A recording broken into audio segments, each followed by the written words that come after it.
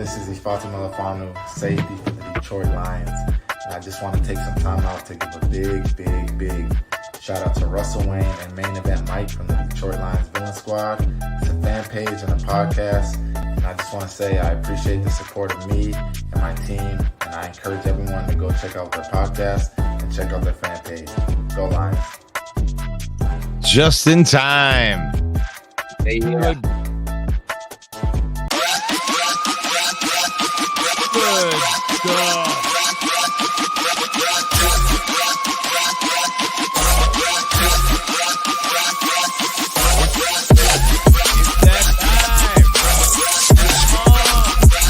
Good stuff. Yeah.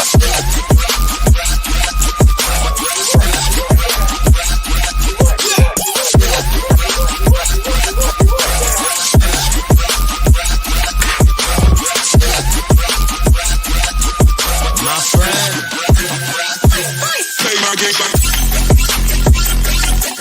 What's up, Paul Jones? I appreciate everybody. This is fun.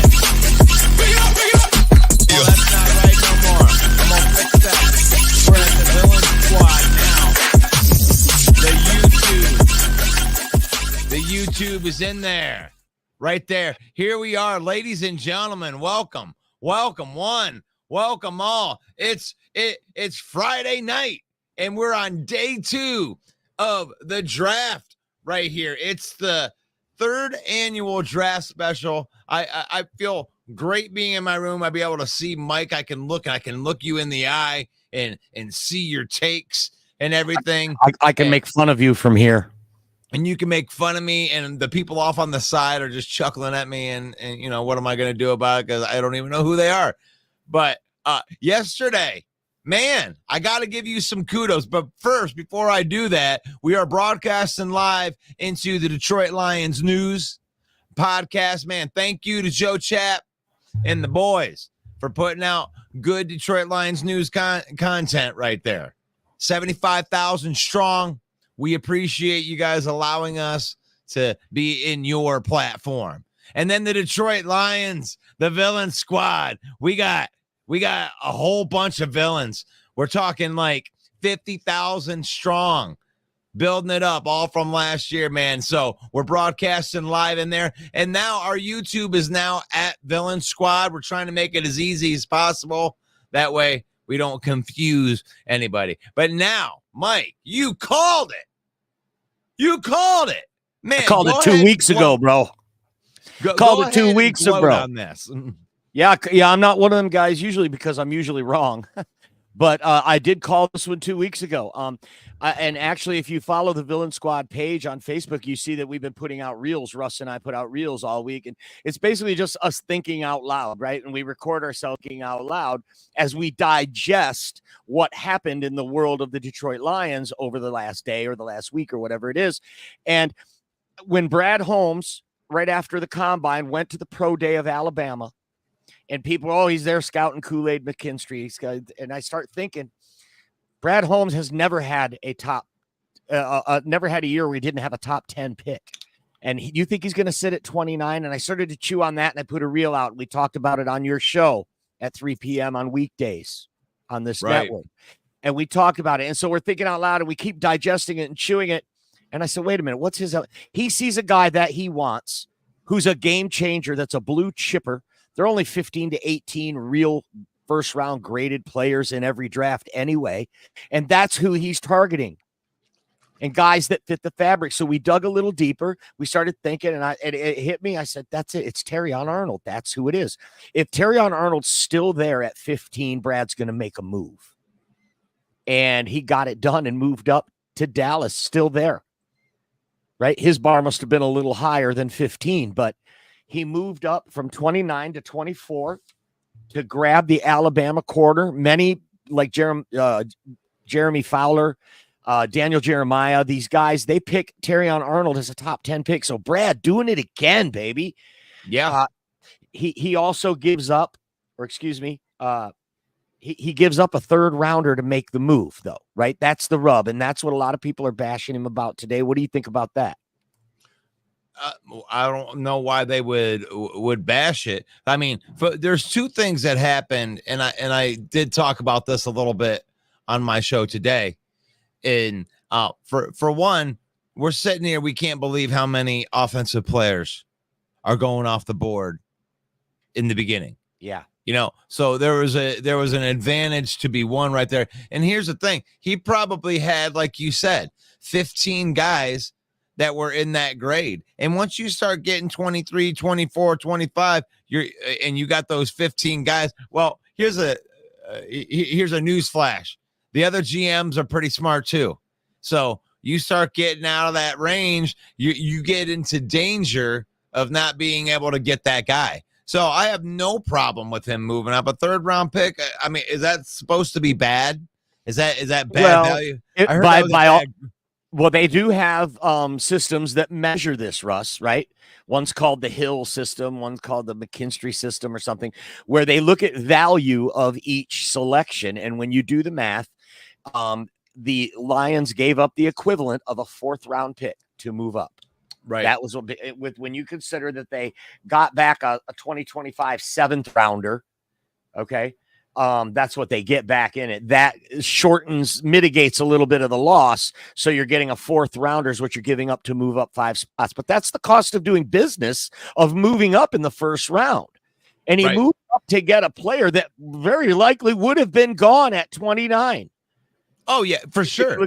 Right. So, and when you figure that Brad Holmes with a 7th rounder next year, I still like we're getting a guy back. We're still getting something back, and that mitigated it. And I think it was way worth it. They did hurt themselves though, that now though they have 61 coming up in this round, and that's the only pick they have in the top 50 left. So in a way they did hurt themselves. And that's it. And today I started messing with some stuff with my my son up here with the PFF mock draft. So they're really cool. PFF actually has a version of this mock draft that actually has all of the picks that have been picked up until now, and you can actually do the mock draft starting from pick 33. And what I'm seeing when I'm doing these different exercises is that trading back is probably, I think that we're going to be picking twice tonight. And I think that Brad Holmes is going to move back from 61, probably somewhere between like 69 and 70 or whatever. Oh, wait a minute. I'm on the wrong side of that. 60, probably somewhere down the near 70.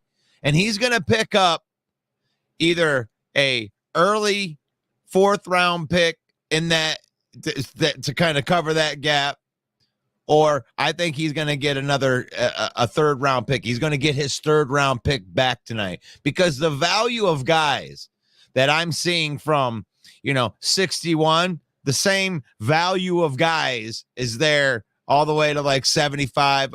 You probably don't want to go into the 80s, because then you're really losing quality of player. But this next tier probably goes to the mid 70s. And maybe that's just my dumb layman's thought on that, but they could move back and still get a quality guy and then have another pick, maybe get that pick back. What do you think, Mike? Yeah, I don't think he's done. That's for sure. I mean, that's pretty much all I got to say about that. I don't think he's doing the Met. I mean, he got his hat on. His hat on. He's ready to go. Chef Boyar Brad. Chef Boyar Brad. I love it, dude. I love it. So the crazy draft spoiler. I mean, I don't think anybody predicted what was going to happen with the dumpster fire of the Falcons organization moving up to take Michael Penix Jr. when you had the best defensive talent on the board, and you're gonna pay a guy $40 million a year on a 4-year contract and draft a quarterback. That's got to be about the dumbest move. What do you think about that move? Is there any good silver lining type of, give me something? Michael Penix is probably a very underrated quarterback too. Michael Penix was, they said he was by far the best quarterback at the Senior Bowl. Nobody throws the ball like this guy. This guy's a real freaking talent. I don't blame them for taking Michael Penix. I blame them for paying Kirk Cousins all that money first. Well, no not one's only- fleeced the league like Kirk Cousins has played the game, buddy, and gotten paid, and he's done it again. And now they draft Michael Penix. This was terrible. This was a terrible move. They needed the team to be galvanized around their new quarterback that they're paying all this money. They're making a statement saying, we think that we are a good enough team that if you put Kirk Cousins in here with all these weapons, we're going to be a contender. And then you go out and add Michael Penix to just sit there on the bench and be a specter over there who's putting a shadow on Kirk Cousins, and he needs this team to buy into him. And this was a terrible move. You paid Kirk Cousins a bunch of guaranteed money before you did it. That's the real bad part. But I'm not going to knock this move because of Michael Penix's ability. I think he's good enough to be the 8th quarterback off the draft board. The only knock on him is his injuries, and he stayed healthy the last 2 years. It's an overdone narrative that Michael Penix is injury prone going back to his Indiana days. So definitely I like the player. I think the fit is right. The pick wasn't bad, but the situation that they took him, terrible by the Falcons. Yeah, but I think that the Raiders, they lost out on the quarterback sweepstakes. I know they were sitting there at 13 going, yeah, we'll be able to get they thought they'd be able to get a quarterback, but their consolation prize was Brock Bowers. So they definitely got better on the playmaker side, but man, they lost out on they're going to go into the season with Aiden O'Connell as their starting quarterback. So I don't know. They have Gardner Minshew now. Oh, okay. They got the mustache. Okay, they got the mustache, buddy. And there's mustache rides in Vegas now, buddy. Man.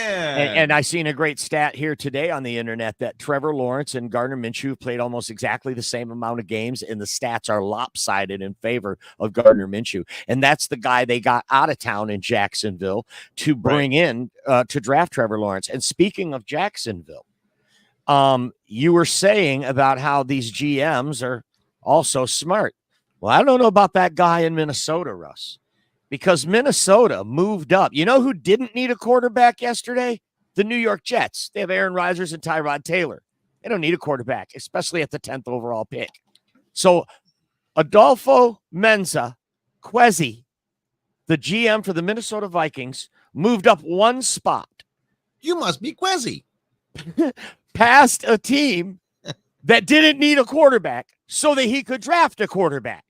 And to do that, to jump up one spot past a team that wasn't going to take the player he wanted, he gave up a 4th round and a 5th round pick to the Jets. The Jets said, yeah. Hey, yeah.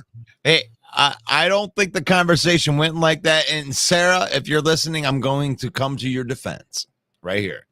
So I thought this was a brilliant move, and I think that the Jets came to the Minnesota Vikings like this, like, hey, listen, how bad do you want your boy? How bad do you want a quarterback? Yeah. I got a couple other teams right here that are willing to give me some capital. So come off of it right here because they're willing to jump you to get him. And I think that the Jets pulled a good GM move and held them hostage to get squeeze him for an extra 4th and a 5th. So I think it works out good both ways. They get their quarterback. And the thing is, it is what it is. And then they didn't have to use that second pick that they got in at the end of the first round. They had planned on using that pick to get into the top 5 just in case they couldn't get their quarterback. But the way that the draft, when Bo Nix or Michael Penix was the next quarterback, the Vikings were probably like, wow, you even said it yesterday. Like, yeah, all right, cool. JJ McCarthy is going to fall in our laps. And that's what happened, essentially. And then they were able to get the guy, the pass rusher from Alabama on top of that. So I thought that that Quezzi did a pretty good job on this first day of the draft. So there you go, Sarah. I came to your rescue. I still think your team's going to finish in the bottom of the division, but I'm coming to your rescue on this one. Hey, let's show some love. Let's show some love, Russ, to the people that are with us today. Paul Jones says, day 2, baby. You like that? You like Charles that? says, let's go Lions from Bastrop, Louisiana. Wow, All right, we Charles. get 4 on that You one. like that? You like that? You like that? You like that? Nice. What did Kirk Cousins say when they drafted Michael Penix? You like that? Taylor says, think we moving up anymore? I don't know, Russ. No. Do you think we're moving up anymore? No, we're going to sit at 61. We are moving back. I bet you Brad's going to work his magic. He is moving back from 61. I'm telling you, that's my spoiler right there. What's your spoiler? What's your spoiler for day 2 right here? What's your crazy draft surprise spoiler for day 2? I'm going to say the Detroit Lions trade back and they get an extra 3rd round pick out of the deal, and they pick twice tonight. What do you got, Mike? I go the opposite. I think Brad trades up and gets another player in the top 50. Oh, gosh, I like that one too. He gives up all the middle rounds. He gives up all the middle rounds. He goes up and gets 2 out of the top 50. Last year, he got 5 in the top 50. He was the only GM to score 5 players in the top 50 last year. Right. And now he's going to get 2 out of the top 50. That's my bold spoiler prediction. Put it in the comments. Tell us what you think. Will Vogel says, hey, man, can I get a link? If not, it's cool. Absolutely, Will, when Carolina's on the clock. And that'll be round 2, pick number 7. We'll shoot you the link, and you can come on and rep your team. Absolutely will. Paul Jones says 7 rounds of mid to upper mid guys next draft. We'd be better off with future picks anyway. Great move for the chef. Yeah, he's looking ahead to next year. That's a great comment. Then Will says, actually, sorry again, my bad. Sore throat, not thinking straight. Okay. Will Vogel then says again, I was shocked about Pearsall and Morgan. Yeah, I was shocked about Pearsall too. Going to the Niners with all these other highly touted wide receivers that were still on the board, Adonai Mitchell, right? I mean, Troy Franklin. There was a lot of big name receivers that have been thrown around during this process. And Johnny Pearsall was definitely a 2nd rounded grade guy that I saw, and the Niners take him in the 1st round. So that was definitely a shocker for me. Did that one strike you as odd too? Not really. I mean, because the thing is like what happens is people end up falling in love with where they're getting these guys in their mock drafts. And then all of a sudden it's like this weird thing. Okay. Buffalo is on the clock right now. I over here to this side of me, I have the draft up, and I'm going to keep everybody going because I don't know if everybody can get the draft. I paid my cable bill. So what you're going to get is the version of this. And I mean, I'm pretty much live here, so you'll get to hear it, the picks live, but I'm not going to be able to show you any footage or anything like that, but we're going to talk about it. We're going to talk about it. What should I go to on my phone here, Russ, to see it? Where are you seeing it at? Well, I have YouTube TV that I pay for. Oh, $80 a month. I'll skip that. So, but maybe I'll see. Mike's going to get to go along with the experience right here. So he's got his. I thought I was announcing the picks though. I guess you can't announce the picks if you can't see it. Yeah, well, you can announce the pick. I don't care about it. I just thought we had a plan, but I just want to know where you're going. But yeah, heck yeah, you announce the pick since you got it live. Okay. Awesome. Adam says, I couldn't believe the picks. Penix is solid, but lacks toughness. Bad move by the Atlanta Falcons. I got to completely disagree with that. Penix is a tough dude. Penix took a beat down in that last game. I mean, that dude will stand in the pot. That's the good thing about Penix. What he lacks everywhere else, that he's left-handed, but he will take a shot and deliver a ball. Stand in there, buddy. He stood in there in the national championship game against. I got to disagree with that one too, Adam. Love you, but that one's a no for me. Look at that. Paul Jones, 230,000 in paid attendance tonight. Stupid face just announced. That would be Roger Goodell's stupid face. Oh, yeah. That's good stuff. I like that.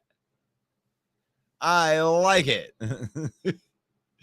Oh, we're doing the draft talk all night tonight. Yeah, get your comments in there. If there's any topics that you want us to hit while we're going through this, because we're Lions fans, so we're just chomping at the bit to get our one pick.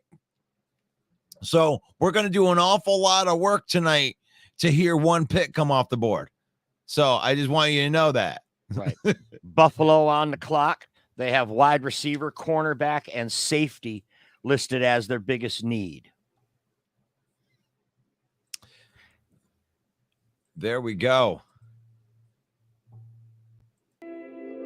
7 minutes between picks, Dwayne says. Second round. The pick is in. You know how this works. Right. They put the pick is in and then they make you wait forever. But you know what?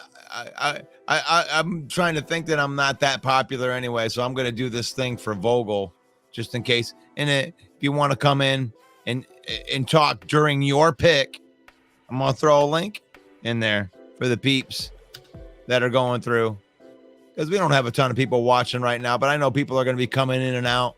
But thank you to the 9 people that are on there right now that are, matriculating through all of the ways that you can watch the draft. And if you want to pop on, you want to have a conversation with us, we would love to know your thoughts.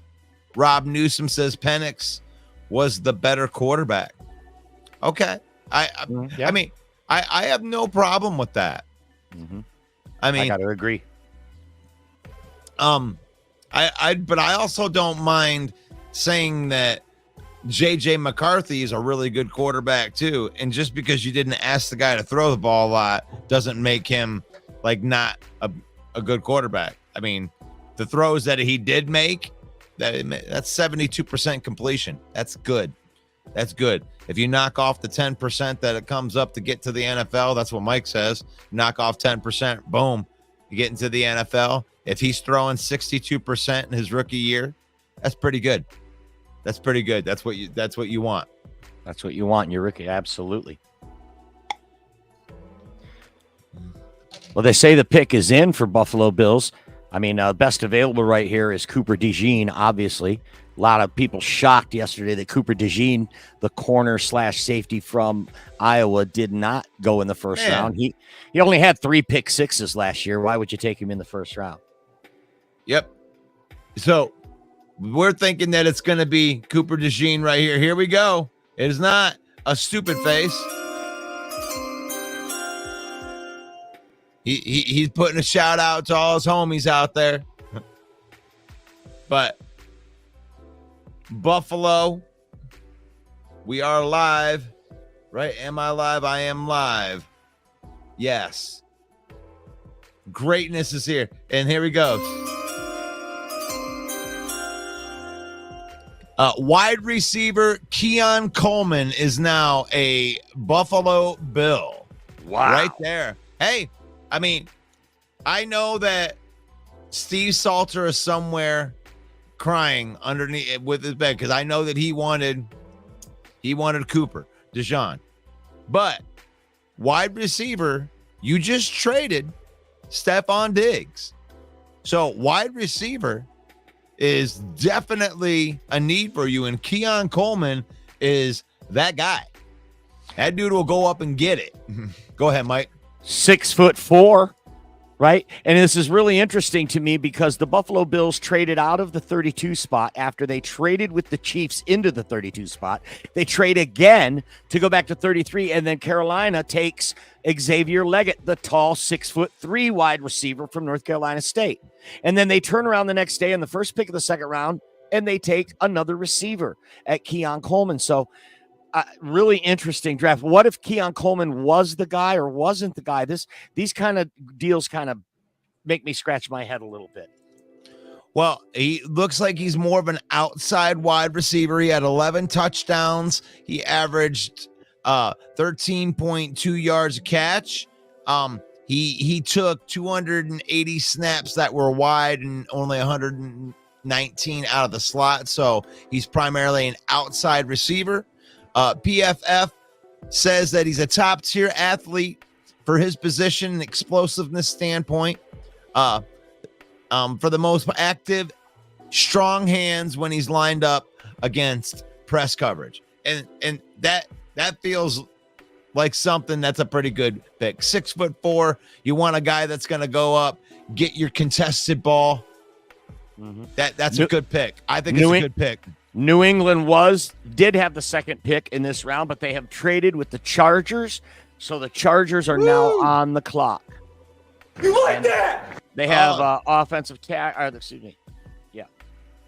Chargers on the clock right now. We haven't got the details of the trade yet.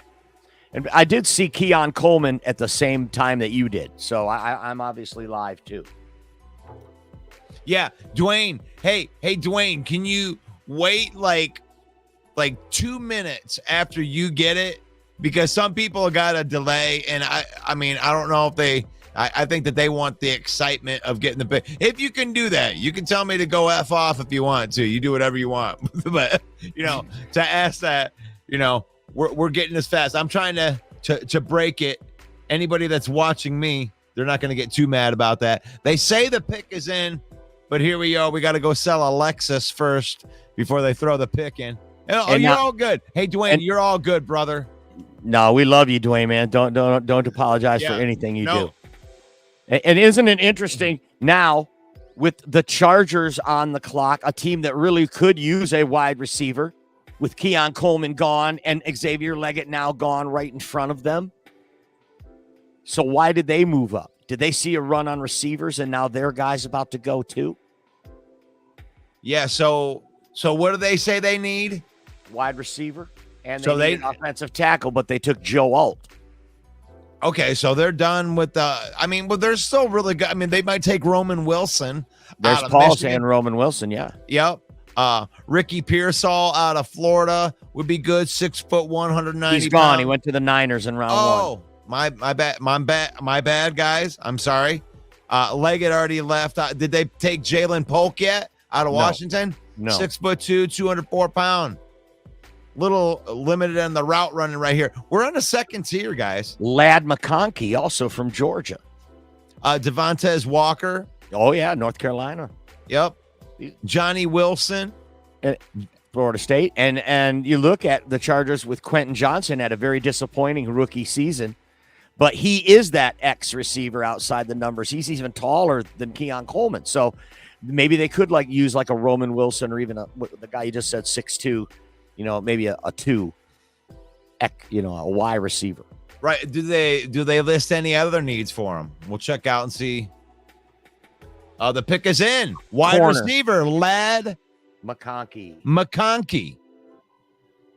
All right. I'm sorry, man. I dropped the ball on that one. I probably got that one in there too late right there. But yes, Lad McConkey. Let me give you a little info on him. You're talking that's a Georgia receiver, 6 foot tall, 185 pounds.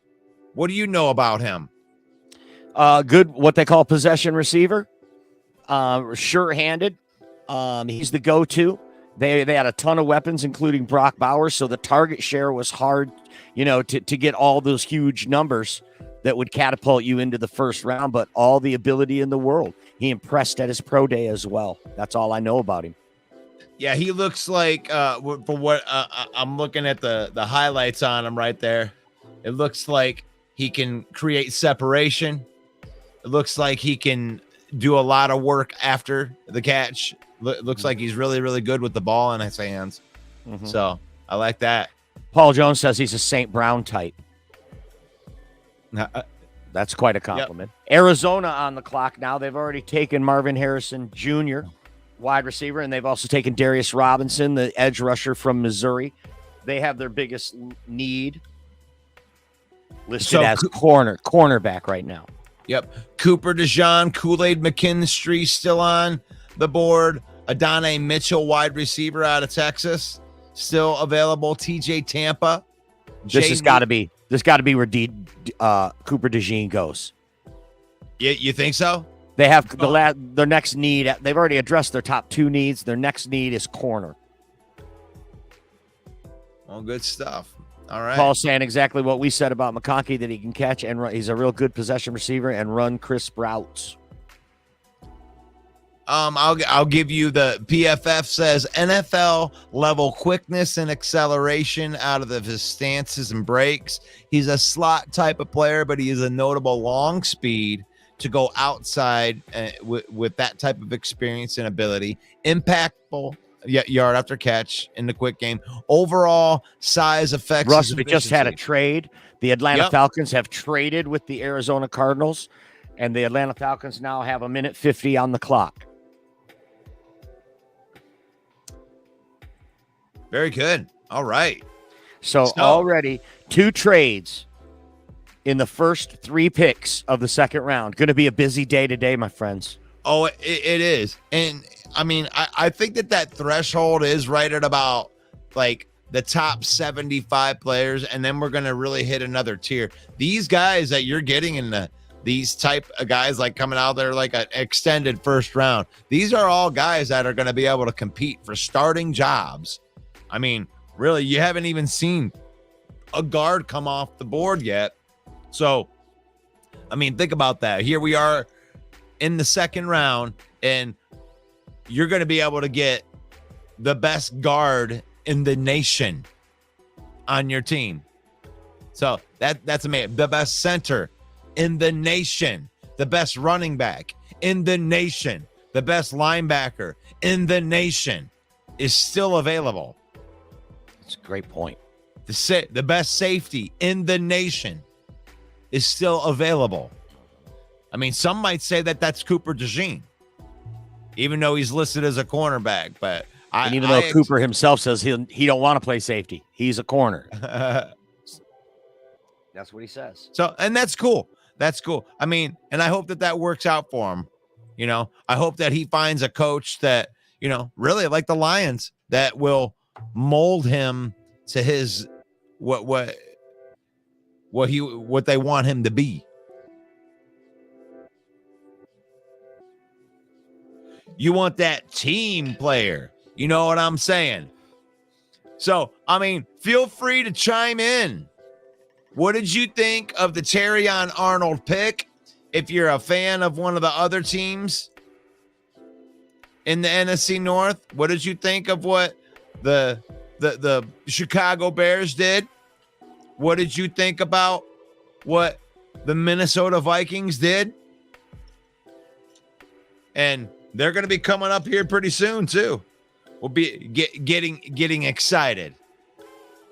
Let me as a matter of fact, I got to send some invites out myself. I'll take the reins here while you do that. Thank you.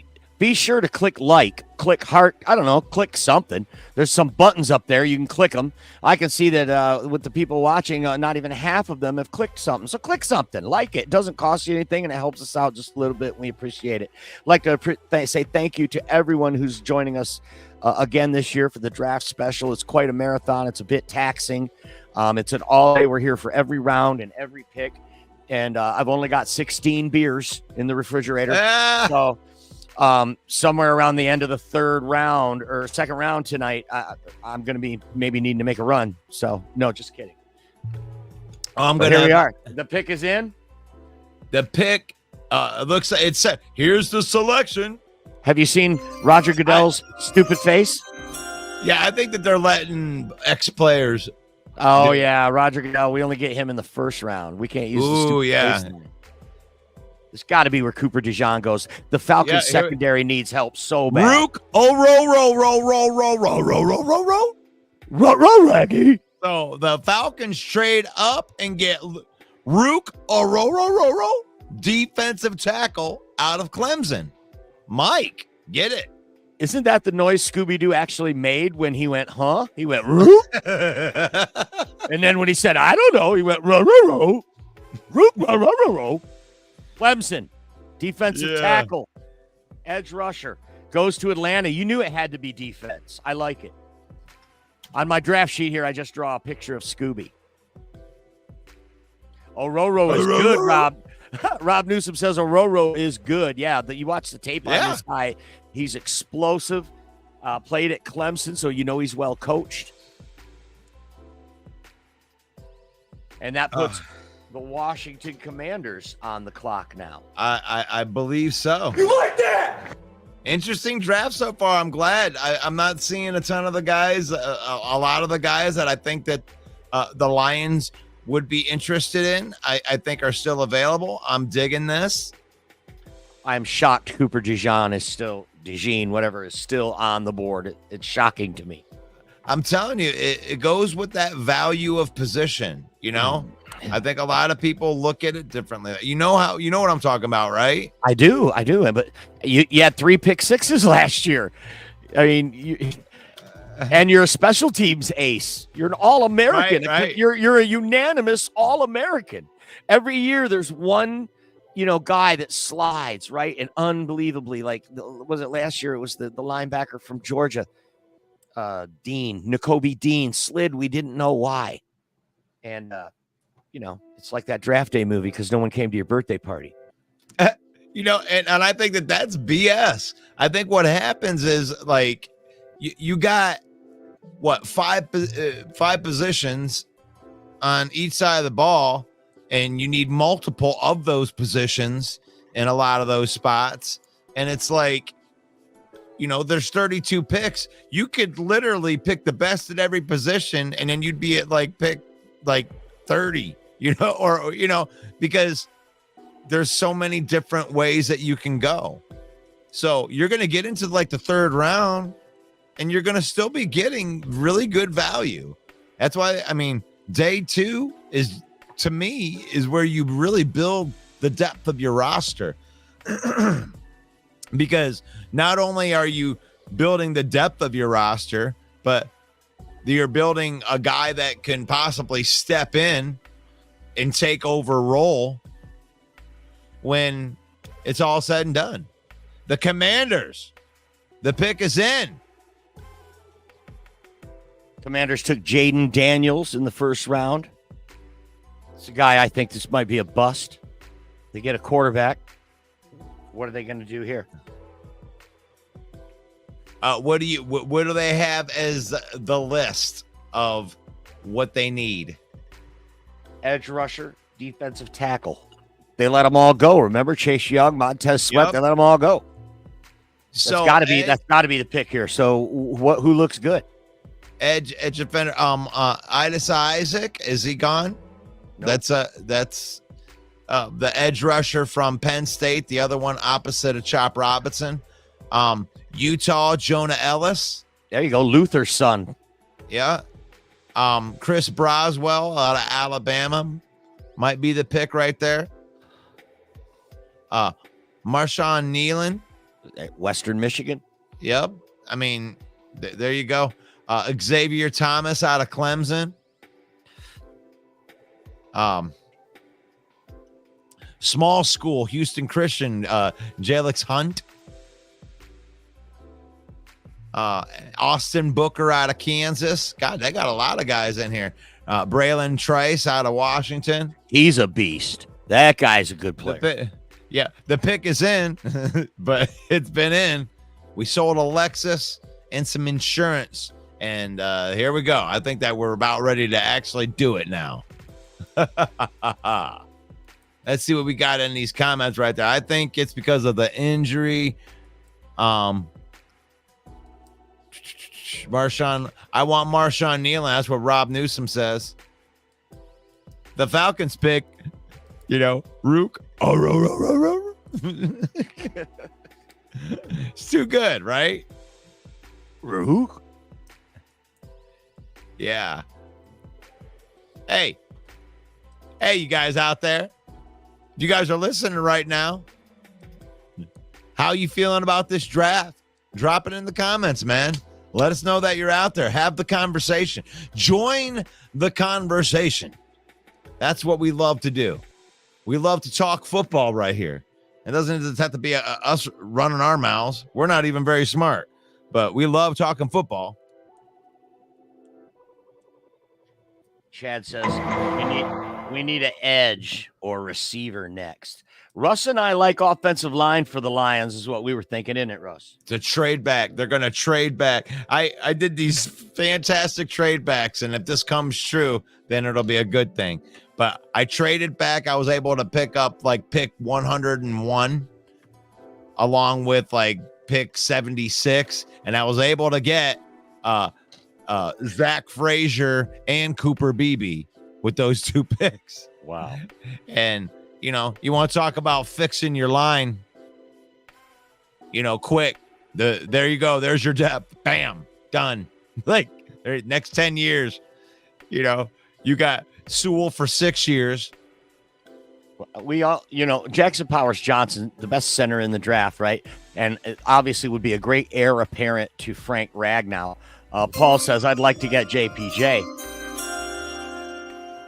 They're taking forever. They're letting him put on his jersey before they. But you told me when I is. said that to you a few days ago, you said that he had a neck injury. That's what Jeremy Ballrick said. I did not say that. I don't know about I didn't look that deep, and it's possible. I know that he had a neck injury, but he healed from it. So, I mean, yeah, I would love that. If the Lions could get Jackson Powers Johnson, move up in this draft to get him, whatever it takes, that would be outstanding. Yeah. Well, Zach Frazier's still available, and he's equally as good as Jackson Powers Johnson. Some might say he's even better. Like, those two are neck and neck, and they both can play either guard position as well as center. So you're backing up 3 positions as well as taking care of your future. So I love those picks. Rob says he likes Kingsley Samataya from BYU as well. That's also Penei Sewell's cousin. So that would be a... Yeah, Chad nice says Frank the Tank's story. getting old. Yeah. And thanks, Chad, for jumping in here tonight. Thank you, anybody that's out there that's jumping in, because I understand there's 100 different places that you can go, right? I actually invited a whole bunch of people that have their own shows going right now on, and they may pop on before it's all said and done. But there's a lot of people that are out here doing this. Yeah, we had some great guests last night, too.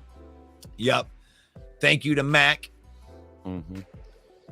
And that was really cool. That was probably one of the cooler things I've ever been a part of, where it worked out like that. We brought on a Dallas guest right when the trade happened, and they traded back, and we got to go through and have that exchange for like 5 picks. A Dallas fan that's from Iowa and a huge Hawkeye fan, hoping that the Cowboys were going to take Cooper DeJean.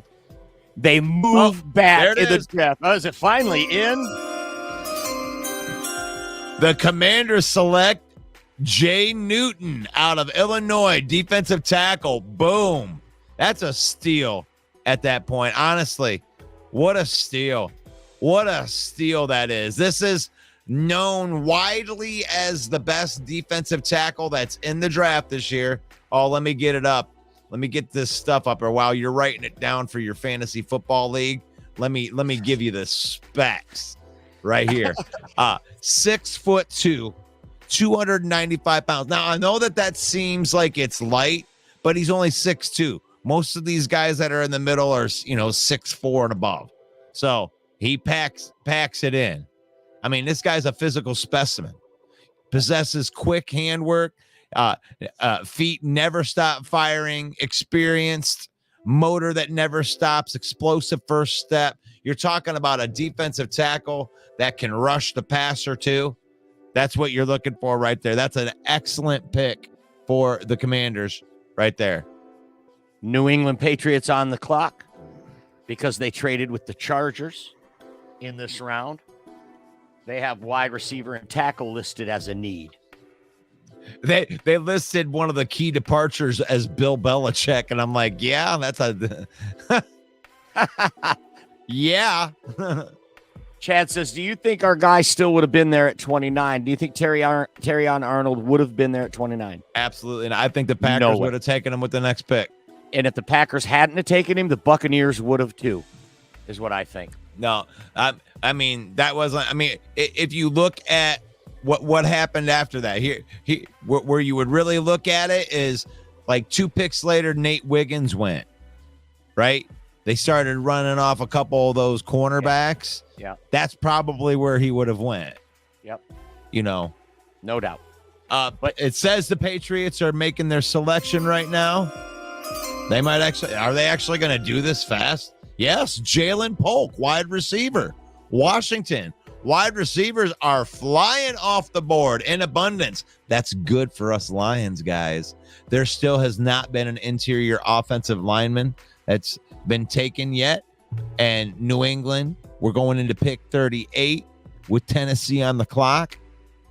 Defensive tackle and safety listed as the biggest need for the Titans. Excellent. I like that pick. Jalen Polk is the type of dude that can jump up and catch a ball. To give you a little bit of background there on Polk, let me pull up some stuff on Jalen Polk. 6'2", 204 pounds. Not much of a route runner, but he is only 22 years old. And he's a go up and get it, contested catch kind of guy. This isn't sexy. You know, you're going to drop back, you're going to chuck the ball up in the air, and he's going to win 50-50 balls. That's what he does. So it's not too cut and dry. I mean, I'm sure that you can teach him how to run routes at the NFL level, but you pretty much got a contested ball guy, and he does it really well. So there's nothing wrong with that. But, you know, that's just what PFF says. I'm not going to pretend like I watched a bunch of tape on him. But I remember watching both of those wide receivers during that national championship game, and they both looked like studs. So reliable hands, willing blocker on run plays and doesn't take plays off. So Tennessee's on the clock, 5 minutes left. Wide receiver and linebacker. Could we see the first linebacker come off the board right here? Who's the highest rated linebacker? Let's see. Well, by PFF, the highest rated linebacker is Peyton Wilson out of North Carolina State. 6'4", 238 pounds. That sounds like a Brad Holmes guy. A long linebacker. And then the guy Edgerrin Cooper out of Texas A&M, 6'3", 230. A little bit smaller right here. Junior Colson out of Michigan. He's a little more of a traditional style, 6'3", 247. High football IQ. Yep. Team captain. Jeremiah Trotter. You got a little bit of you know, NFL football blood. Get some. It's a pedigree, buddy. Yeah. That's right. Wow.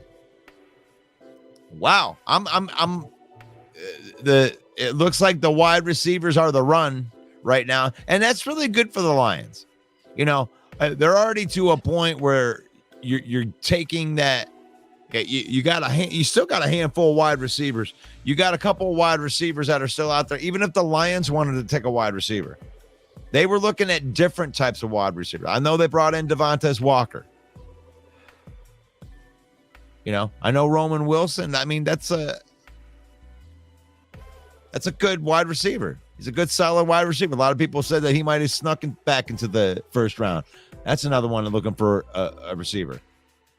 But I think this is going to be a linebacker. I think they're going to take the first linebacker. What great value that is.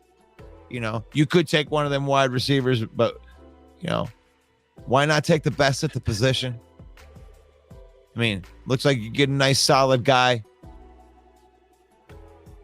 These guys are rated by PFF, these linebackers, and, you know, 30th. Like, there's value right there. If you're talking what PFF says, if you take Peyton Wilson right now, he's the 30th overall prospect in the draft. I mean, I know it's only pick 38, but it really means something when you're at the top of the draft. The talent drop. I mean, Tennessee took an offensive tackle with their first pick. Now they have defensive tackle and safety listed as their needs. So they're taking their time here. But the tiers of talent, I mean, really, you got about 15 guys that are the elite guys, that are the difference maker guys. And this is every draft. Yep. And then from like 16 to like 75, you have this next nice tier of just solid dudes that could eventually do stuff. You know, I mean, obviously you can get it at any round, but the higher probability in there. And then there's project guys that you're going to have to develop that come after that.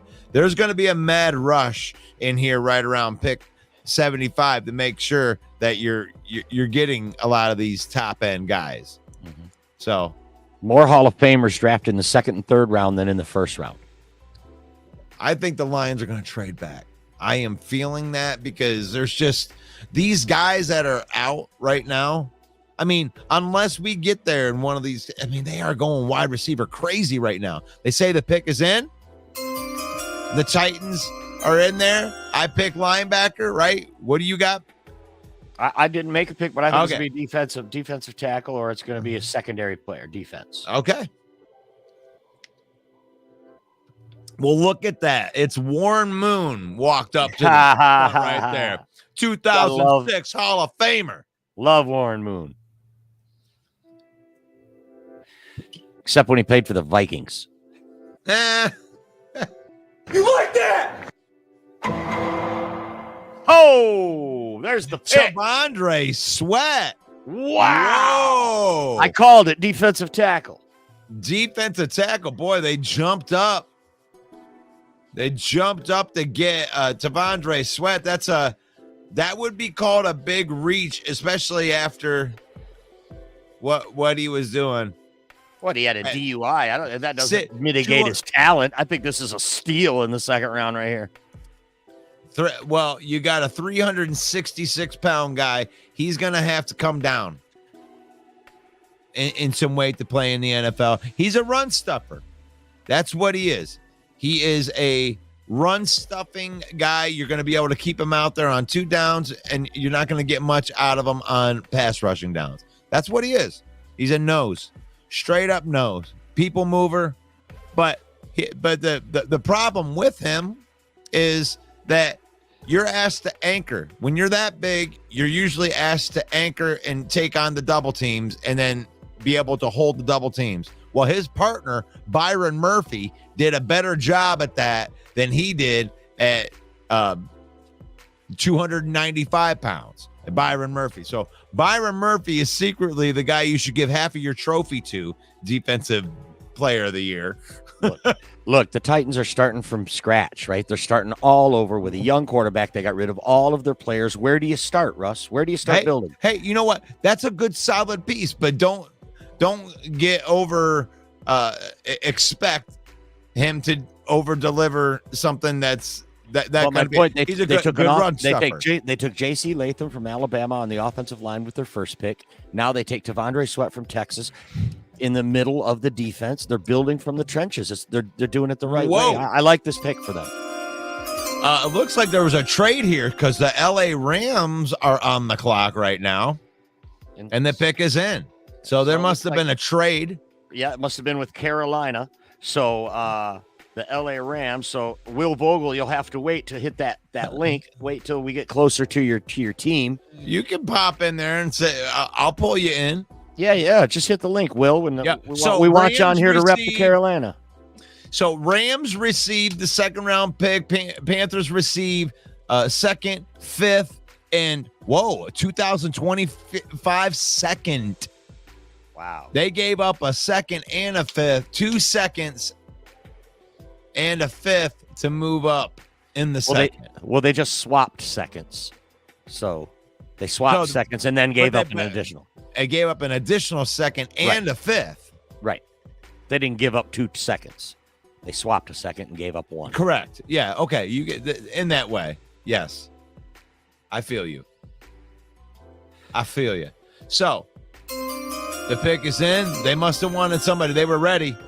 The fans are all fired up. Who did they want? Is this going to be the first safety? These guys is like, okay, we can't do it as their biggest need. Braden Fisk, defensive tackle, Florida State, going to the Rams. I mean, you got a guy that's built kind of like Donald right there. Are they trying to get it? Right there. It's Aaron Donald's replacement. Yeah. That's Aaron. Yeah. Well, yeah, there you go. Good luck with that. Like, hey, that kid Fiske is strong, dude. Florida State. That kid is strong. He showed out at the combine. Yeah. I mean, that's somebody that I know Lions fans were salivating over, maybe falling down. Paul says Carolina made out big time on that one. They get a second and a fifth and trade picks in this draft. So that's a pretty good haul. So we are now the Commanders are back on the clock. After they just took Johnny Newton, they took Jaden Daniels yesterday. Yep. Trade alert. Trade alert. Trade alert. Doot, doot, doot, doot, doot. They trade the pick to Philadelphia. What? What are you doing? Howie Roseman. How are you? Why are you trading within the division? Within the division. Unless you're Brad Holmes, then we'll just take advantage of you. You know. Hey, there he is, right? Oh, there he is. Philadelphia gets Quinyon Mitchell in the first round. They get the best corner in the draft, supposedly the highest ranked corner. And now Cooper DeJean's sitting there still. I'm like, well, I mean, we got a long way to go, Mike. You know how that is. They have tackle and guard listed as needs. Maybe we see Zach Frazier go here. Maybe we see Jackson Powers Johnson as the heir to Jason Kelsey. I mean, they're trading up defense. Jason Kelsey and Fletcher Cox retired. So, got offensive lineman, and they went cornerback in the first. So I'm thinking offensive, defensive lineman, maybe. They have tackle and guard listed as their two needs. So, yeah, they could definitely go though, because interior offensive lineman. Let me see. Guards. I think it's Jackson Powers centers. Johnson here. Jackson Powers Johnson, Zach Frazier, Christian Haynes, and Cooper Beebe.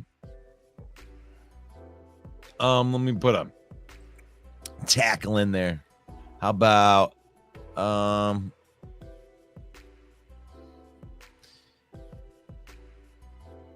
we already had Jordan Moore. We already had Tiger Gooten. The BYU, the tackle from BYU, Penei Sewell's cousin or something. Can you hear me? Yeah. Okay. So, I can't. Kingsley Suamatua. Suamatua? Is that what it is? Was that good? No? I don't know. Oh, Suamatua? Yeah. That would be a cool one for the Lions to pick up in the second round, because that's a perfect pick right there for where he's ranked at the 66th best player in PFF. So if the Lions just sat there and took him at 61 and he's available, it would be good value. And he looks like he's big enough to play guard. I don't know if he is for sure, but Howie Roseman, one of the best GMs in the league, on the clock right now. Going to be interesting to see what they do here. I think it's got to be offensive line, like you say, Russ. But when Cooper DeJean is sitting there and you already took a Quinyon Mitchell, you're going to have a young secondary that's going to be uber solid if they go to that spot again. If they double dip, they gave up something, obviously, to move up into the spot. So their guy is there. I think it's got to be offensive line, though. Got to be. Jason Kelsey retiring, a Hall of Fame career probably at center. And now you come back in the second round and take the best center who's sitting there. Sounds good to me.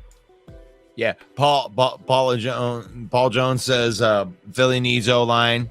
And we got the BB train. There's a BB gravy train on there. And I think that it's Jeremy Balrick's fault. I know that he's been out there just, tooting the horn, beating the drum for Cooper Beebe. And I would love it. I've been actually throwing him in some of my mock drafts. I love picking him in that third round, the pick that we don't have anymore. I think Brad Holmes is trading back. He's going to trade back because he can get two of the type of players that are available right now. He's going to be able to get two of them. You're going to lose your lid when all of a sudden we look at this thing and it says, "Oh, trade alert! Lions are on the clock." And you know what? If they want to right now, because there's still 20 picks, and let's be realistic, guys. Like these guys, this Cooper, DeJean, all these Jackson Power, these guys are probably going to be gone. We're going to watch them go off one by one, and the Lions. But if we see the Lions get and trade up again, we're going to feel good about it because there's a lot of really good guys left right now. Yeah, there's going to be some guy that was high up on Holmes' board. He never thought would be around at this time, and he's still there. And Holmes going to make a move go up. You and I are different here. You think they're moving back. I think they're moving up. I think that he's got 15 guys right now on his second list because all of the guys are off of his first list. And I think that he has 15 guys on his second list. And right now he's like Denzel Washington sitting in the back of the war room with just G'ing it out, just waiting. He's just waiting. And they're not picking anything. I mean, he's sitting back right now, man. They ain't taking any of his guys right now. I know it. That defensive tackle, they're not there. That's not their mindset. We got DJ Reader, Lee McNeil that we're going to be able to keep around. There it is. He's gone. Cooper DeJean. There you go. Wow. Oh my gosh. Wow. Look and at the Mac Eagles. is going to be so mad. The Eagles, the Cowboys' #1 enemy, takes her player.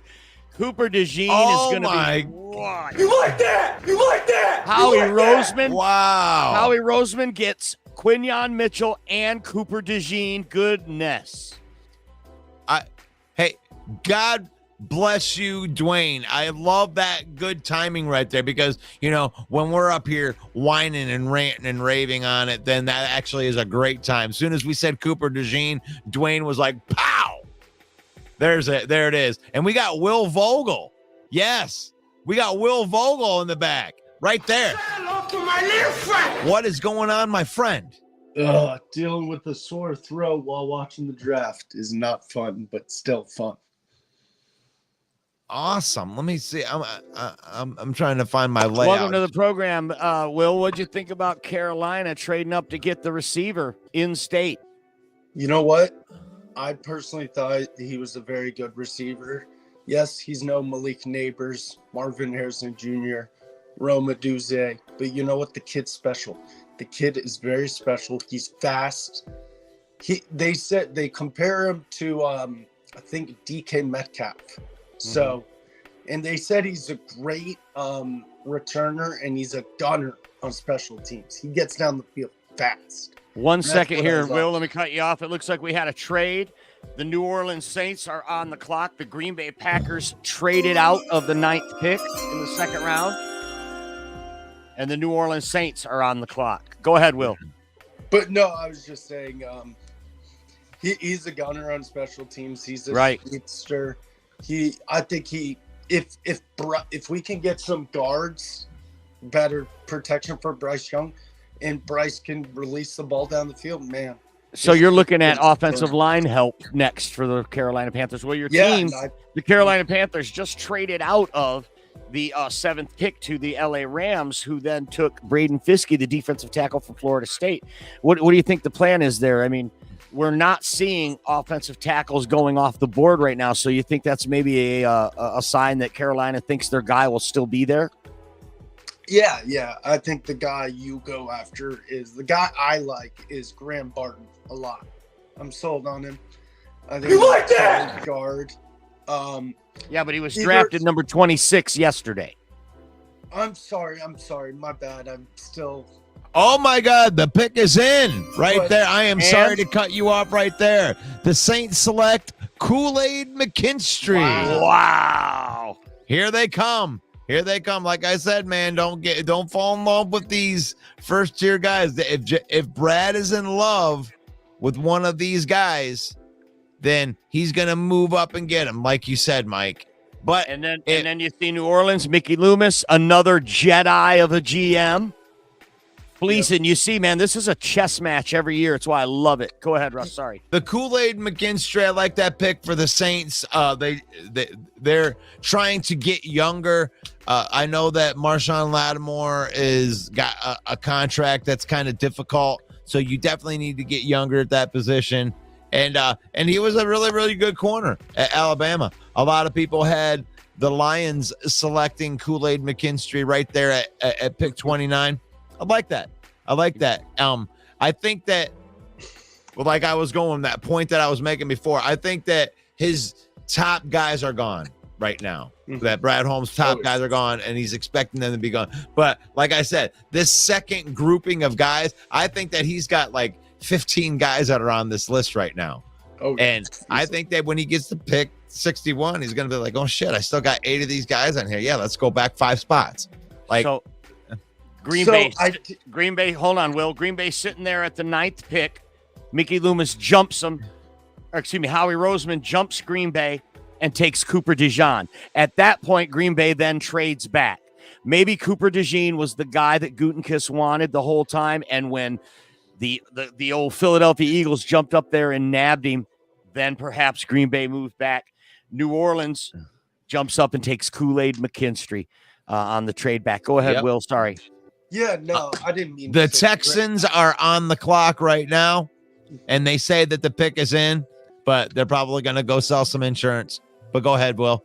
I didn't mean to say Graham Barton. I'm sorry. I was on limited. No problem. But the guy I would like, I don't know if he's going to fall that far, but I would love Cooper Beebe. I think he's a stud of a guard. Cooper Beebe from Kansas State.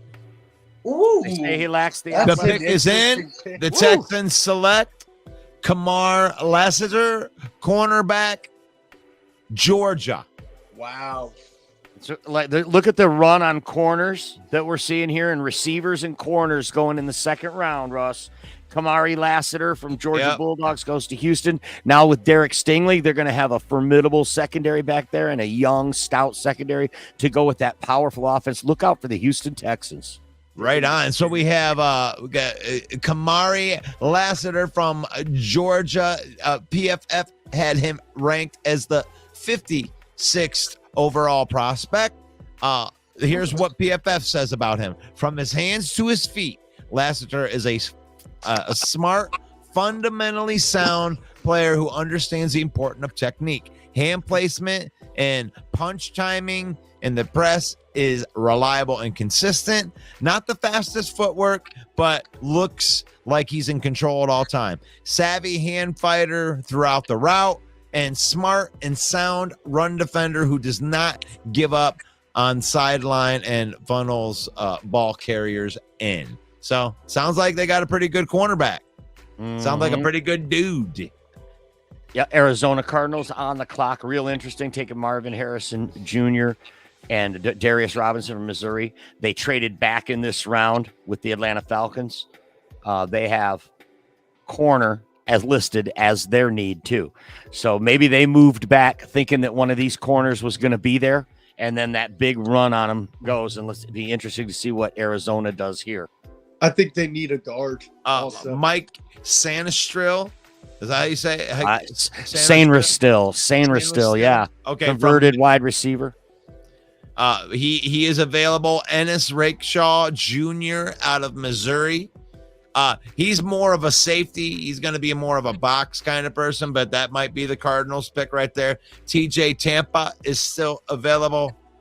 Andrew Phillips, that's a guy that the Lions brought in for a visit out of Kentucky. Max Melton. This is a guy that Chris Sims had as his second overall cornerback in this year's draft from Rutgers. So, and really, he's only going to move down because of the size. He's 5'10", so he's going that way. So, Cardinals pick is in. What you got, Mike? Let's take a look at these comments. Rob says if Lions move up, it won't be till mid-50s, but they could move back or just stay. Well, you covered every base there, Rob. Dwayne says crazy. Five trades already in the second round. Paul says, I'm still shocked Philly didn't take an O-line. I am also shocked that Philly didn't go O-line, but even though my gut told me it was going to be a defensive back to go with, Cooper DeJean's sitting there. You're looking at draft value. Howie Roseman's the best in the business, and he's not going to let that kind of value just walk. He's got a plan. He's got a plan. Anyway, I guys, got this. just wanted to stop in. That's what I get for when Jeremy comes on right there, because he brings out the detectives on a lot of these picks, and when he does that, I'm gonna have that drop for him, because you're gonna bring out the magnifying glass, but that's okay. You need to bring out the magnifying glass. We got to know about all of these prospects In the criminal justice system, sexually based offenses are considered especially heinous. The dedicated professionals that investigate these vicious felonies are part of an elite squad known as the Special Victims Unit. These are their stories. The Green Bay Special Victims Unit. Oh gosh. Oh man. So what do you have as the Cardinals? I want maybe we'll I've go. got to head out, guys. Corner. I just wanted to They have stop corner. by. Thank corner you. and offensive tackle. Corner and tackle listed as their needs. Peace out, my brother. Thank Bye, you. bye, Will. Bye, Will. You're invited to come back on if you just want to, because we're just shooting the shit Yeah, through the entire thing. You just let me know. that was Will Vogel. He's our favorite Panther fan. It's hard having a quarterback that's 5 foot tall. Be able to root for him. Well, they got you got a quarterback. I saw this picture. It was Marvin Harrison Jr. standing next to Kyler Murray, and it's just like him standing there, and then you just see just his eyes like down on the bottom. I posted that on your page today. Oh, is that what it was? Yeah. Yeah. Okay. Oh, that's where I seen that on my own page. Yeah, that's good. I loved it. Well, I saw that in some other spots too. But Right. yeah. Oh, yeah, for sure. Yes. Very solid pick. Green Bay trade pick to the Saints. Saints pick Kool-Aid McKinstry. Man, the Green Bay loves to trade picks away to people that pick players that they should have on their own team. Right. They could have Brian Branch and Kool-Aid in their secondary right now. No shit, dude. Think about that. Wow. Way to go, Goot. You got to trust the process. Hey, they did. They're drinking the Kool-Aid of love, the love Kool-Aid. But oh, look at that. You like that? We got Leonard Davis, 3-time Pro Bowl selection from 2007 to 2009. He's making the pick. Finally. So, yeah. The Cardinals. I mean, I don't think there's actually fans of the Cardinals. I think that Right. They moved to Arizona where it's all old people. Well, and hot. Max Melton, cornerback, Another Rutgers. corner. Yep, and I love that. What a great pickup.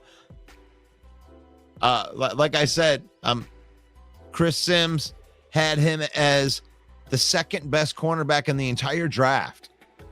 His skills. Mm-hmm. Skills. Arizona putting together a real nice draft here. They get Max Melton, Darius Robinson, Marvin Harrison Jr. Max's brother Bo, of course, plays for the Green Bay Packers. So you got to like the new GM out there, GM out there, Ram Carthon, taking some swings in this draft. I like it.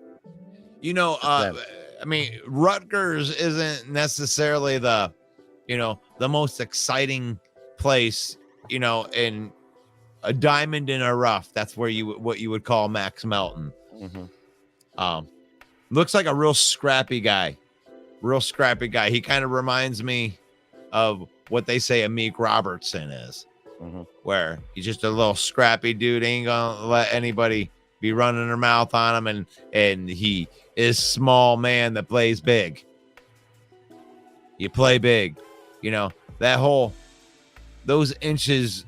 It's like they make somewhat of a difference, but if you can ball, you can ball. Ain't the size of the dog in the fight. But the Raiders are on the clock right now. They have quarterback and corner listed as their biggest needs. They take Brock Bowers. Yep. The pick is in. Oh. Yep. The Raiders select Jackson Powers Johnson, the first interior offensive lineman, comes off the board, and you gotta like that. You gotta like that. They You're are. a Raider. Yeah. Go ahead. Are you a Raider? Are you a Raider? You're somewhat of a Raider fan, so you gotta like that. Where you couldn't get a quarterback, right? So what do? You're going to try to build the fortress around them, and eventually you're going to get an opportunity to get a quarterback as a Raider fan. But the Raiders sitting there on day one at pick 13. We're going to buy the kneecap and ball. then 6 out of the first 12 picks are quarterbacks right in front of you.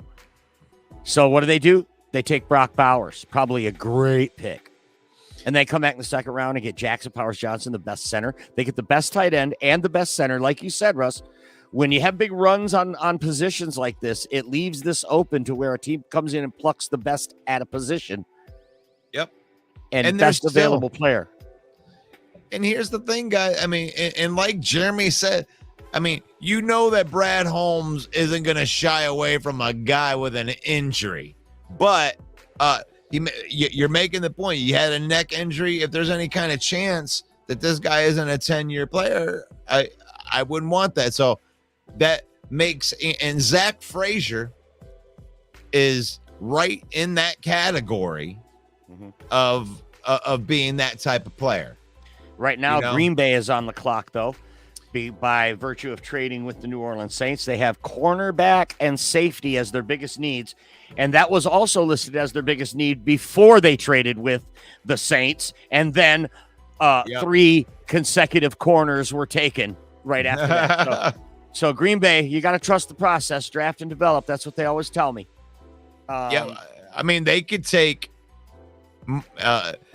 Sane still from Michigan, Rake Shaw Jr., TJ Tampa. They got some guys that they could take right there. If they want to get better at cornerback, they can definitely do that right now.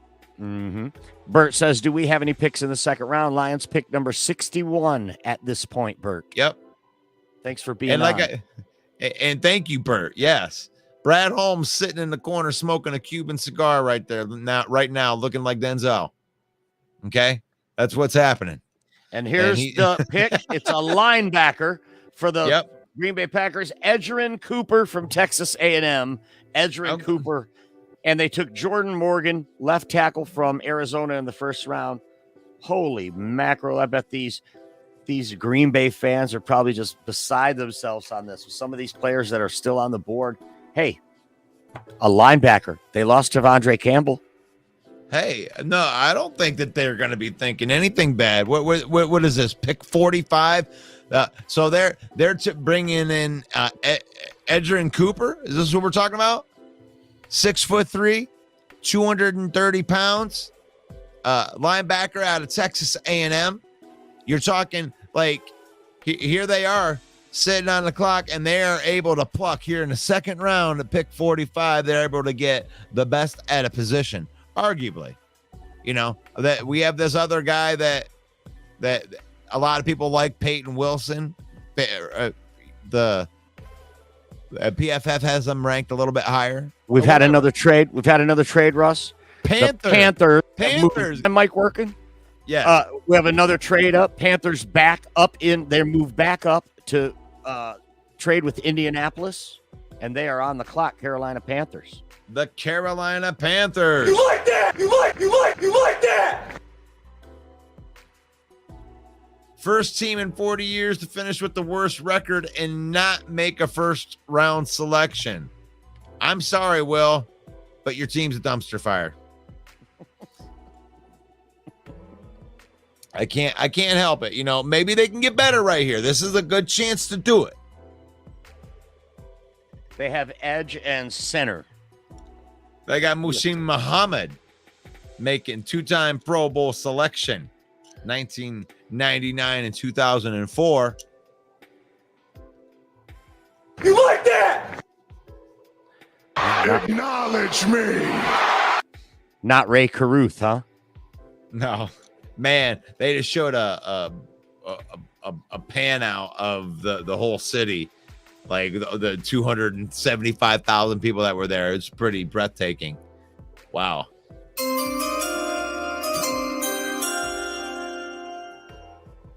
I mean, he's talking. I'm just.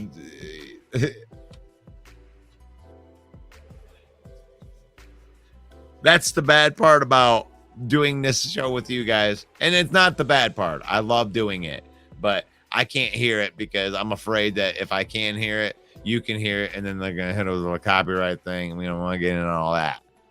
But the pick is in. The first running back is now off the board. Jonathan Brooks, running back, Texas, off the board. I love these type of picks, Mike. I don't know what you think about these types of things, but you're getting the best at a position. You're getting your pick at that position.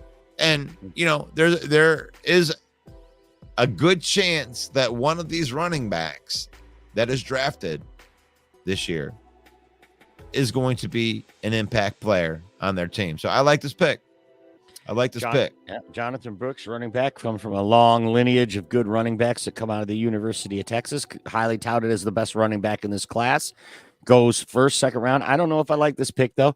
They did go offense with Xavier Leggett for the first pick, and now they go back to the offense, another skill position running back. They're getting some young weapons to put around Bryce Young and see how the Bryce Young experiment goes. It's not fair to draft him and have no one there to help him and then call him a bust. So I think that you had to do this if you're Carolina. Okay, well, here we are. The stats here, PFF had him at a 91.5 grade this year. He had 286 reception yards, didn't catch the ball much out of the backfield, 6.1 yards per carry, 1,100 yards, and played in 11 games. And he's been pretty consistent because he played in 2022 and 2021 with an 84 and a 74 grade. So he's been consistent. And they say he has impressive wiggle. Wiggle for a back of his size. Nice footwork, change of direction for a guy over 200 pounds. Good vision, feel for zone blocking schemes. Contact balance is great. He's got low pad level. I know that you like that. Natural instincts for forcing missed tackles. Long speed isn't elite, but bursts in the side. I mean, I like this. The guy's good. It sounds like a guy that could be a workhorse back. Isn't going to hit a lot of home runs for you, but can carry the load. New York Giants are on the clock now. They got quarterback New York Giants on the clock now. They have quarterback and corner on the clock. Could this be where Spencer Rattler goes? You know what? I like that. I like that. The couple, I mean, this is all good stuff right here. These last few picks, a couple of the heartbreaks happened. I know there's a lot of Lion fans that wanted some of the players that were just, but every time that you get a player like this, where, I mean, we have Jahmyr Gibbs and David Montgomery. Every running back that is selected from here on out is going to be a win for us Detroit Lions. And you could get Blake Corum coming off here. Jalen Wright could be coming off here. Trey Benson out of Florida State. Bucky Irving. Mm-hmm. You know, we could get a run on running backs right here because that's the first one. Speaking of running backs, New York Giants lose Saquon Barkley to the Eagles, and they're on the clock. Maybe they could get a running back here, but they do have quarterback and corner listed as their top needs. That means that your pick is under investigation, you know.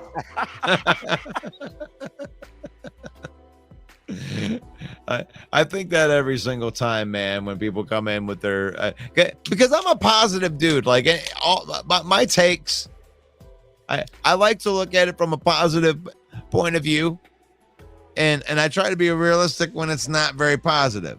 I try to give it to you, you know, with a positive twist, you know, because it's not the end of the world with stuff, but I've just seen a lot of bad throughout the years.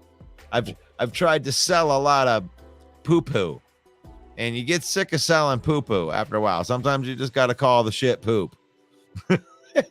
What if the Giants go and get another receiver? They took No, this is a they took running Malik back. Neighbors. They took Malik Neighbors in the first round. What if they get Adonai Mitchell and Malik Neighbors as their first 2 picks? No, this is going to be, they're going to pick Blake Corum right now. Right there. You're Michigan boy. I'm calling my shot right here, Mike. Blake Corum. They're going to, it's going to be Blake Corum. The little bowling ball that could. That's right. And but boy, he's going to be awesome in that New York media. I'd love to see it. man. The G-Man. Oh, my gosh. Feels good to finally get that Amon-Ra, St. Brown, and Penei Sewell extension done. The Sewell was a little bit of a surprise to me, but I am totally good with it. We broke down those contracts on my show, Football Talk Daily with Russell Wayne. So we won't be going tomorrow. We're going to be going for the draft, but I won't have my show because the draft happens during my show. So in a sense, tomorrow's show will be the draft. Saturday. Yeah. You don't do Saturday shows. I don't do Saturday shows, but I am tomorrow because I'm going to be on at noon Okay. for the third day of the draft. And but rounds 4 through 7 tomorrow. And that's where the Lions are going to be a lot more prevalent right there. Tiki Barber's out there, 3-time Pro Bowl selection. And I was wrong. The Giants select safety from Minnesota, Tyler Nubin. Here we go, Mike. This is it. This is what we were just talking about, right? Yep. We had all of these players from the same position, but there's so many positions. So the the Giants right here are able to come in here at pick 47 and nab what arguably the best safety on the market in Tyler Nubin. And now Jacksonville's on the clock. Yep. Go ahead. Sorry, I thought you were done. Oh, you're good. I'm just reading as well. But what do you got, Mike? Jacksonville on the clock now. They took a wide receiver, didn't they, in the first round? Yeah.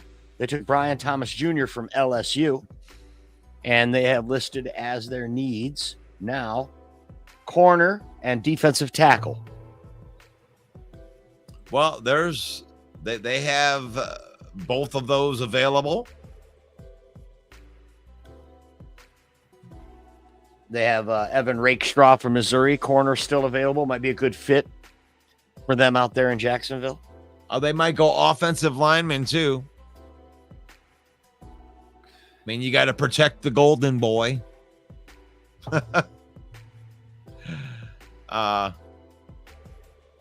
Corner and D tackle. That's what they have listed as their needs. Sorry, I'm talking to myself. Go ahead. Interesting. My camera's not on. It's interesting.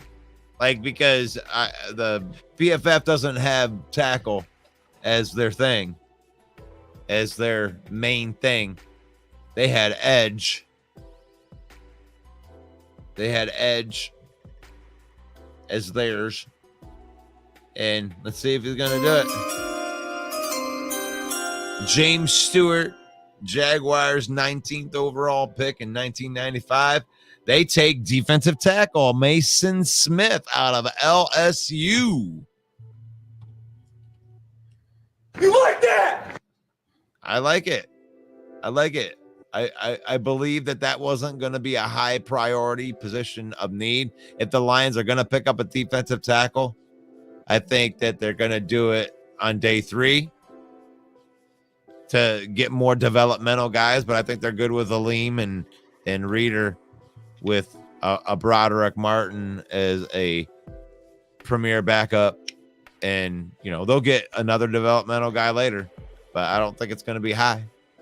So Jacksonville Jaguars get the big defensive tackle from LSU to shore up the defensive line. Not a guy whose name was tossed around a lot in the pre-draft, conversations, but they definitely had defensive tackle listed as one of their needs, so they had to fill a hole there. That's good. Cincinnati on the clock now. They have defensive tackle and wide receiver listed as their biggest need.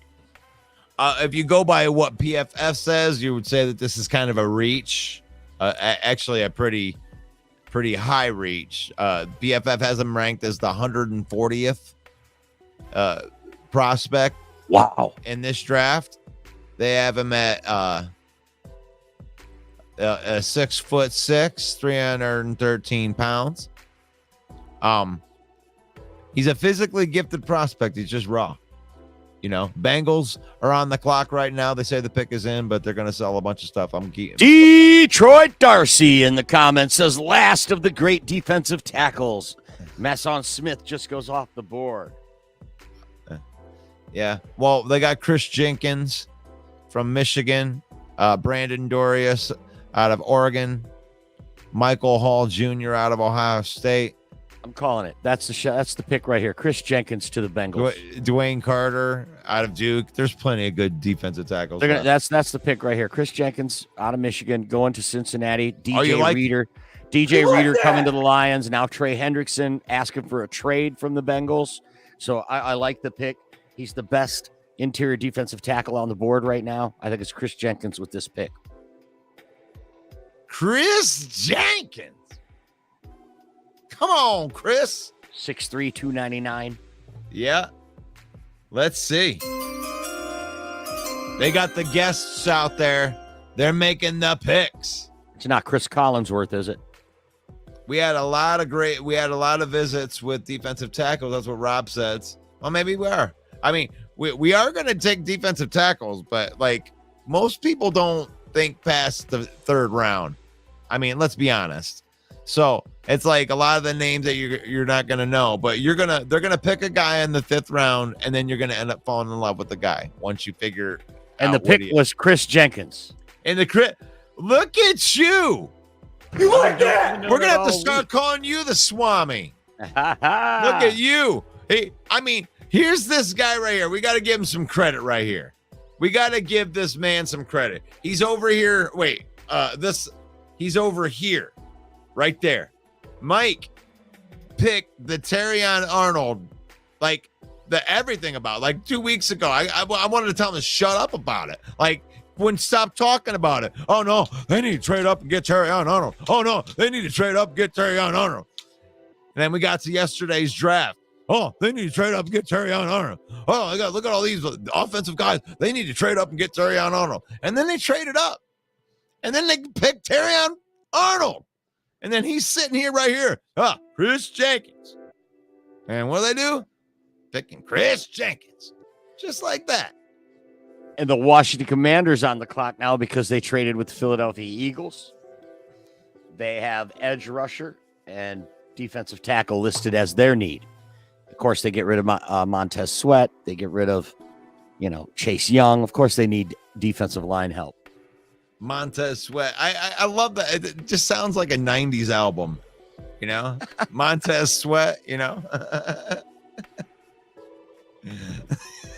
Make a good name for a band. Montez Sweat. That's right. Live at Little Caesars Arena, it's Montez Sweat. Damn, these Commanders, what do they have, like 9 second-round picks? The Commanders are on the freaking clock again. They did 11. But yeah, but they did. They did trade everybody, so they have to replace everybody. And it's in. The pick is in. Another Wolverine. Mike Mikey Sandra still goes to the Commanders. Wow. All right, you're gonna call him, Mike. I'm glad that you're getting him when I'm getting him. So that's awesome. Yep. What do you think of that, Mike? You're going to the Commanders right there. They're your boy. Sorry for him. I feel sorry for him going to the worst NFL franchise there is. Yep, now, under new ownership, trying to find their way. But Mikey Sanders still is a great player. He's a team captain. He's a converted wide receiver. He's a smart player. He's going to come in and start for that team right away. So it's a great pick for Washington. It's beautiful. And that is going to put the Pittsburgh Steelers on the clock, Russ. The Pittsburgh Steelers are on the clock. They got Fashanu, the tackle from Washington yesterday, a great pickup, a Mike Tomlin guy. That's a perfect pick. If I could say that any pick was perfect for the team that took him, it would have been that pick, the Pittsburgh Steelers yesterday. At pick number 20, they take Fa'utanu the offensive lineman from Washington, and now they are on the clock. And their biggest needs are listed at corner and safety. A big shout out to John Chaos Entertainment. I know that John is a huge Pittsburgh Steeler fan, man. So I've always respected the way that the Steelers run their organization. I believe that the Lions are now running their organization like the Steelers run their organization. And we've went over this on my show a lot, where it's like we're building it in the right way. If you want to know why we're not going out and signing big free agents, just ask Amon-Ra St. Brown and Penei Sewell. They want to be able to draft, develop, and then pay the players that are in the system. They don't want to go outside the organization. They don't want to go out and try to get these guys that don't know anything about our culture. We want these guys. Yeah, especially when you have the best talent evaluator in the business, or one of up there in the office. And I believe there is low stress when it comes to Brad Holmes and where he's in. The work is finished, folks. It's not like he's going to sit there at the last second on that 10 minutes and go, let's go look at his 40 time real quick. This work is done. Like, it's a matter of picking the next guy that's on the list. I'm going to call this one right now. I think Pittsburgh Steelers is going to take wide receiver help. I'm going to go with Donnie Mitchell. Wow. Calling the shot. What do they say that they need? Wide receiver is one of the needs, and safety and corner. Safety and corner. So I'm gonna get in here. I'm calling it. They lost. They got no one to catch the ball. Didn't they trade George Pickens? They did trade George Pickens. There's a couple. We got Renardo Green available as a cornerback. Kyrie Jackson out of Oregon, 6'3" long corner. Andrew Phillips is still available. That's the guy that the Lions brought in. Could be a possibility for the Lions. I mean, they go back-to-back corner. That's probably not going to hurt anybody's feelings. No, I would love Tampa. That. Yeah. Eric Rakestraw. He's the type of guy that can be the box guy, because he's a big physical tackler type of cornerback, where you're going to put him at the slot corner. You're going to have him up there protecting on the run. He's a type of guy I think that we would take. Yeah, they say he's a dog. Yeah, and there's Rob Newsom calling it right there. But yeah, Rakestraw is definitely a Pittsburgh kind. I'm going with Adonai Mitchell, wide receiver, Texas, to the Pittsburgh Steelers. They need some help. Give their new quarterbacks some help. Well, I'll go with Ray. I like. I'm gonna go with Rob. I'm gonna team with Rob on this one. I'm gonna go with Rakestraw. That is totally a Steelers dude. He's a totally got the attitude, of the black and gold. So, what do you, man? I wish Johnny was here.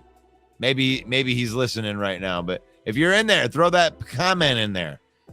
And Darcy, come on, Darcy, are you still in there? Are you down at the Darcy? The link is in the chat if you want to jump on. Yeah, but I'm going to throw it back in there. We're not getting overwhelmed. We're not that popular. So I don't have to worry about putting it into somebody's back chat. If you guys want to pop on, I just threw the link into the chat. Pop in. Let's have a conversation about this. The Steelers pick is in. We're just having some fun here. This is our third annual draft special. And this is really where it all got started. Right here was the draft, because I love working with the And We Know Sports gentlemen. There's your boy, Zach Frazier. From West Virginia. What a great pick. Man, the Steelers just doing it. Fa'utanu and now Zach Frazier. That offensive line, oh my goodness. That's my sad face right there. That one hurts my feelings. So these first tier guys that were like our first tier guys, but I think a lot of these guys are just on this secondary list that Brad Holmes has made.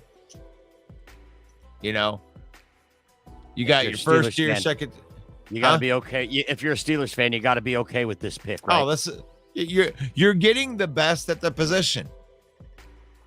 Like, I know that they already said Jackson Powers Johnson, but it's arguable. Just because Mel Kiper says that Jackson Powers Johnson is the best guy, well, there's a couple of other guys that think that Zach Frazier was the best center in the draft. So really, when you're talking like a top 3 at their position, I mean, you're talking about a plug and play guy with both of them.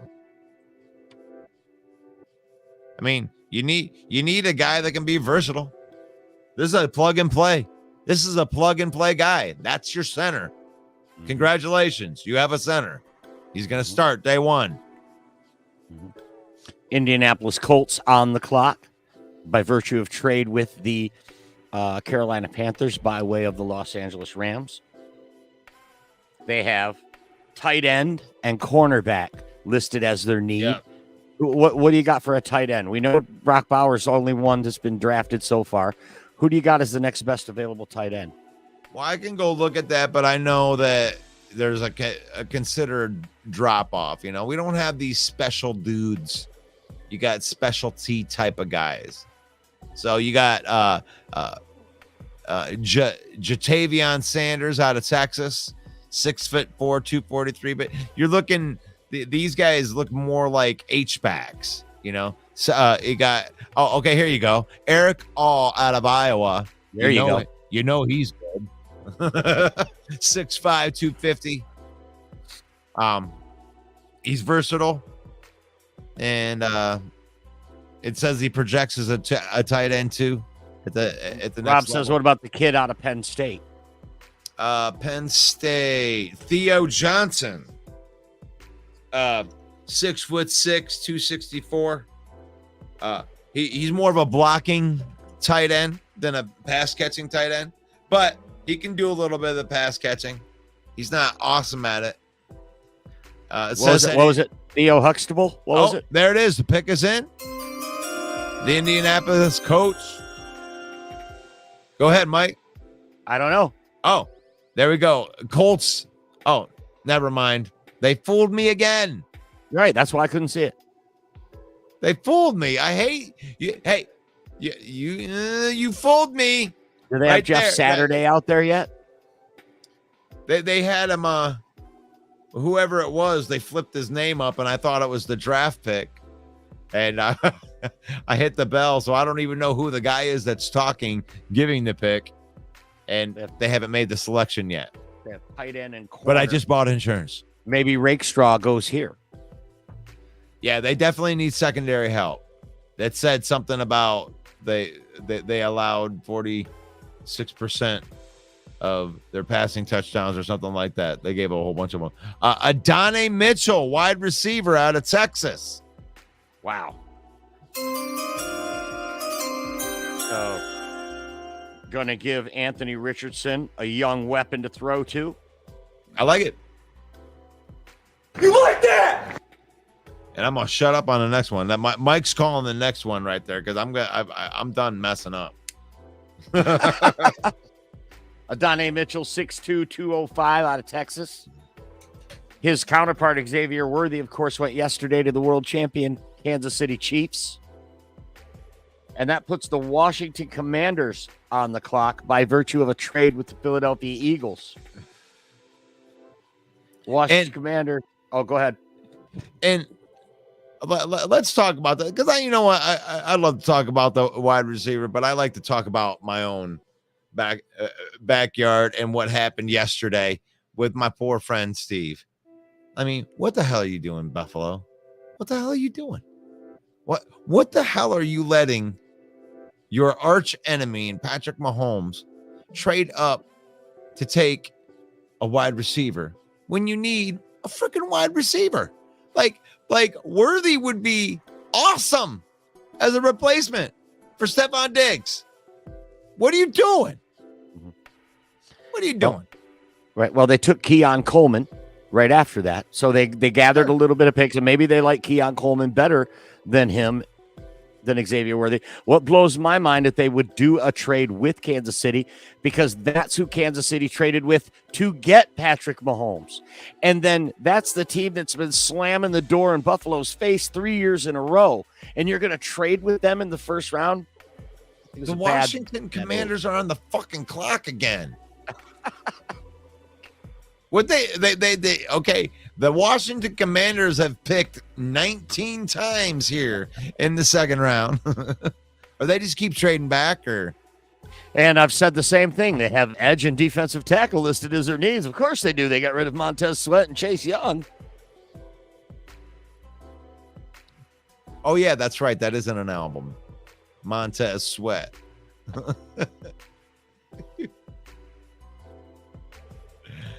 Oh, Barry White.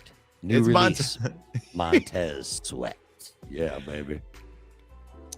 So interior defenders, that's what we're looking at? It says edge and defensive tackle. I'm going to go out on a limb and make a prediction here. It's going to be Marshawn Nealon, edge from Western Michigan. How about, okay, I'm going to go, I'm going out on the limb right there. How about Brandon Dorius out of Oregon? 6'3", 290, D tackle out of Oregon. I'll go there. And that's the Commanders. The pick is in. Brought to you by Ace Hardware and Reggie Miller. It's fun, man. It's more relaxed. I told Hunter to get his ass up here. He's all wanting to play his video games. I'm like, play your video games over there. You know, we can. I mean, we're picking once. We're picking once.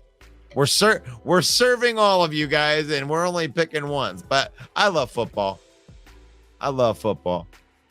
And Darcy, I threw the link in there, man. Pop in. He says he's not in studio today. He's out on the road. So. Oh, okay.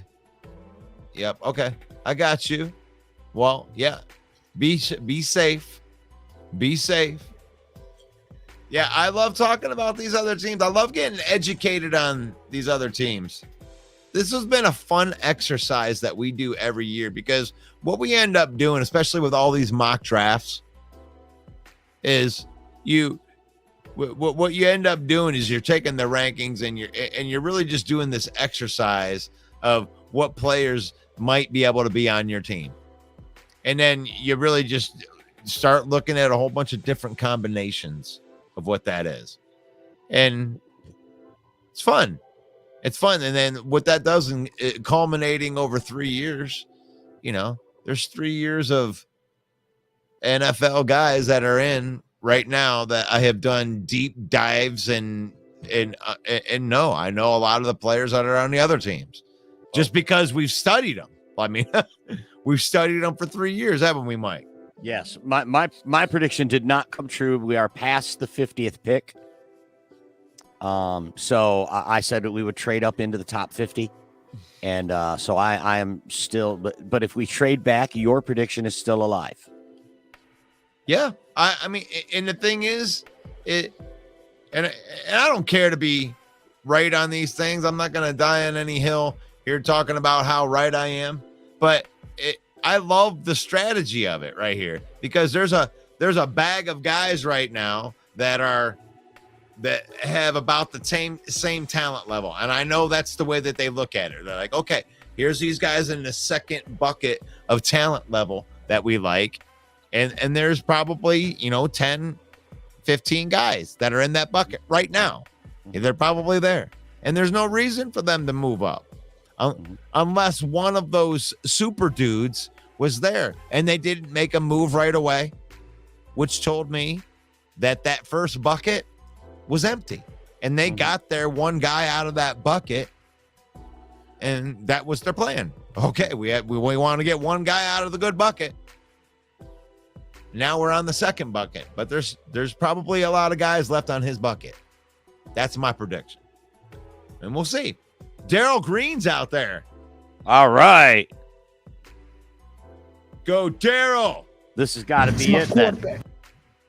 Hit the button.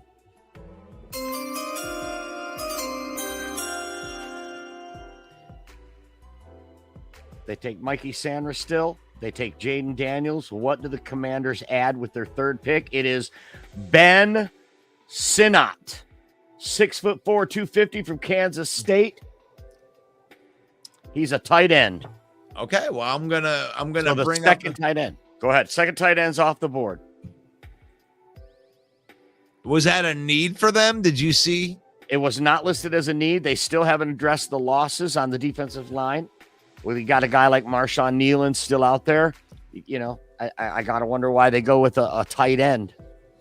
Okay, here's what PFF says: 6'4", 245. It says Sinnott is a true jack of all trades tight end who can line up in the backfield and on the game lacks a true trump card, but he's the type of versatile role player that any NFL team wants in their tight end room. So, analyst Russell? right here. Guess Go what? ahead. Oh, the pick is Guess in. who's on the clock? Your Cleveland Browns. Let's go Brownies. And right there. Are they going to bring Bernie Kosar out to announce the pick? Or it'll be Kevin Mack? Kevin Mack. Oh, I'm going to go man. grab a beer. You're going to have to make the Cleveland pick. The Mistake by the Lake, brought to you by Russell Wayne. Oh, man. He's got to give me a hard time on here. And that's all right. You know, I was born in Ohio. My first experience as a football fan was with the Cleveland Browns and the Mistake by the Lake. The Mistake by the Lake. He calls it the Mistake by the Lake because they broke my heart. You know, they broke my heart, and they broke the heart of a lot of people. And you know, and they just leave a city high and dry. And I love football too much. So that is really when I became a Lions fan, because I love football. I mean, Lions were always my team I like to look at. You know what's really funny is when I was a kid, like my fandom was the newspaper. So my fandom was like, I liked the Detroit and I liked Cleveland, but I would look at like the Detroit Tigers and the Cleveland Indians just in the standings. And I'd look at all the stats and the earned run average and stuff like that. And that's actually simply put, I just remember that as a memory. And when I was just deciding that I was going to be a full-time Lions fan, when the Browns hijacked the team, and it looks like they have made their pick, and they're taking Michael Hall Jr. out of Ohio State. There you go. Bring it in the home. Bring it in the hometown. But my entire family is still Browns fans. And I live vicariously through them with this. But I mean, the mistake, I can't fully buy into what they did, you know, after they let it go. They let it go. They let the team go. They have such a hungry fan base. My family loves football. And they're just as passionate about it as I am. But I love my draft so far. And I think that Brad Holmes is sitting here right now. And he's being cool. Darcy, he's being cool right now. Like everybody's like, oh, they need to trade up. They need to trade up. Oh my gosh, they gotta do this thing. They need to trade up. They're gonna miss out. Brad Holmes sitting over there. He's walking around the war room. Shit's blowing up in slow motion. Brad Holmes just willing shit to happen right now. You like that? Brad Holmes being all patient. Brad Holmes out there in the cook. Brad Holmes was picking twice tonight. He's going to pick twice. You watch. He's going to trade back. He's going to trade back.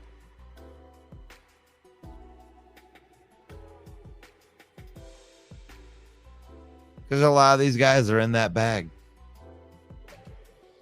He's in that bag.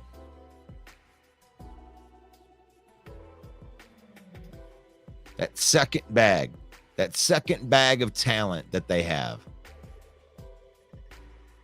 The Dolphins are on the clock right now. Pick us in. They averaged 29 points a game last year with that offense. Second highest in franchise history. And they got big man walking out to give the Dolphins pick. Richmond Webb, lineman, 1990.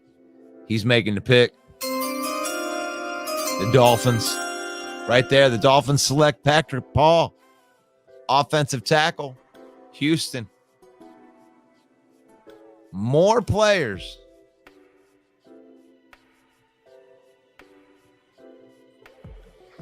Got some players that are still available for the Lions.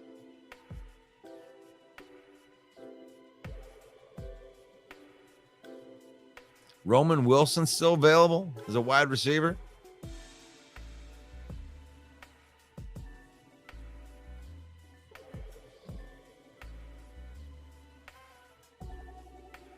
Devontae Walker, wide receiver, still available.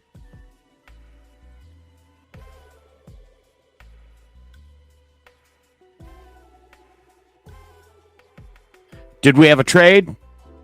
Cleveland Browns trade to the Dallas Cowboys on the clock now. No, Dolphins pick. Okay. I'm just seeing it now come forward. Oh, I'm sorry. Nope. I'm sorry. What? Okay. You are right. The Dallas Cowboys are on the clock. Okay. You were kind of giving it to me real time. Like Paul, the defensive tackles who Miami took. No, Hall is who the Browns took. I said Paul, Paul, Paul. That's who the Miami Dolphins took. Offensive tackle, Paul. Yeah. I'm sorry. So who did the Browns take? They took defensive tackle out of Ohio State, Hall. Michael Hall. Okay, yes. That's a good pick for Cleveland. Wow, already tough ass defense. Home. Yeah, man, already tough ass defense gets Michael Hall to stay in state. That's a good pick for the Browns. Yep. And here we go. I was just talking about, Brad Holmes. Check him out. He's over there cooking. He's walking around in the war room right now. Shit's blowing up. He's doing it in slow motion. He's just waiting, bending the draft to his will. And I think that's really what's happening. There are some phenomenal players that are left right now. Interior defenders, edge defenders. Dallas on the clock. They got wide receiver listed as a need and defensive tackle. Isaac, pass rusher Jonah Ellis, Chris Braswell, Nealand is still on the board. Like there are some serious, what we thought were serious, because we don't know what we're talking about. We just know what the draft experts all told us to say, right? No, watching these guys, but you don't know where these guys are actually going to get selected, And I think that there's an entire big bag of players that Brad Holmes would love to have right here. Like there's 15 of them just chilling. Like, okay, I like all these guys. Like I can live with all of them. Let's trade back. And I think it's feeling like that, Mike. It's 56.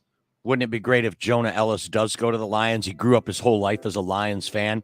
There's a great article out there where he said how he always had to defend the fact that he was a Lions fan because his dad played so long for the Lions.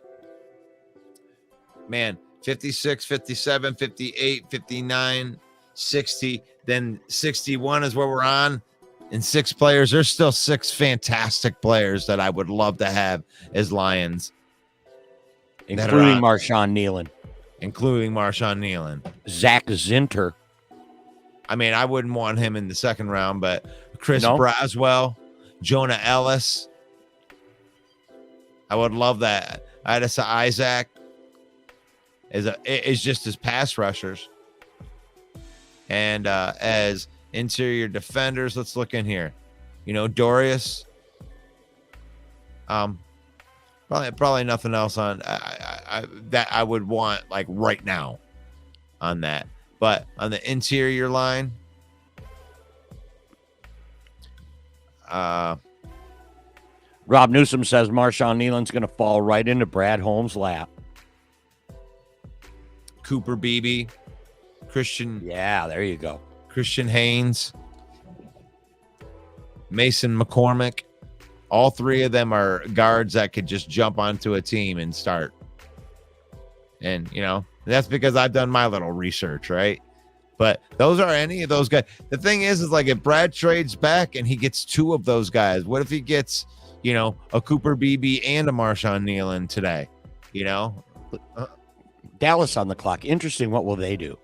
They took an offensive lineman in the first round. They need a running back. Yeah, they do. Derrick Henry should have been a Cowboy. Let's face it. They got to get younger on the O-line. They've been paying a ton. I think it's going to be a running back here. Running back. Okay. Yeah. Yep. Maybe the kid from Florida State. Yeah, there are some. There's some running backs that are in here. Maybe Blake Corum. Jerry Jones loves to take Michigan players. Blake Corum. I like that pick. I like that. Is it Blake Corum right here? We're going to see another Michigan player go off the board. They took Mozzie Smith last year. They took Taco Charlton a couple years before that. They like drafting Michigan players in Dallas. No, I like the kid from Florida State's a good running back too. They might take him. There's the selection. They got a team of people that are out there. They got Michael Irvin with a crack pipe. You like that? We're gonna bite a kneecap off. We're gonna bite a kneecap off.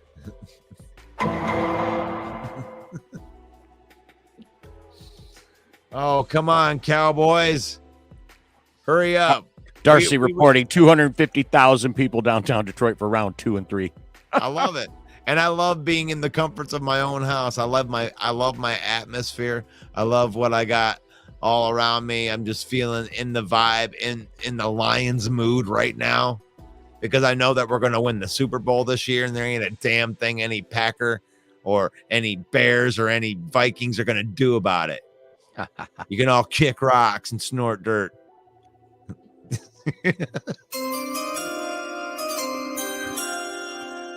All right, I think they're really going to make a pick because he looks fired up.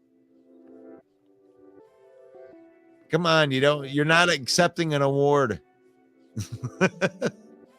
Maybe he is accepting an award.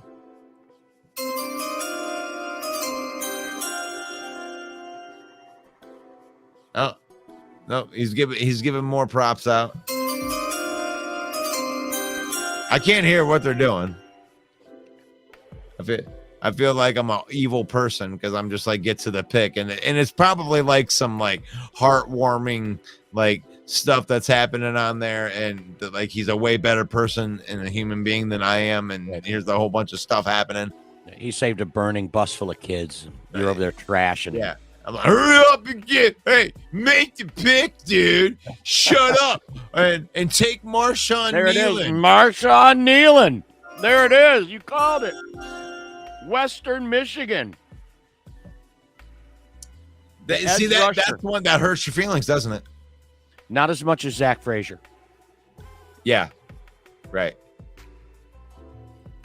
Yeah, but there's still two. There's 5 guards that are in that bag. And I think that Brad Holmes had all those guys are in that second bag. Mm-hmm. All 5 of those guards are in that second bag. Russ, I don't think we need an edge rusher as bad as everyone else does. That's my take on it. We don't need an edge rusher as bad as everyone thinks. So it would actually surprise me if we took an edge rusher. No, it's going to be an offensive lineman for us. I'm sorry, guys. This isn't going to be sexy, but it might be sexy if they can get the trade back, because if they can get 2 for 1 here, I think that's the play, guys. Let's go. Let's go. Let them trade out. Okay, the Buccaneers are on the clock now. They have wide receiver and tackle listed as needs. Right, and they've taken Tyler Gooden, tackle. They've oh no, this is Cowboys. That was down. They got an offensive lineman and a defensive lineman. You can't go wrong there, man. You can't have enough big men. They took an offensive lineman in the first round, Graham Barton. I mean, when you're seeing these defensive linemen and offensive linemen getting 20 million plus a year, you're going to need to get some of these guys on rookie contracts that can play good. Mm-hmm. So, yeah, you got to keep drafting them. You got to keep cycling them through. Our good friend Jordan in the comments. I agree. Get to the pick. They love to drag it out. Yeah, they're selling all their stuff. You know, they're selling their kindness. They're selling it off.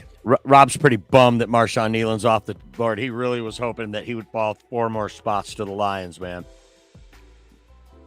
Yeah, and then they go and they pick somebody else that you're not thinking about. It's like I'm excited to watch him work. I think he's over there cooking. I think he's got a couple trades in his pocket, and he's like, man, I got a couple guys that I want to get in this area. I need to get back, and I need to be picking in this range. Mm-hmm. I mean, I think maybe getting, a 3rd and a 4th round pick out of a trade back, a little guy like that. Like, there's some of these guys that are nice that are sitting up here that somebody might covet. But I could be wrong. They might just pick somebody. I mean, they get into the guards right there. Christian Haynes, Cooper Beebe, any of those guys could be the pick. Tampa Bay on the clock right now, and then Green Bay on deck. Darcy says, who's Green Bay going to take? What's the Green Bay needs secondary? Corner and safety.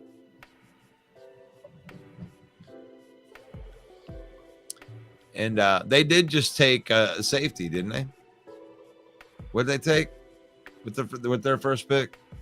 They traded out with New Orleans, and then they picked Edgerrin Cooper, a linebacker. Oh, okay. So they picked a linebacker. Yeah, they're probably going to go in the secondary. They might hit. And in the first round, they took Jordan Morgan from Arizona, the tackle. I could see Green Bay going with Javon Ballard out of Georgia. Safety. Versatile. Jaden Hicks out of Washington State, 6'3", he's a big safety. These actually, I could see. Brad, I don't know where they go. I don't know where they go, but I bet they go defense. They went linebacker in that last pick, offensive line in the first round, but I think they double dip defense in the second round. Wow, I didn't even. This is where there's some value, Mike. Yeah, I'm looking right here at Jaden Hicks. Like I may be looking at for the Lions, just to take him. Jaden Hicks, safety, 6'3", and he can play at all 3 levels. A tone-setting tackler with starting potential in 2 safety systems. I mean, that might be the pick, man. I mean, everybody thinks that we need an edge. Do we really need an edge? No. We let Tracy Walker walk, and we let Chauncey Gardner walk. A safety is not a bad call here. And that's value too. Like right there, Jaden Hicks is rated as the 54th best player in the entire draft.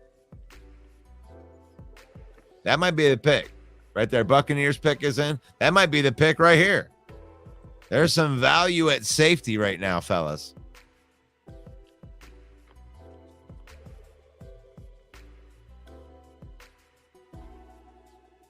The Buccaneers, who they got? What type of G are they having go out there?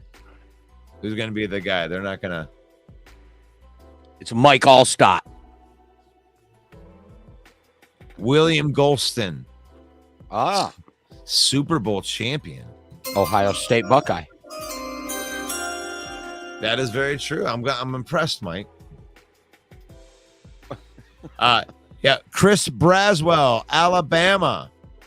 Another defensive end coming off of the board. Green Bay is now on the clock.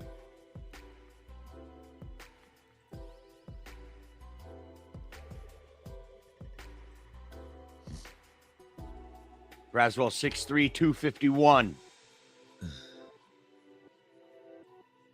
Corner and safety listed as the top needs for the Packers. Yeah, and there's tons of value right there. Tons of value. You know, Javon Bala. I mean, you could get either one of those guys. They can make their safety room right, and they'll be getting value according to PFF. What You know about what I'm saying? TJ Tampa still on the board? TJ Tampa. How would you feel if the Lions went back-to-back corner? Well, I'd be all right if they would have jumped ahead of Green Bay to do it. But they didn't. So, Well, but Green Bay is still on the clock here. It does say the pick is in, but you know how that goes.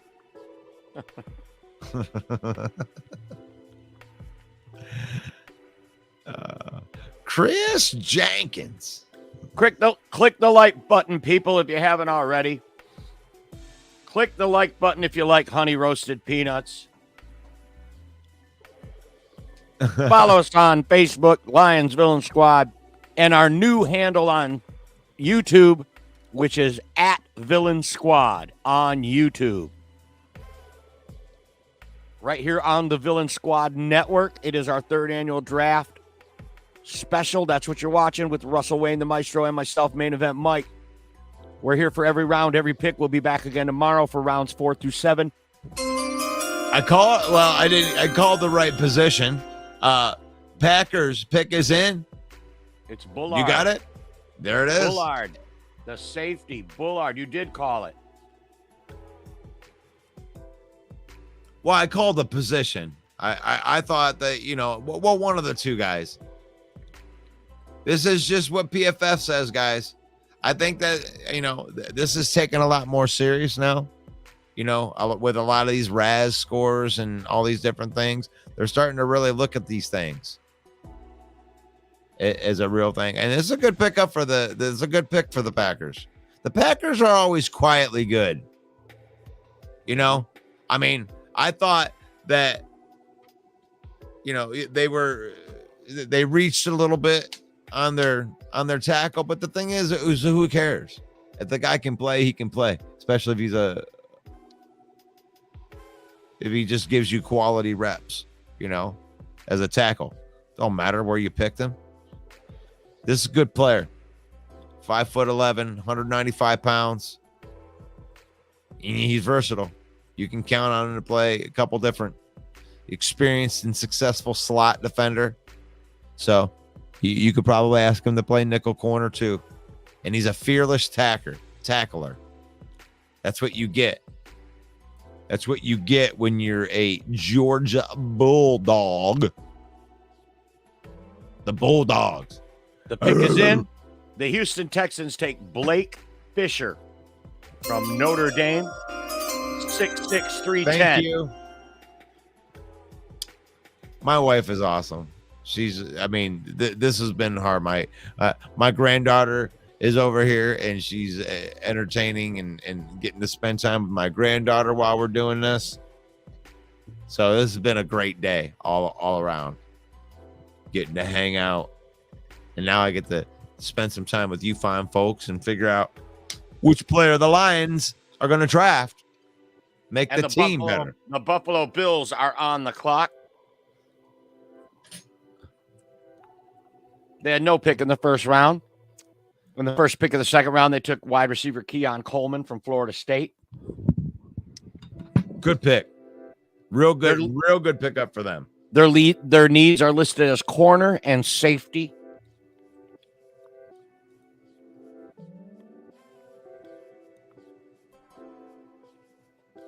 I mean, you look at the players that they lost in that secondary: Dane Jackson, Dustin Poyer, or Jordan Poyer, Micah Hyde, Tre'Davious White. They're all gone, guys. They gutted that secondary. And then they take a wide receiver in the first pick because they lose Stephon Diggs. So definitely Buffalo, it looks like their window closed. And the Chiefs walk out of it with 3 trophies. So then they say, hey, let's trade with the Chiefs so they can take the fastest player in the draft to burn past our secondary that we don't have. Well, the pick is in. And you think it might be secondary for them? I mean, they could go right back-to-back safety right here. Are we going to get a safety run? Is it Jaden Hicks or Kalen Bullock? Maybe the kid from Utah. The safety from Utah. I know he was a good one. I mean, it could be Sion Baki.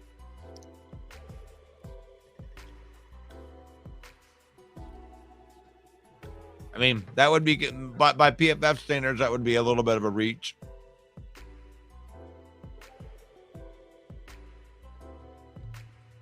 It's like you were saying the Zach Zenter thing.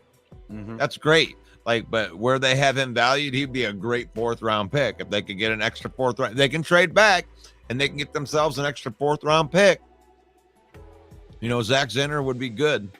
And that's or you never know. Watch him be the next guard that's taken. Hey, Russ, the Lions are on deck. And that's actually... We're at pick 60, my friend. Are you excited? Put it in the chat. Are you stoked? Let's go, Lions. Terrion Arnold, number 1 pick. Now we're back on the clock at 61. What is Chef Boyardee going to do? Chef Boyardee. I love it, dude. Where you at, Elise? She in there? We got Elise in the comments? No. Oh, my God. Rob says that he's nervous. Don't be nervous. This is fun. Brad's got, you're in good hands with Brad State. He's the good hands GM. Alex says, let's go. Hell yeah. You like that? You like that? You like that? Corey says, let's go. The champ is here. Champ's here. Come on, Buffalo, make your dumb pick. Tell me, Russ, now that you know we're 1 pick away, who's out there that looks good in the Honolulu Blue right now? I didn't realize you were eating. My bad. Maybe Rakestraw's the guy for the Lions. Maybe I love this comment by Jordan. Let's see if Brad likes picking 61 or wants to trade back and gain another pick. Spencer Rattler, not been drafted yet. There could be a team that never did get a quarterback, and now's the time for them to move up and get Spencer Rattler.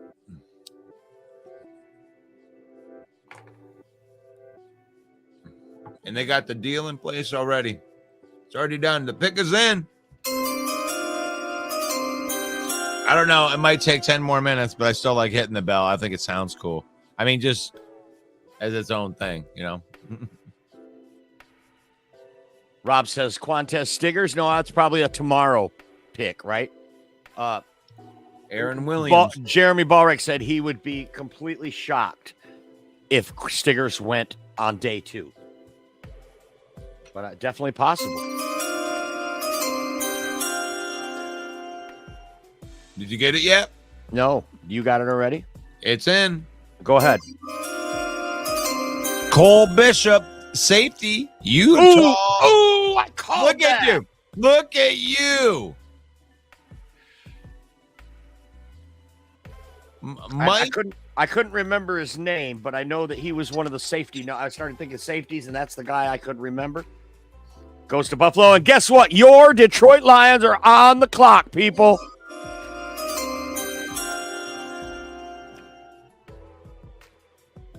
What will Brad do? My. My. Let's look at this right here. I mean, any one of these safeties, I think that, Detroit, they could go back to corner. They could go to safety. They could go with this interior offensive lineman. They said the pick is already in. So my trade out theory. Zach Zinner. But we'll see. We will see. Right there. What about that? ESPN is saying the Hicks kid, the safety from Washington State. He's a good one. Jordan Hicks, I think his name is. That's what ESPN predicts. I think it's the offensive line. I think it is too. But it would. They got Barry. Jonathan says Barry's out there. Yep, there's Barry.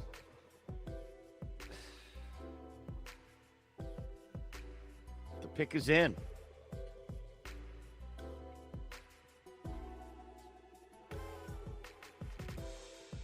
At 61. Yep, you're making this. You're saying this, Mike. All right.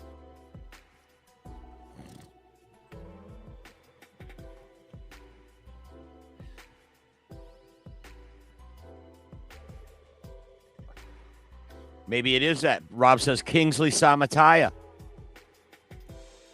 Cousin. Oh, wow. Wouldn't that be awesome?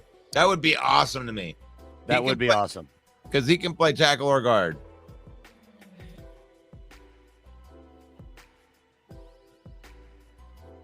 And it's Rakestraw, cornerback, Missouri. I thought I was going to say it. Oh, shit, I'm so sorry.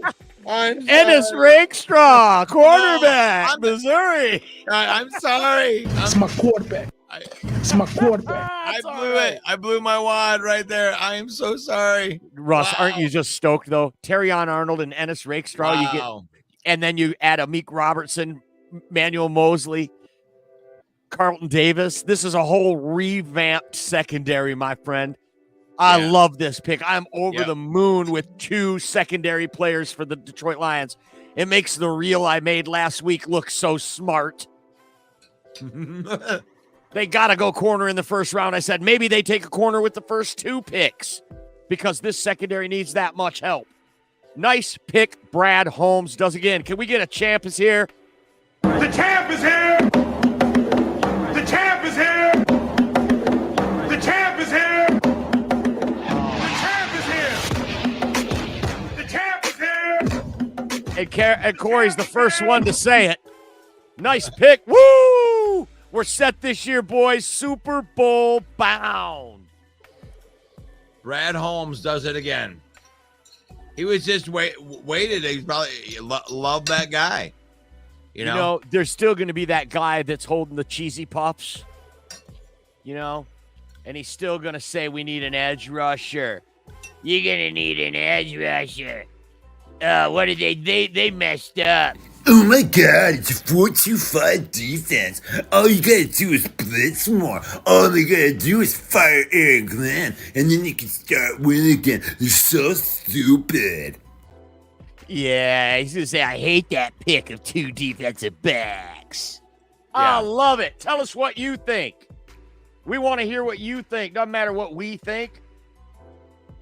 Jonathan says, man, I was hoping for an edger. Let's talk about that, though, Jonathan. Do we really need one? If Marcus Davenport stays off the injury report and he's in the game, he's uber productive. He averages a sack every couple of games when he plays. Then you got Matthew Betts, Defensive Player of the Year from the Canadian Football League, led the league in sacks 2 years. This kid could be a dog. John Kaminsky, Josh Paschal, a second-round pick, finally starting to come on last year. Do we really need an edge? Now that you've got DJ Reader in the middle with Lee McNeil, those players I just mentioned are going to be better than they were because Reader can manipulate the gap. He can give you lanes to penetrate through. He's going to make people around him better. I'm not so sure we need an edge rusher that much. I think Brad totally nailed this. Yeah, what PFF says about him is that Rakeshaw possesses a high football IQ and does great work off coverage when he can anticipate the space. He's a quick with controlled cornerback who can provide reliability as a run defender. He has the traits that are worthy of a top 50 draft pick. We got a request for The Rock, Russ. So, I mean, I'll tell you what I think. You know what I think? It doesn't matter what you think. The Rock says, know your role. We can lose all of our cornerbacks. The Rock's going to put the rock bottom, take them all to the SmackDown Hotel, and lay the SmackDown on all their candy asses. Acknowledge me. I heard a good one the other day, and I thought of you, and I forgot to tell you about it. Somebody called the Indianapolis Colts the Jabroni Ponies. The Jabroni Pony. Oh, man. Man, it's gonna be a long third round, man. Picking, knowing that, we're gonna gut it out. And we missed a pick in our excitement. Thanks for Dwayne for keeping us on our toes. The Ravens pick another tackle, Roger Rosengarten. Rosengarten. I have never heard of that guy. Let me see if Jeremy Ballreich says online too. He says, "Yeah, I called the Ravens. We're going to take Roger Rosengarten." Is that what he said? No, I'm kidding. Our good friend Jeremy Ballreich down at the draft went live with us yesterday. It was so awesome. Don't forget, you can catch his show right here on the Villain Squad Network every weekday morning at 11 a.m. Another trade, Dwayne says. We're still in Ennis Rakestraw euphoria right now. I like it, man. That's great. That is great. You're talking about guys that play with a little bit of an edge. The 49ers have traded with the Chiefs. The Chiefs are on the clock. Man, what the hell is wrong with these teams? Brad Holmes started it. He started all this with trading inside the division. Remember, we moved up and took J-Mo, and everybody said, "Oh, you never do that. You never trade inside the division." Now we see it all the time. Brad Holmes out there setting trends. That's right, and so is Dan Campbell. Look how many teams go for it on fourth down now.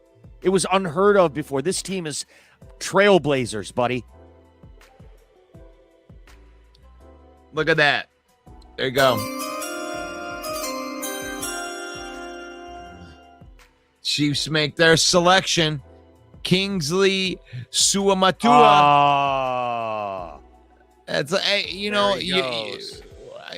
we took the cornerback, and that's pretty much, giving up on that. We don't have another pick until pick 150 or something like that. Right. But you know what? Maybe it is a trade up, Mike, because it seems like people like to maneuver a little bit more. I could see the Lions trying to pop into the back end of the third round like they did last year with Broderick Martin. And we were both wrong. Brad Holmes stayed at 61. Yep. And San Francisco 49ers on the clock now. They already took Ricky Pearsall from Florida, the wide receiver. They have defensive tackle and corner. I'm sorry, that's offensive tackle and corner listed as needs for San Francisco. You thought he was going to trade back, though, didn't you? You were like, man, he did. Wasn't I thought for sure they were going to trade back. But that's all right, though, because they picked Brad Holmes picked the guy that he wanted. So the fact that he made a pick meant that he was convicted on the pick. Because there are still a lot of good players that are left.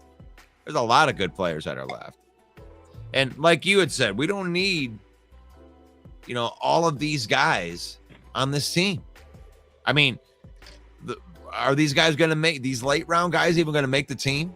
So I could see Brad Holmes using the back end of this draft, a couple of those picks. I think they have 205 and 201 or something like that. They got two later round picks that are pretty close. Package those up and, move up into the 4th round. I could see them doing something like that because they're not going to need all these players. They don't need camp bodies. It's going to be hard to make this team. 49ers. A double dip on the corners, baby. I love it. Carlton Davis is not going to be around next year, guys.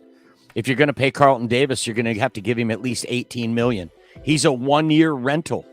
This was a stroke of wizardry. Brad Holmes is a Jedi master of the draft, my friends. You're going to have Carlton Davis and these 2 young corners this year to go win a Super Bowl and try. But next year, you've paid Amon-Ra, you paid Penei Sewell. You're going to have to pay Goff, probably. You're going to have to pay Aiden Hutchins. You're going to have to pay these guys. Carlton Davis is not going to be here. There's no room in the salary cap for him next year. So you just drafted his replacement just now. Mm-hmm. Ennis Rakestraw. What were the measurables on Rakestraw? Let me get him out. Niners on the clock here. Might see TJ Tampa go now. Yeah, let's see. Cornerbacks. Rakestraw. Rakestraw was by PFF rankings, he was the 46th overall ranked prospect. 6 feet, even, 188 pounds. Okay. Same exact measurables as Terrion Arnold. Same size. Okay. Yeah. He took he had 277 coverage snaps this year. Let me see if they have him broken down. Okay. On the slot, it looks like he's an outside corner. Right. And what do they say about him? What's his knock on him, and what's he excel? Is he a good press man corner like Terrion Arnold? Okay, so PFF says that he has excellent eyes and instincts in zone coverage. Okay. Consistent preset communicator, patient player who is in control at all times, no panic. Quick feet for a change of direction, smooth hips when changing direction, not a strong run defender, but still likes to be physical. Reliable when funneling ball carriers to the sidelines and then back inside. Nice. So that means he's a team player, and then experienced and comfortable in the slot. So he can. It looks like you got the versatility. You got a guy that can play outside or inside. So, I think that you got that with both players. And both players on that secondary, and the Lions just went from the secondary, and once again, Brad Holmes has done it, taking a room and just completely turning it upside down and completely revamping it. You're not even going to recognize this room next year. Incredible. The 27th ranked defense last year against the pass will be so interesting to see where that number goes at this time next year. Yeah, we'll have to see. There's got to be some competition here. You bring in Amik Robertson, all of a sudden, you got some competition in there. This is going to be fun. And that's a deep secondary room now. You got guys that you can count on that are veterans. And the pick is in. Hit the button. It's my quarterback. The San Francisco 49ers take a corner, Renardo Green from Florida State, 6', 188. Renardo Green is the final pick of the second round of the 2024 NFL Draft. You like that? You like that? You like that? That was the 3 you like that salute, getting ready for the third round. So let's do this, dude. We can make it.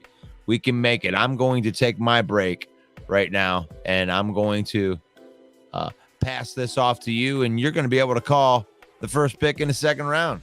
And I'm going to go get something that I'm not going to show you behind this screen. Looks like the New York Jets will have the first pick in the third round. I just love it. Put it in the comments. Tell me what you think. Brad Holmes turning this secondary room. Now, where do the Lions, we obviously we don't know yet because these players are so young. But I got to think that if they even play up to 3/4 of their potential, this is going to be a vastly improved secondary. We might be looking at the best secondary in the NFC North right now. Dwayne says we got to trade.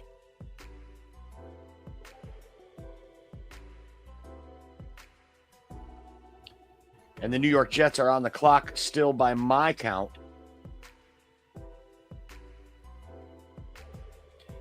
Wide receiver and tight end listed as need. I really thought they should have took Brock Bowers at 10. If you'd have gave Aaron Rodgers Brock Bowers with Garrett Wilson, Breece Hall, I really think you missed the boat there. The New York Jets.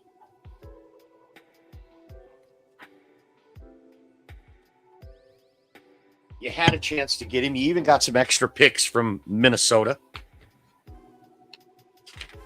So you end up picking at 11. He doesn't go until, 13 to the Raiders. You could have got him.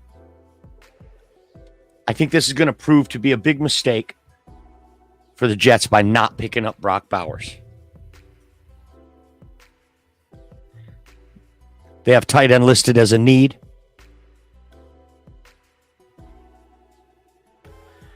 It's Main Event Mike here with you. We're on our break between the second and the third round. Thanks, everyone, for being with us. Stick around. We're going to have more draft coverage coming up for this entire third round. We'll be back on again tomorrow. Tomorrow, we will be back on for rounds 4 through 7. See what Brad's got cooking for us. Don't forget, I got my own show. I had to pay Russ a bunch of money, but he let me have my own show. It's called The Main Event, and it's on Mondays at 7 p.m. I can't find the slide for it right now. But trust me, it happens every Monday at 7 p.m. Eastern Standard Time. It's The Main Event. News, rumors, signings. We try to think outside the box. There it is. There it is. It's the background now. The Main Event every 7 p.m. Eastern Standard Time. Viewer-driven content. What do we got in the comments? Take care, Rob.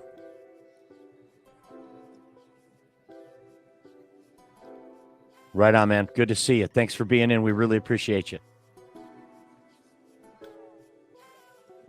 The Jets. All right, here we are. I had to go get some more of that. I'm a sucker for that, like that bread that you can just you can just make the little butter rolls that you get for like $1.50 at the store that you put in 15 minutes and you get the little rolls. So good. I'm a sucker for them. I can eat like a million. Are we talking about biscuits or croissant? Like croissants. Yeah, butter croissants. Okay. Oh, I'm a sucker for them. But the Jets are in here. I was just saying how the Jets really missed out on Brock Bowers.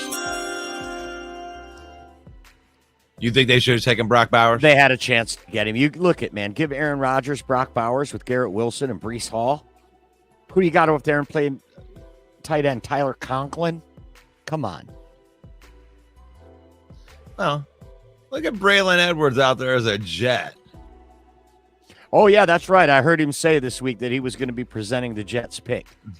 Come on, Braylon. You see, he won't go there and claim the Browns anymore either. And I don't blame him, man. They asked him, why are you going to be giving up the Jets pick? He did play for the Jets. He said, because they asked me. Hey, it's Russ, Malachi Corley, wide receiver. Malachi Corley from Western Kentucky. Seems like a reach. Malachi Corley, wide receiver from Western Kentucky, goes to the Jets. First pick of the third round. Malachi Corley. Let's look. Arizona receiver. Cardinals are on the clock, putting together a nice draft. They've already taken a wide receiver, an edge rusher, and a corner.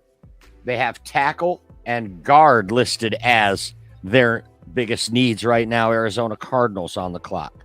So right here, if you and you know what, maybe he gets the small school slander, but by PFF standards, this is the 62nd ranked prospect in the entire draft, ranked ahead of Xavier Worthy. And so I don't know. I mean, he's a small school guy, but he kind of reminds me of the small slot receiver. You're looking at, maybe this is the Amon-Ra St. Brown right here.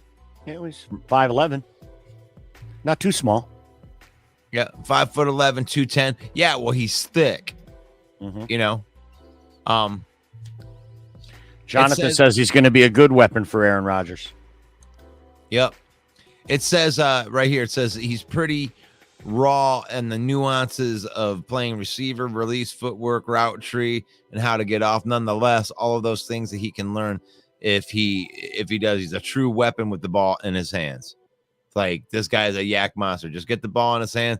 They're probably going to be doing lots of like end around stuff with him. Just try to get the ball in his hand. Get him on one of them jet sweeps. Let's go. There we go. Leonard Davis back there again. They say the pick is in.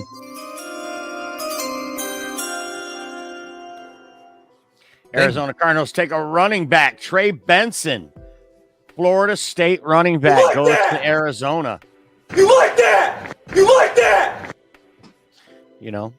What's his name out there? Jonathan Connors. John Connor. What's his name out there? James Conner. Thinking of the Terminator. Thinking of the Terminator movies. They got James Conner. He's getting old out there in Arizona. So now they get a running back in the third round. I think Arizona's putting together a really nice little draft here. Guess who's on the clock, Russ, without looking? The Vikings. Washington Commanders. No freaking way. Guess what their needs are? Edge and defensive tackle. Oh, yeah, because they got rid of Montez Sweat and they got rid of Chase Young. Of course they need defensive line help. They've only had 2 picks so far in this draft. And that was Jaden Daniels. And they took a corner in the second round. So, so they've traded back a few times. They've garnered some extra picks. Seems like they've been on the clock 5 times, but only taken 2 players, Sandra Still and Jaden Daniels. Yeah, I was gonna say, they didn't just take any corner; they took your boy. Yeah, I'm not that high on him actually. I like the other guy actually better than Sandra Still on that secondary. Is it Turner or no? Will Johnson. And then they got a real good safety, Rod Moore, that plays for the Wolverines, but he's didn't come out this year. He'll be out next year. He'll probably be the number 1 safety coming out next year from Michigan, Rod Moore. Okay. You heard it here first, folks. Jonathan says, Jaden Daniels is my boy. Sorry, Jonathan. I think he's going to be a bust. I think he's going to be the next RG3. Maybe not a bust, have a ton of talent, but his game's not going to translate to the NFL well. Here's a question that I threw out there to anybody that's from one of the other fan bases. Like, we're done answering questions because The champ is here. That's what you just really have to deal with. So I am sick of listening to these questions. What are you gonna do about it, Jordan Love? Well, we're gonna do what we did last year: is get further than they did in the playoffs and win the division. So no, we don't answer questions. You got to answer questions. The pick is in. For the Washington Commanders, they take a guard, Brandon Coleman from TCU. Man, you see, they're not going in the order. They're not going in. Mel Kiper is losing his shit right now. He's writing an article. He's out there writing an article right now, telling everybody how I can't believe that he took this guy before I had him ranked way low. I'm so smart. But I'm trying to find him here. New England on the clock. They have offensive line listed as their biggest needs, tackle and guard listed. Gerard Mayo, the new coach there, replacing Bill Belichick. You know, Bill was everything, right? He was the GM, director of player personnel, and the head coach. Now they're kind of finding their way without Bill Belichick steering the ship. They get Drake May with the first pick. Then they get him a wide receiver with their second pick in Jalen Polk from Washington. So Brandon Coleman is actually listed as a tackle by PFF standards. He'll probably play guard in the NFL, right? They listed him as a guard. Is that right? Here, ESPN has him listed as a guard. And that's Brandon Coleman, 6'6", 320. And it said they call him, the 70th overall prospect. So it's not that much of a reach, if at all. Mm-hmm. So there you go. Nice pick. Looks like Derek just joined us. He's asking, love the first two picks for the Lions, but like, whoa, who's helping Aiden get to the quarterback? You want to field that one for me, Russ? Well, to me, it's Josh Pascal's job to lose. Like Josh Pascal, to me, is the piece that, I think that, you can say whatever you want, but the regime, they drafted him in the second round.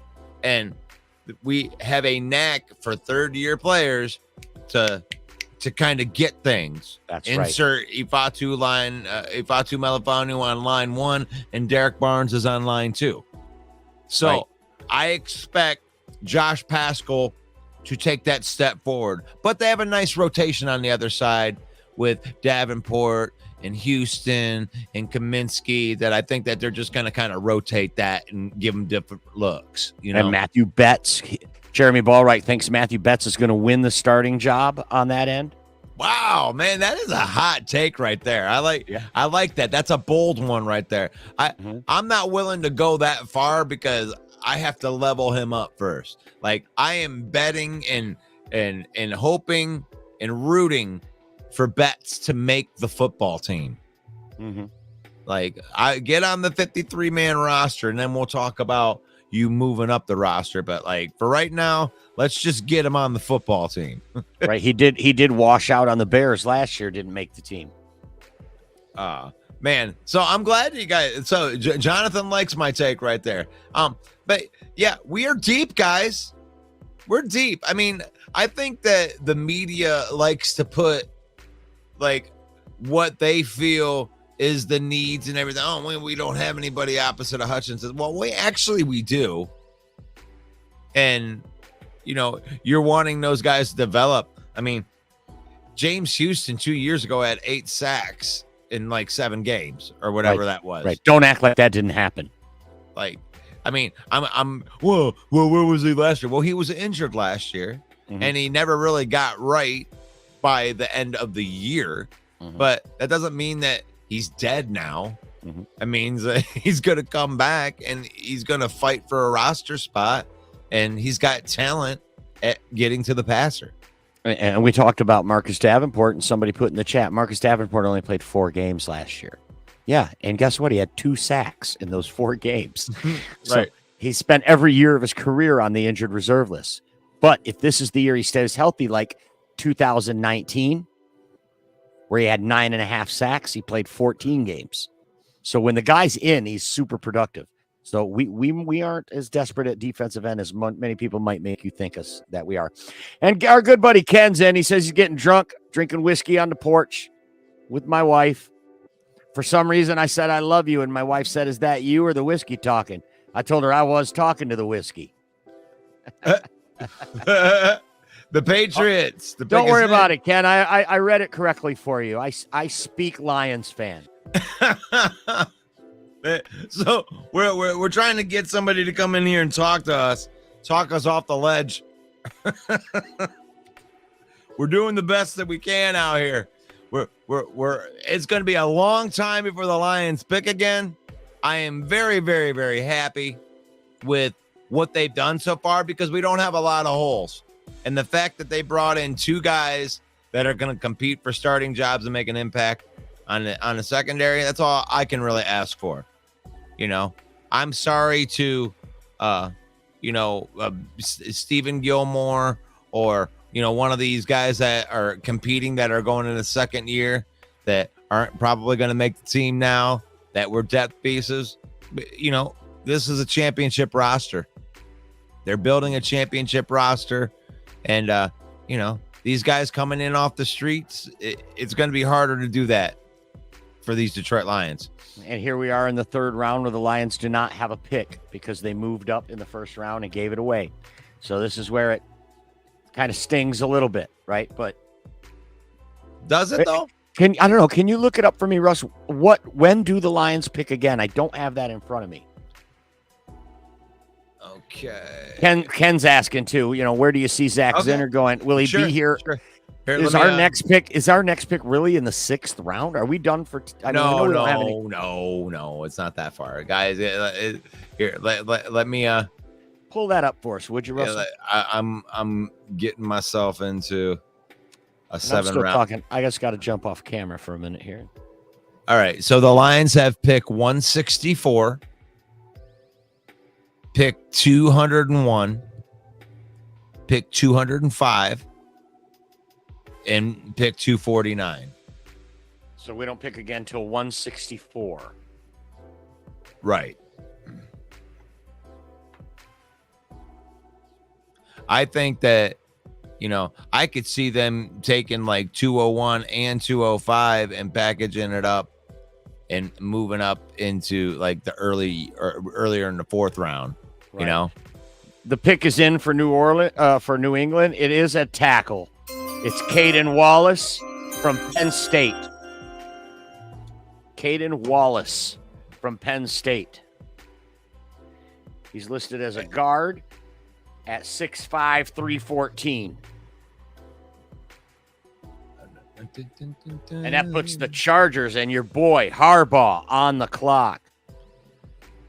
So they have him listed as a guard, but he started out as a tackle. That's kind of a reach, according to PFF. He's the 142nd ranked prospect at 6'5", 341 pounds. Uh-huh. They don't even have a profile on him. Wallace has a lot of experience and good athleticism. His versatility makes him an ideal swing tackle. That's what it says. They don't have a lot of deepness on him. He didn't grade out very good on PFF. PFF did not like him. He graded in the 50s. So Chargers on the clock. Mm-hmm. They took Lad McConkey and Joe Alt so far. Their needs are listed as corner and defensive tackle.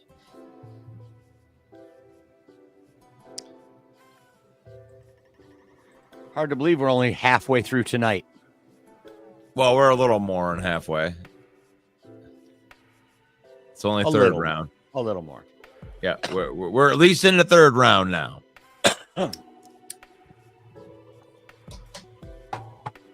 And the pick is in. It's a Michigan man. Harbaugh takes a Michigan man. Linebacker Junior Colson.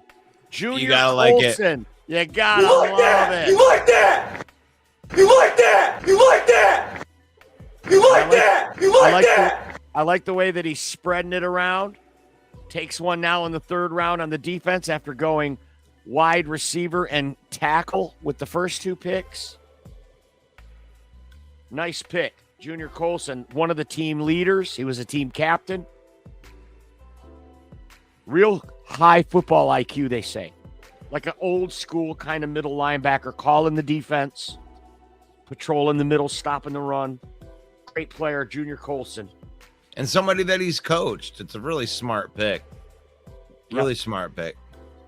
And he's already taken the defensive coordinator, Jesse Minter, with him, who was his coach last year. So definitely going to be there's not going to be any problem for Junior Colson adjusting to the scheme. And you know what? I like his profile a lot better than the other linebackers that are listed ahead of him, at least in PFF, because he's 6'3", 247. You know, he's got that big linebacker where the other guys looks like they're trying to go quick. 230. This is one of those guys I think Bill Belichick would like too. Mhm. And I think that Harbaugh and Bill Belichick have a lot in common with their styles. They like to run football play, They're both cheaters. and they're both cheaters.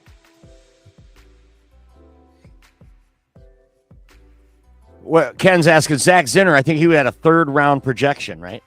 Yeah, Zach Zinner, but that means nothing. But Zach Zinter is 163 on the big board. Actually, the other guard, Trevor Keegan from Michigan, is ranked higher than Zach Zinner. I think he's a center, though. Well, it says he's a guard on here. So I think that a lot of these interior guys, I think most of them, for the most part, if you're playing guard, you're usually playing, the other guard and you play center too, Usually the interior guys can at least do it at some level. Right. Especially by the time you get into college, you need to be versatile, especially as much as people get injured. New York Giants are on the clock. Their need is quarterback and corner. Okay. Yeah, I forgot. We are about halfway. Oh, look at that. You like that?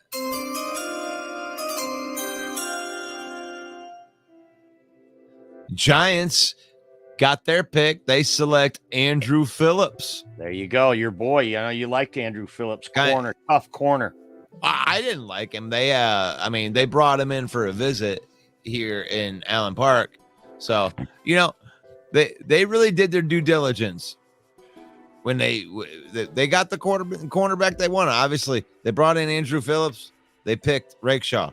They had a chance to have this guy, and they chose the other guy. So, I like this pick for the Giants, but screw the Giants and Valeni. Yeah. Andrew Phillips, corner from Kentucky, joins. Last year, Last year, the Giants also took a player from Kentucky, Wandale Robinson. So they'll be bunking up together in training camp probably. Arizona on the clock now. Look at that. Putting together a really nice draft, Arizona. Giants putting together a nice draft. I like that. Malik Neighbors. Yeah. And the best safety. And now they pick up Andrew Phillips. They double down on secondary. Nicely done by the Giants. Valeni, I'm sorry about everything I just said. You should be happy with that. That's nice. You should be feeling good. Reuniti on ice. That's nice. That's before your time.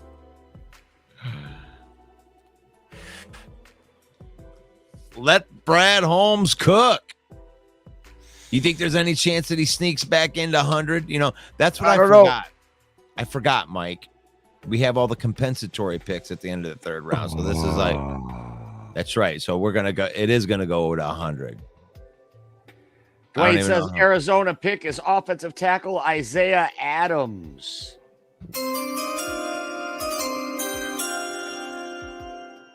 Offensive tackle Isaiah Adams. What do you got on Isaiah Adams? Isaiah Adams. 6'5", 320 from the University of Illinois.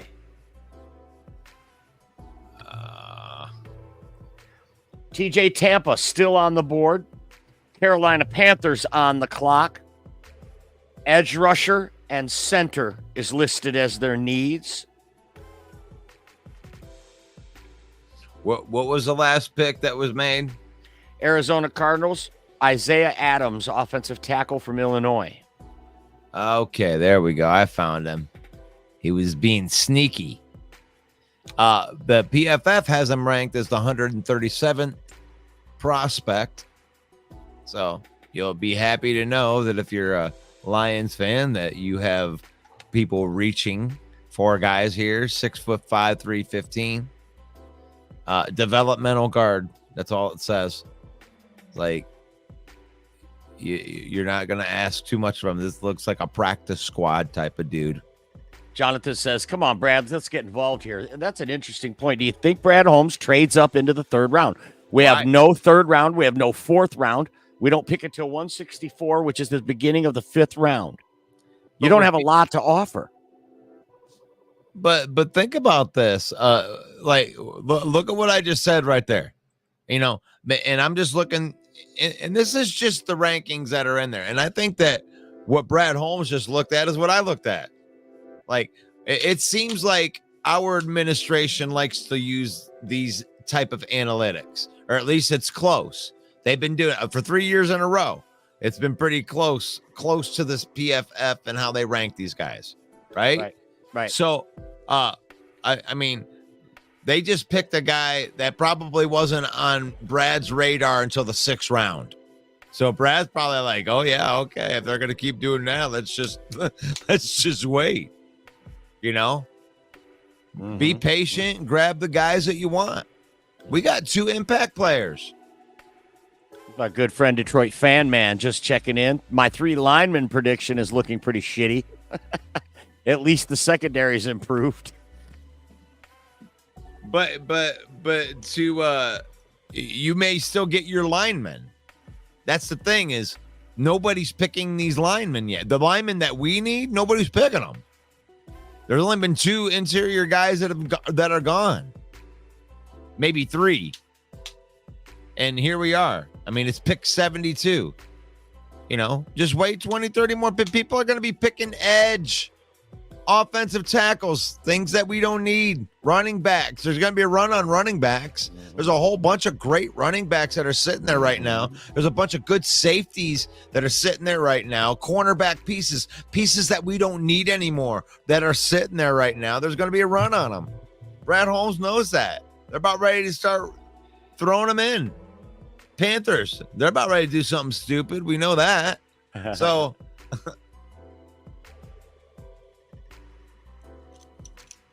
I mean,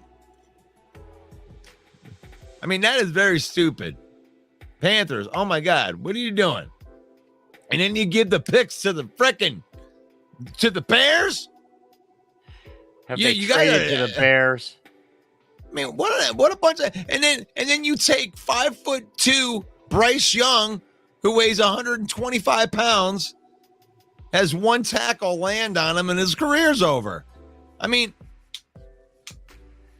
and now you ain't picking in the first round.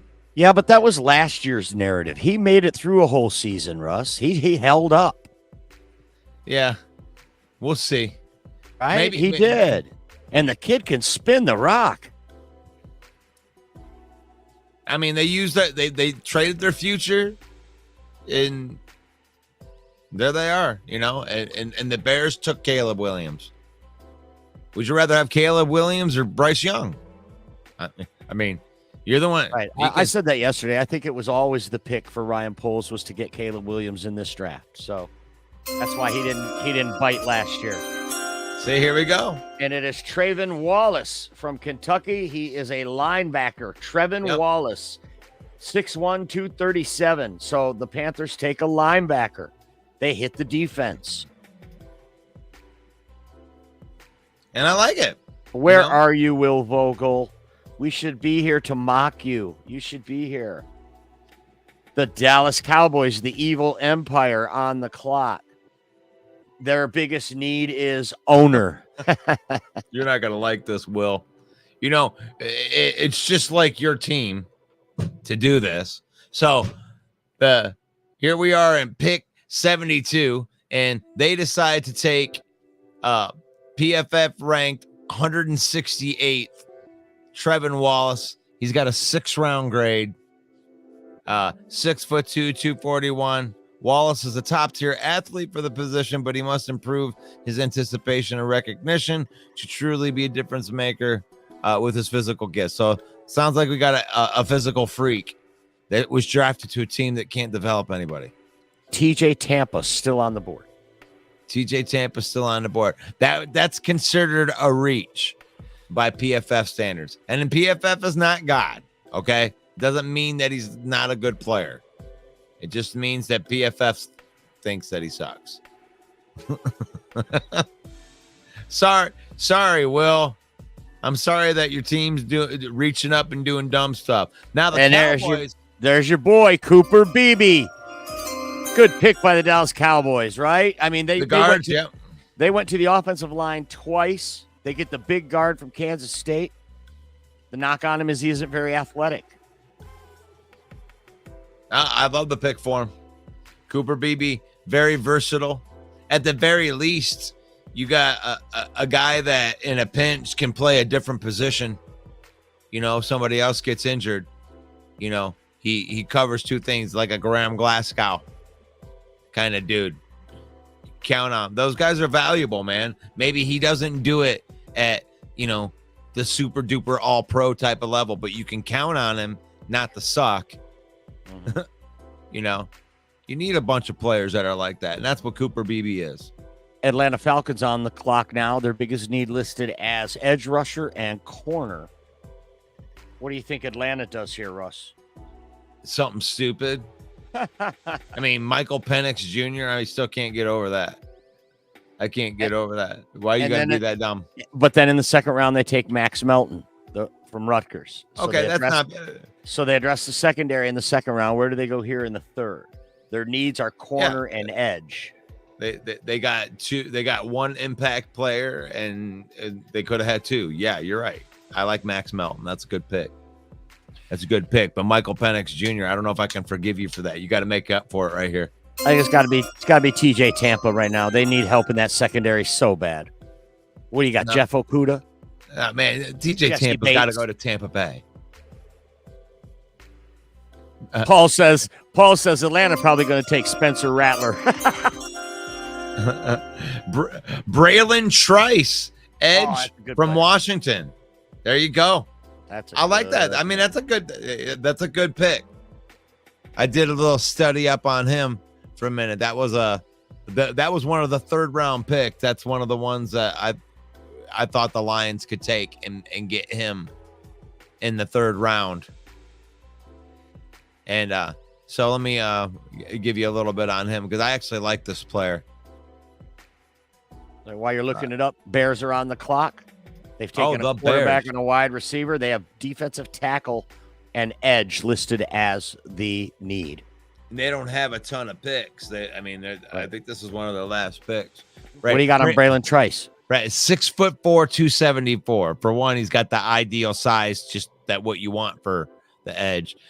Said this is a powerful edge player who will never shy away from contact and trench play demands.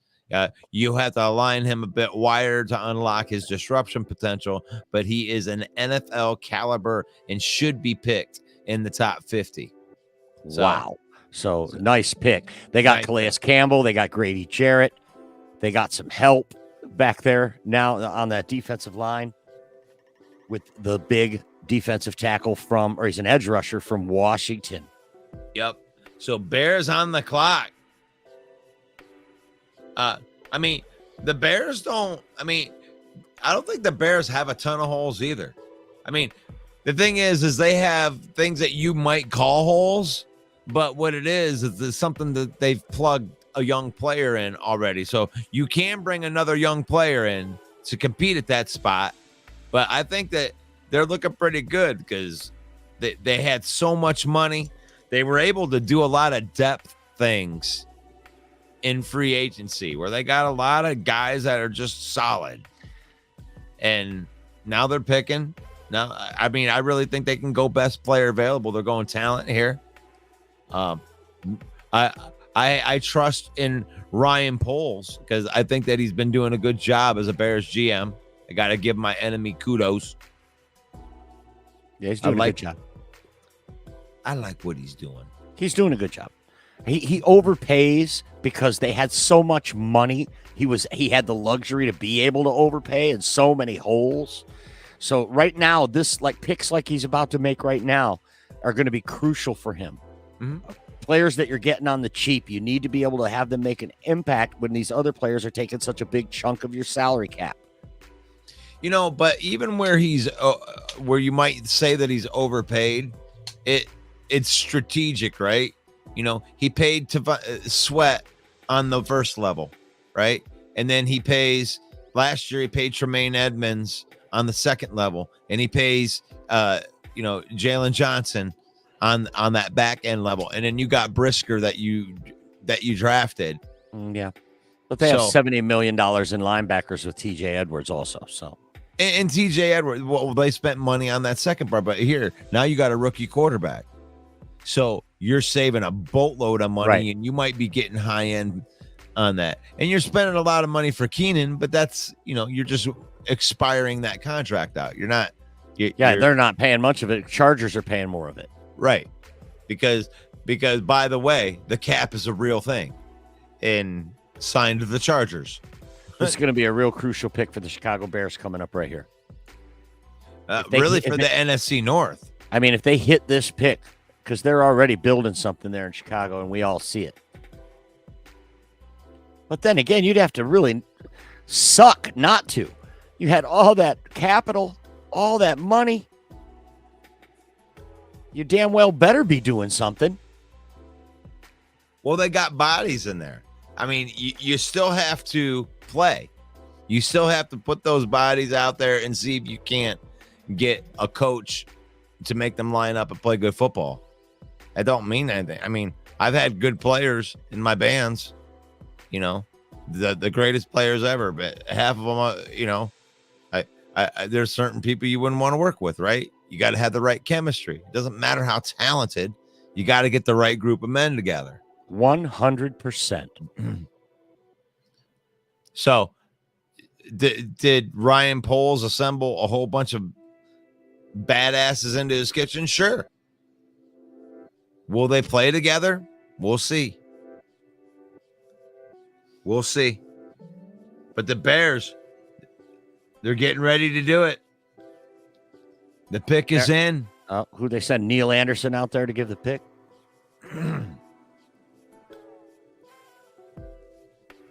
Well, probably won't be Jim McMahon. Capone says they need to sign Justin Simmons for real. The Lions? Whoa, that'd be amazing. The Lions have they got a stacked linebacker room. They really do. I mean, yeah, you got Rodrigo playing fullback and special teams. They really count on Jalen Reeves-Maven too. They consider him not just a special teamer. He's part of the linebacking core 100%. They trust him. And the pick is in. The Chicago Bears select an offensive tackle, Kieran Amagaji. You like that? Amagaji. Kieran Amagaji. I like the DJ person. Personally, that's my offensive tackle from Yale. He's too smart to be in Chicago. So there it is. There's that crucial pick we were talking about by Ryan Poles. He takes a guard for the offensive line, a guy we don't know about in the third round. This is an offensive tackle. This is the 57th overall ranked prospect in the entire draft. So they got really good value here. Did you say 57th? 57th. They got a steal right here. Ryan Poles does it again. Ryan Poles, 6'5", 318. Body built for the NFL. Stride, length, kicks side, shuffles, covers a lot of ground, stays in front of guys. Really good balance of weight, power, and contact. Very impressive displacement, power, redirect. So he's a tackle, not a guard. So projecting as a player, yeah, this is a tackle. From the FCS level to the NFL level, starter's tricky, but he has the tools and the tape to be a worthwhile investment in the top 50 as a starting caliber tackle or guard.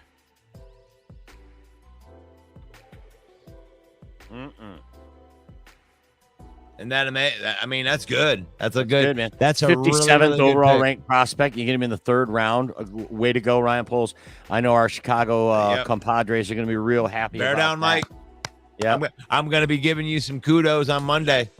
And we're going to get these guys on this week because I know that they want to brag about their team. So we're going to make sure we get them on the morning show. I'm going to have Mike the Bear fan, Bill the Packer fan. I know that they got their own things, but one time a year they can come around. The pick is in for the Denver Broncos, and it is edge rusher Jonah Ellis from Utah.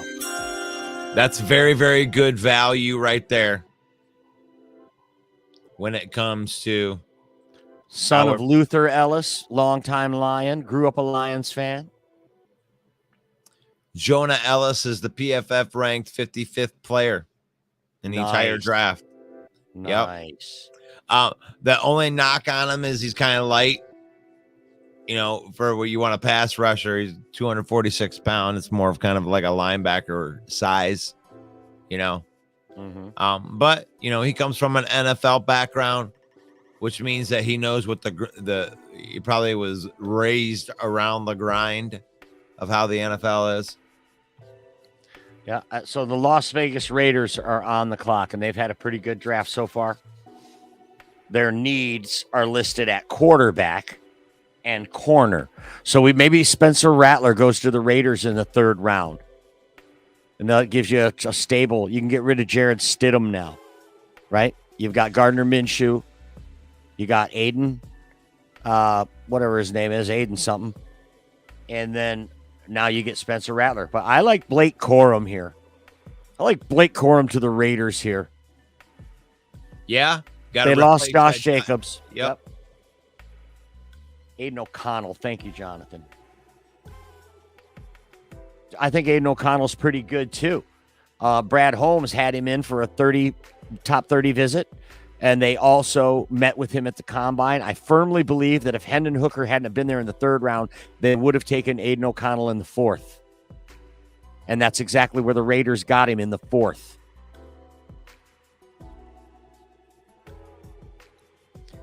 And now Delmar Glaze is the pick, a tackle from Maryland for the Raiders. They go offensive line, 6'4", 315, Delmar Glaze, also my favorite donut. Delmar Glaze. Man, big men. Big men. Houston Texans on the clock. They already took a corner in this draft. TJ Tampa still on the board. Doesn't look like a landing spot here in Houston for him. So I'm kind of going through here. I want to kind of give you some guys here that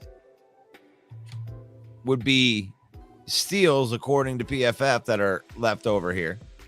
And, you know, Peyton Wilson, linebacker out of North Carolina State, is the 30th ranked prospect according to PFF, and he's still on the board, and it's pick 78. That would be a steal for somebody's going to pick this guy. Is that the best, highest valued player left? That's the highest value player that I've seen here. We got Troy Franklin, McCarthy, Powers. What about Johnson. TJ Tampa? TJ Tampa. Let's see. He might be the second highest here. We already had Ladd McConkey. Zach Frazier's gone. Sandstro, Bo Nix. Jordan Morgan already gone. Did we already have Idasa Isaac from Penn State? He's still out there. So right there, 38th overall prospect. Idasa Isaac, an edge rusher. You need edge health. Right there, someone's going to get this guy, and they're going to get a steal. They say the pick is in for the Texans. Putting together a monstrous team over there with Houston Texans. You potentially could see the Detroit Lions and the Houston Texans in a Super Bowl coming to you soon. Aiden Hutchinson versus CJ Stroud one more time. We actually play the Texans this year.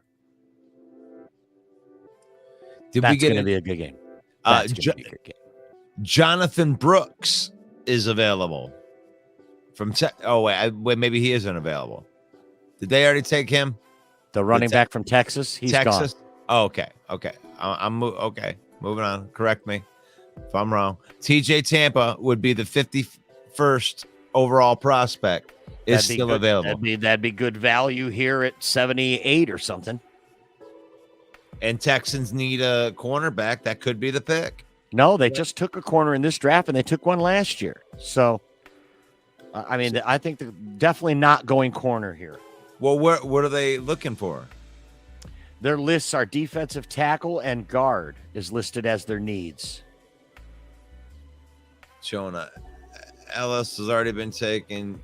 Jaden Hicks already been taken. That's a third. You got two young former player coaches in D'Amico Ryans and Dan Campbell. This is a match made in heaven for the NFL.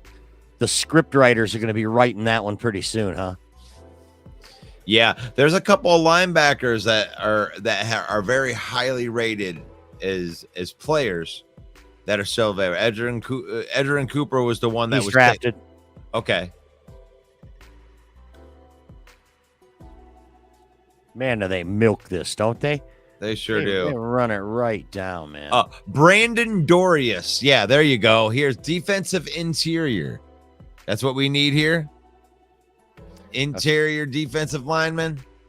Defensive tackle. Brandon Dorius. Okay. Defensive tackle and guard is listed as their needs. 6'3", 290. We already had Rook Ororo. J-Scoob. Jalen Wright. Was he gone? Yeah, I'm going through here. It's not giving me the update. No, Jalen Wright has not been drafted. So there's a running back right there. 68th overall prospect. Who's going to run the ball for Dallas? I don't know. Crazy. They have no running back. You hear that sound? You know what that means? It means the pick is in. And with the third round selection by the Houston Texans,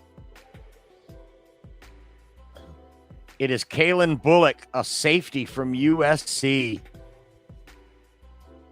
So they go safety. Shore up that. You called it, Russ. Yep. Secondary. Yep.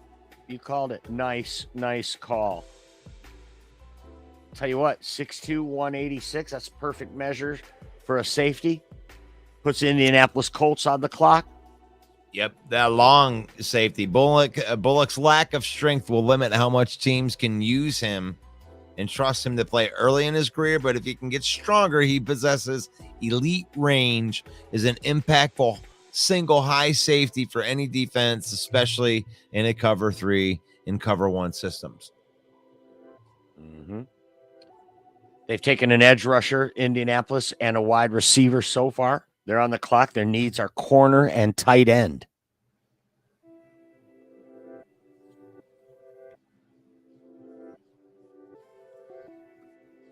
Number 15 overall, they took Leatu Latu, the first defensive player drafted this year by the Indianapolis Colts.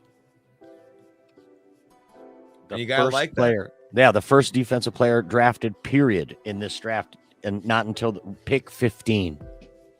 Crazy. I mean, what a weird draft it was this year so far.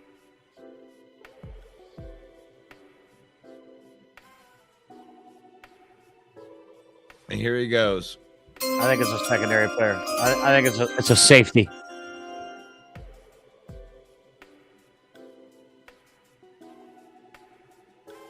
He's putting a shout out to the Make-A-Wish Foundation.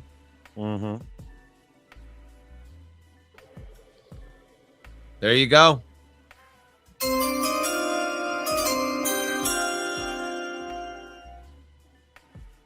The Colts pick is in. Offensive tackle Matt Goncalves from Pittsburgh. I think he got it on the last one. Goncalves. Goncalves. He missed the final 9 games. So this is an injured player, but it looks like one of these guys that would have probably been drafted higher. This is a Brad Holmes move right here.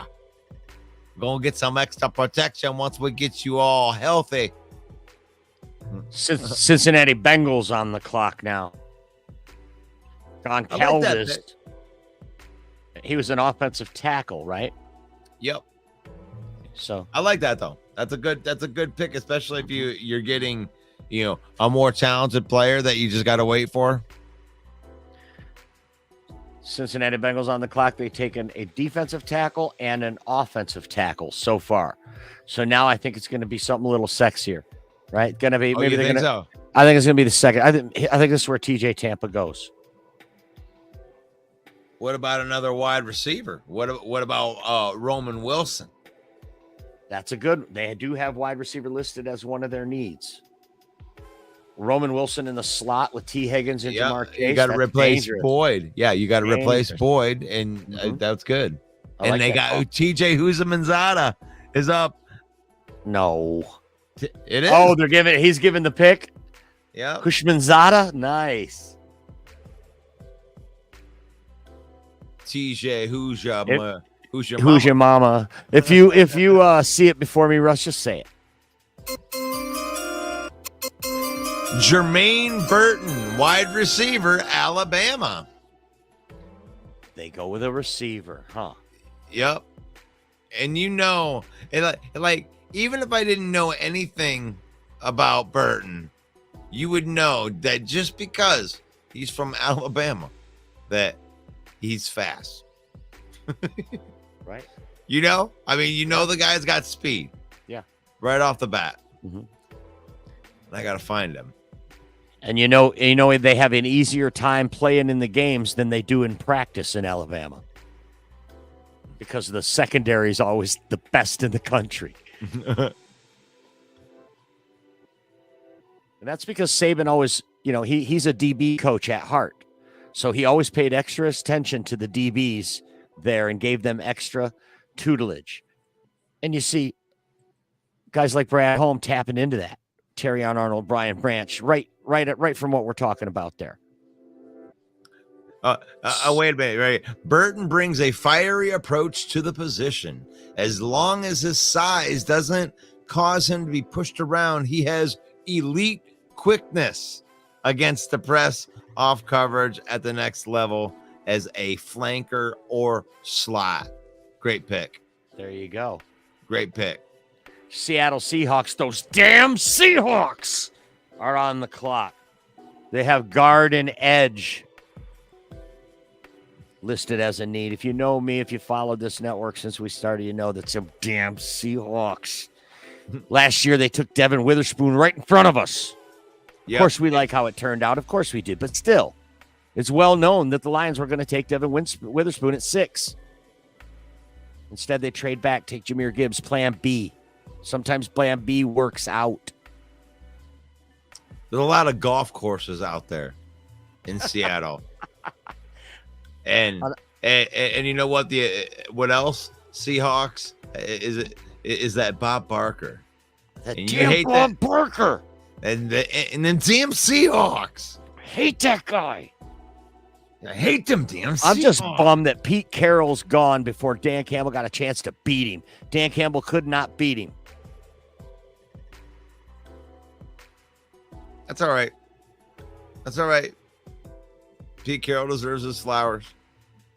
What's John Schneider going to do here? Seattle Seahawks, John Schneider, GM, damn good GM. Something brilliant.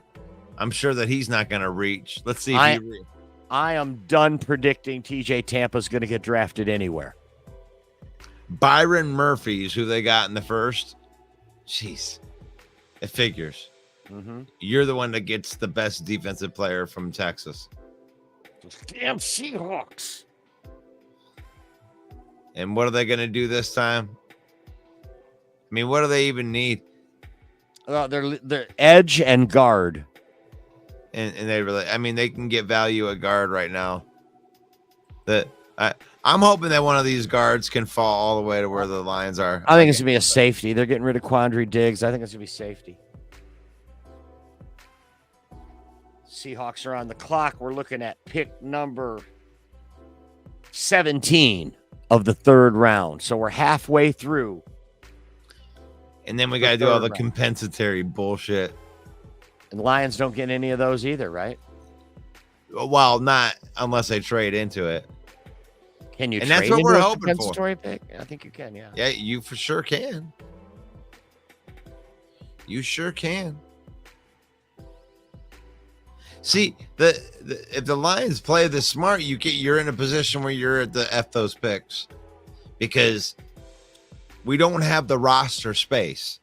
I mean, I know that there's been some of the other guys that have been talking. Somebody has to be talking about this.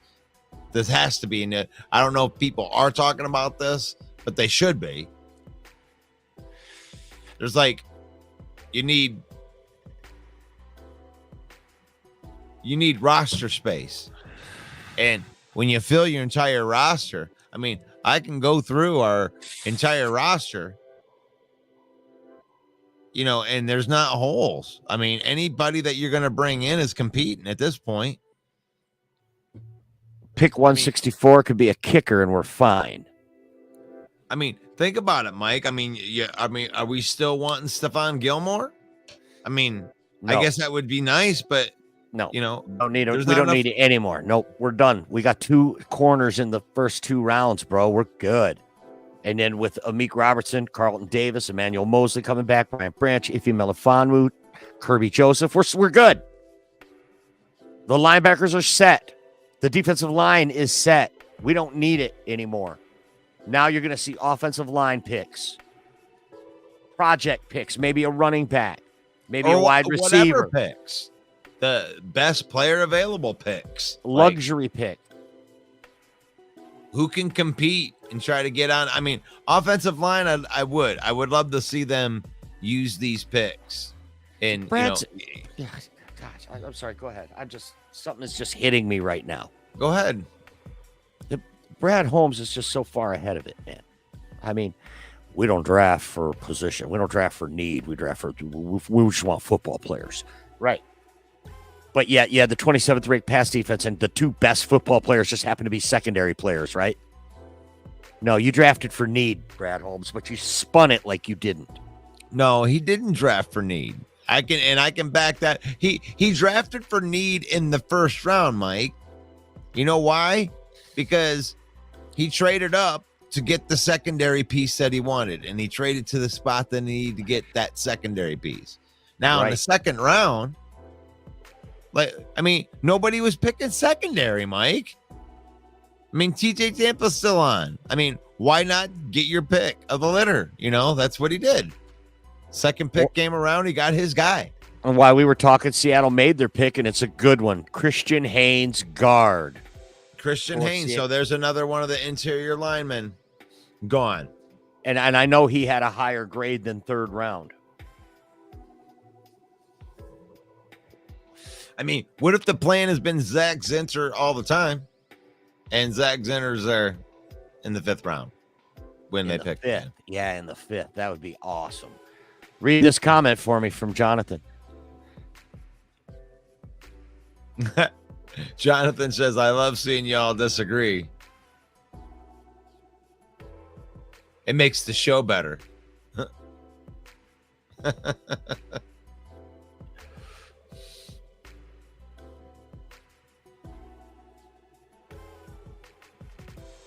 Well, Tip Riemann. The Cardinals pick is in. 2-time academic, all 10. Did you say the tip is in? No. Tip Riemann, tight end. I don't like how it sounds.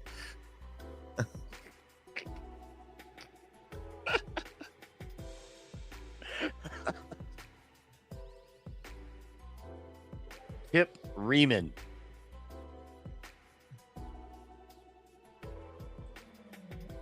What is he? He's a tight end. Of course he is. Tip Riemann. Of course he's a tight end. Sounds like a dick.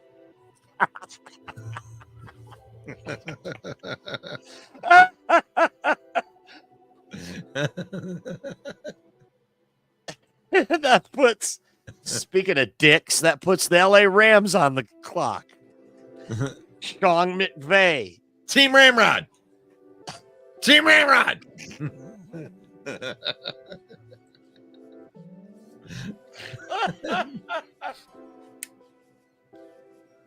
Say Team Ramrod.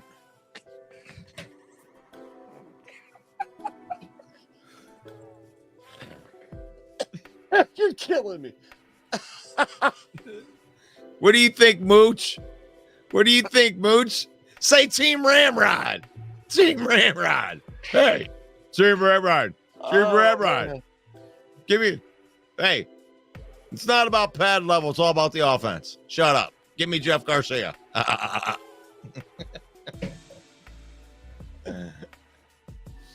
hope that wasn't like trademarked like Steve Mariucci doll and hit me with a copyright violation. No. Rams are on the clock. They got corner and tackle listed as a need. Nobody puts baby in the corner. You're killing me. Oh, Blake Corum goes to the Rams. No. Oh, man. Sean McVay going to have Blake Corum to play with now. That sucks so bad. Kyron Williams, right? He's a really good back that emerged last year for them.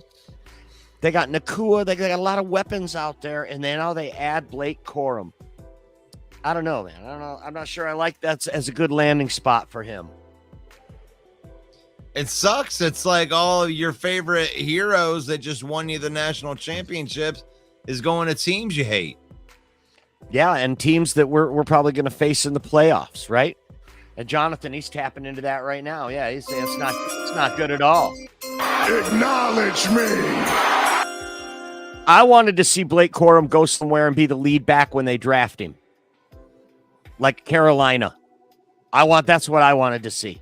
Now he's going to come in and have to earn it, and running back by committee and a second stringer who gets mixed in. And then when he does really good, then maybe he takes the starting job. I wanted him to hit the ground running. That's what I meant, but not a good landing spot for him for my own personal reasons. So just be clear about that. Pittsburgh Steelers on the clock now.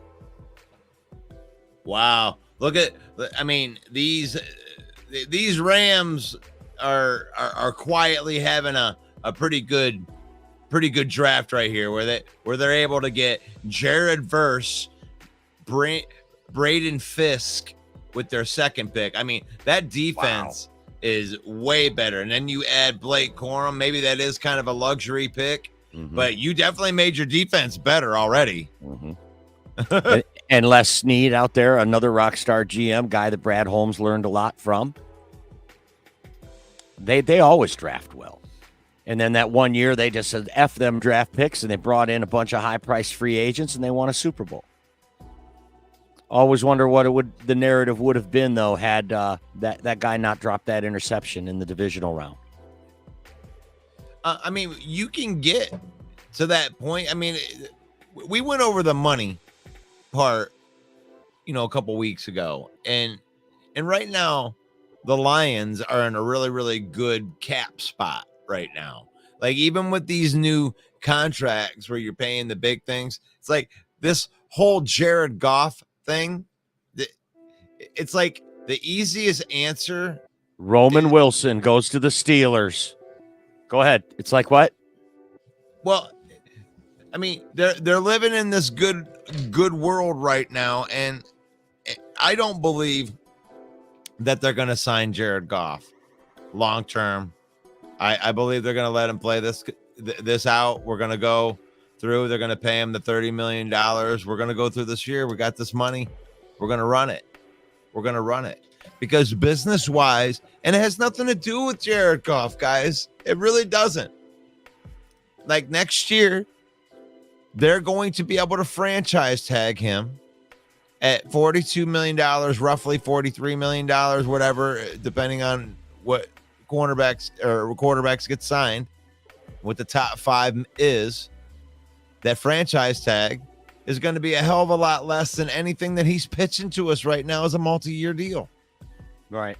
So, I mean, I would love to say, oh yeah, well the smart thing is to extend him, but it really isn't. I mean, if they extend him, they believe in him because they have there's nothing that ties them business wise. It's smart to not extend him. Exactly. Goff has absolutely no leverage in the situation, is your point. Absolutely. And here's the other thing too, is why would you even want to do that? Goff has enough money for one thing. So you're going to play out this contract and then you franchise tag him, right? You franchise tag him. Is Hendon Hooker ready? Well, you answer that question, right? Well, if somebody wanted to trade for a Jared Goff at that point, they would have to throw in a first round pick plus probably, somebody would have to come and get him. And then you move on. Mm-hmm. And then you move on, and then you move on to the next chapter because you're not going to be able to pay both. And there's nothing wrong with the franchise tag, by the way. That's the average of the top 5 salaries. Right. So he's still going to get paid. It's a win-win for everyone. Right. We always talk about the numbers, right? That's what it's about. It's the percentage. For sure. But you want to play smart business. And the thing is like if he wants $47 million a year on extensions, then it's dumb for the Lions to agree to that because, well, we got you for $30 million and then we're going to get you for 42 next year. What's in it for us? And they have to love him enough and say, hey, okay, we don't have to do this, but we will because we want to move on and move this relationship down the road a little bit, Yeah, I do love the invention of the franchise tag and all of the different nuances that it has and implications that it has. And it's really something we should explore a little deeper, maybe even something we've never really talked about. And that is a very interesting thing that just came along in the modern era that has really changed how things are done. In business wise, it's the position that you want to be in. It's like, look at what Chicago did, right? Mm-hmm. Chicago had Justin Fields, and who knows? Justin Fields might go to Pittsburgh and kill it, and become everything that Justin Fields was supposed to be, right? But fans will be like, "Oh, great!" No, but the thing is don't feel like that, Bears fans, because you reset your franchise. You did the smart thing. You reset your franchise. Now you have a rookie quarterback that's on a rookie contract again, and you already have a team that's sort of built around him, right? Now, let's just say you didn't do that, right? And you kept Justin Fields and you tried to trade down or whatever crazy dumb shit that you would be doing. You bring Justin Fields in, he kills it for you, right? Goes in and kills it. Now you got to negotiate a $60 million a year contract with this quarterback who's only provided you 1 year worth of quality play.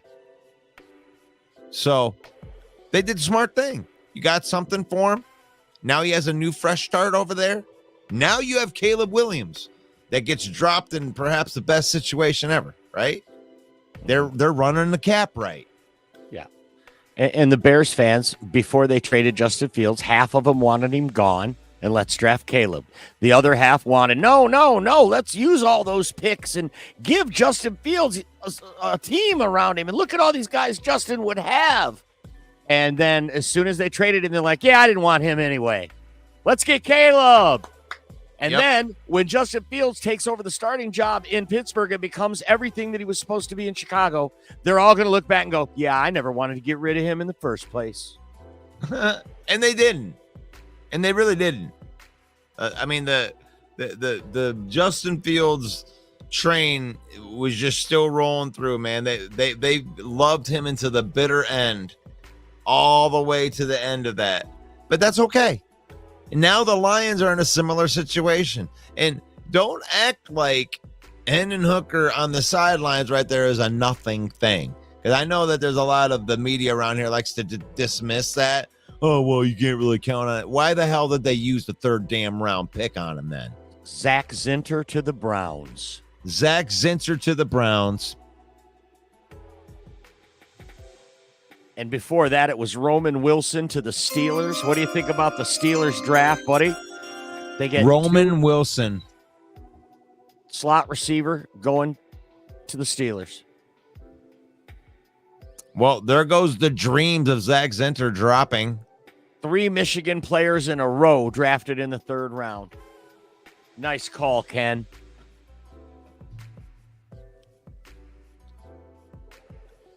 But I think that the Lion fan has to deal with the harsh reality of the business of the reality.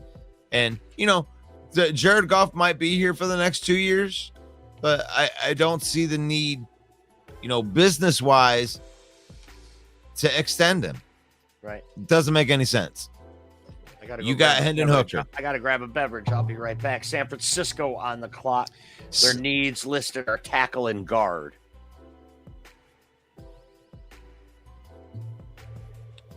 So San Francisco on the clock. Well, it looks like Philadelphia is on the clock from what I can see.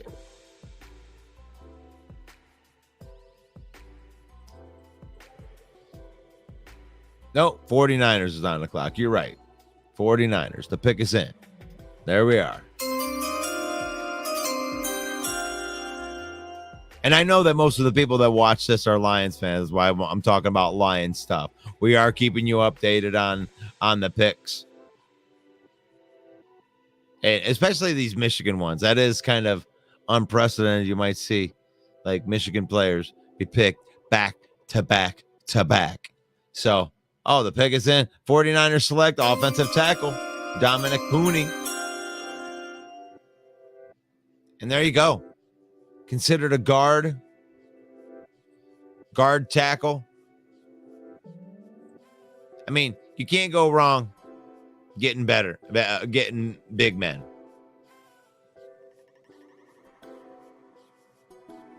You can't have enough of them. You got to protect. You got to protect your quarterback. You got to be able to have a run game. You get that going. And you got to be saving money. I mean, you're looking at these guys getting $20 million now. I mean, you can't fill your roster with $20 million guys. I mean, you're going to run out of money. So you got to be hitting in the draft. This is today's NFL. In today's NFL, you have to draft, develop, and pay your own guys. But you got to continue to add talent to your team. And right now, there is some value that is out there.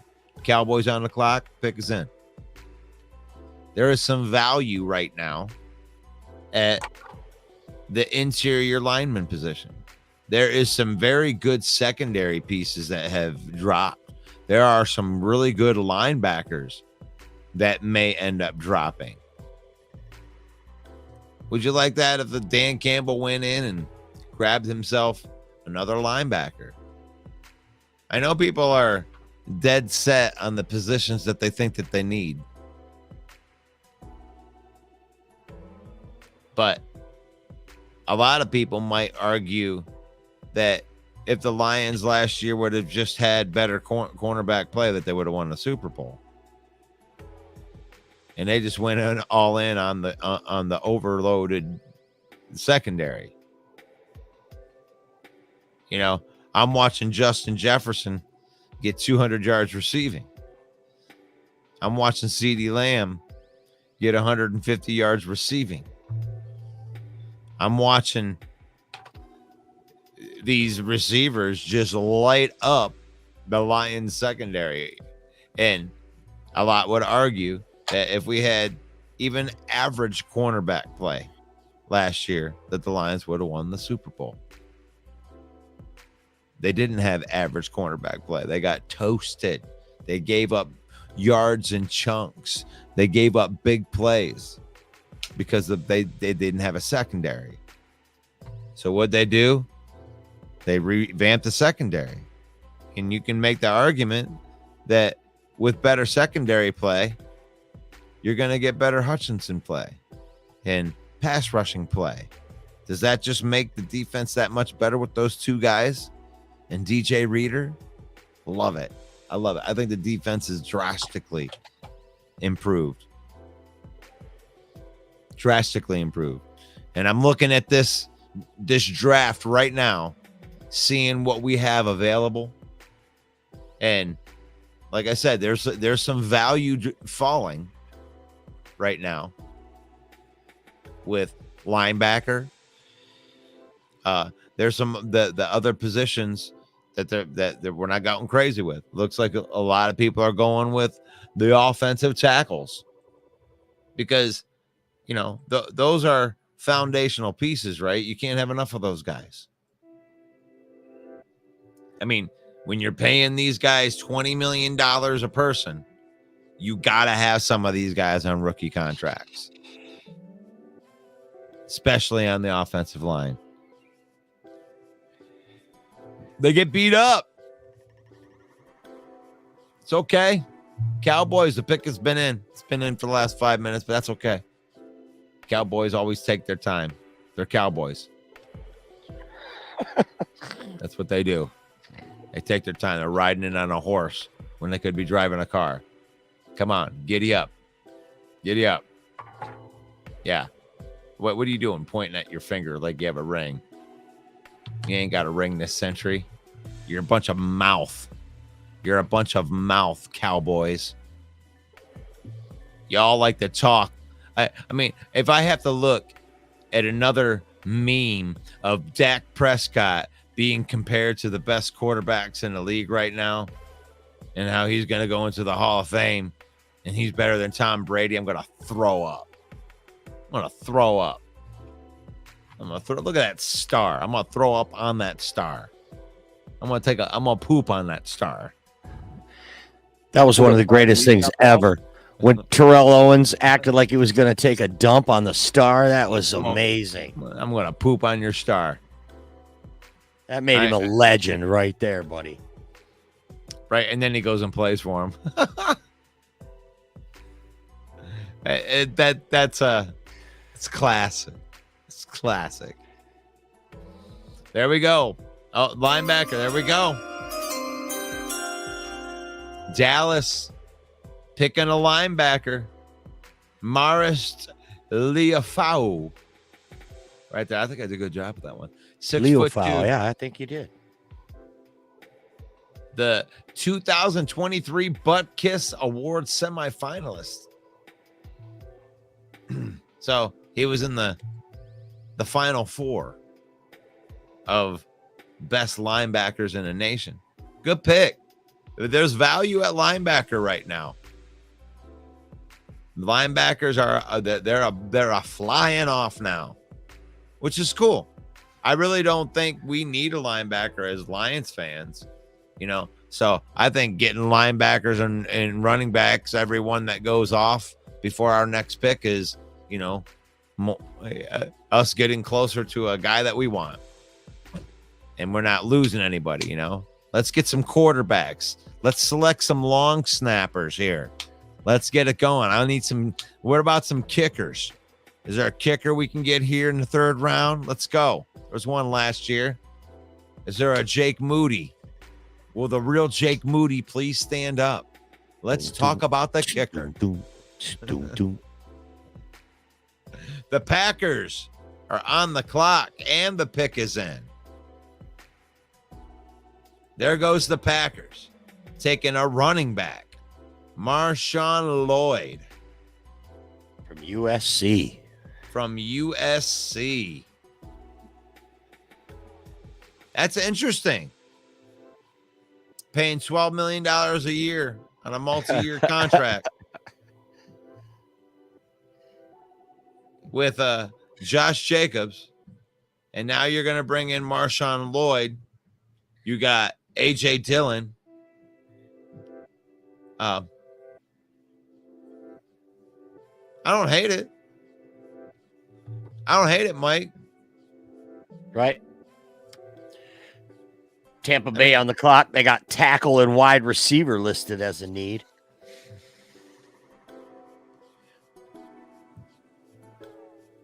I mean, they're believing in they get rid of Aaron Jones, so they're going to have to find a replacement that does the things that he does. And I think that's what you get from Lloyd. You always get for those damn USC running backs. They just love to catch the ball out of the backfield, Mike. Mm-hmm. They had a real good up and coming running back named Emmanuel Wilson last year. He got hurt in the preseason after busting off some big runs. They really liked him. And then they kept A.J. Dillon and sent Aaron Rodgers out and bring in Josh Jacobs. And now in the third round of the draft, they take Marshawn Lloyd from USC. Kind of puzzling, isn't it, Russ? It is. The Buccaneers select Tyke Smith, safety from Georgia. Like I said, getting a lot of really good value right here. Useful secondary pieces. You know, you're talking about a guy, second team all SEC, and you're talking about a guy that can come in and plug and start. Good pick, Buccaneers, replenishing the board, the cup board.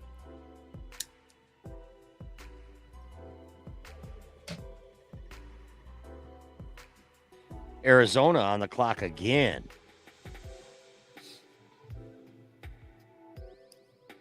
Putting together a nice draft. Yeah, they are. I was looking back there. Let me see about. So the Tampa Bay Buccaneers, round 1, they take Graham Barton. Round 2, Chris Boswell, and now round 3, they take safety out of Georgia.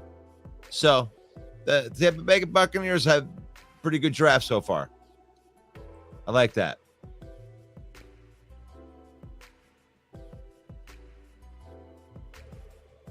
And I don't hate that Green Bay pick. I'm not gonna make fun of them for that because they're. I mean, at any point right there, really, that's nice. You're paying Josh Jacobs all that money. That's fine, but eventually, that contract is going to be up, and you got to have running backs. You got to have your players, or some of them, on affordable contracts. And it looks like the Cardinals have taken a corner from Boston College, Elijah Jones. Oh, that's a good one. That's a good one. That was one of those Chris Sims. One of them gems he was pointing out to you, huh? But these guys aren't getting fooled. Like, these are guys that have 5th round grades that they're coming up here, and they may be gems, but they're getting picked like they're not gems. They're getting picked in the 3rd round. Green Bay on the clock again. We knew that Green Bay had 11 picks in this draft. So we're starting to see those clumps of picks starting to come now. They've taken an offensive tackle, a safety, and a linebacker so far. And a running back. So what was that last, the cornerback? It was Elijah Jones. Yeah, I know that. Arizona.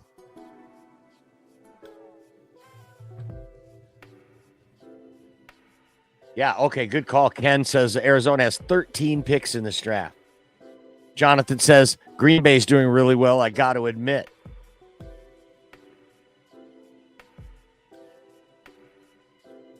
And here he is. Steve is real. Yeah. 13 picks now, he says.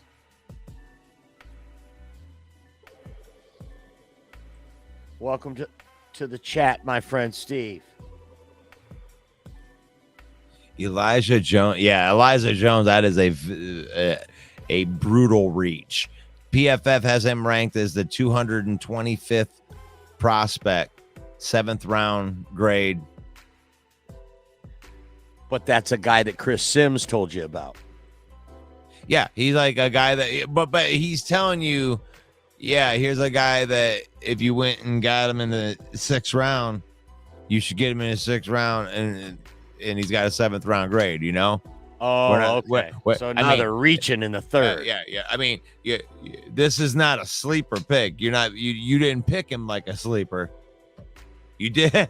I mean, there's a lot of other guys that, but the thing is this isn't the Bible, you know?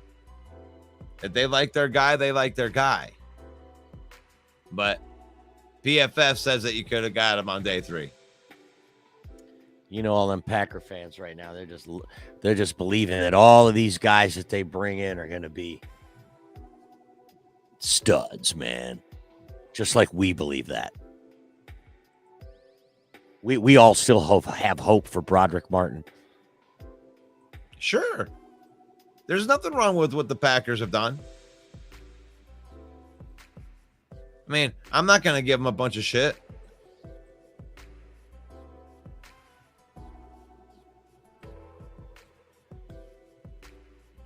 Well, here we are in the third round. Green Bay taking their slow, cheesy time.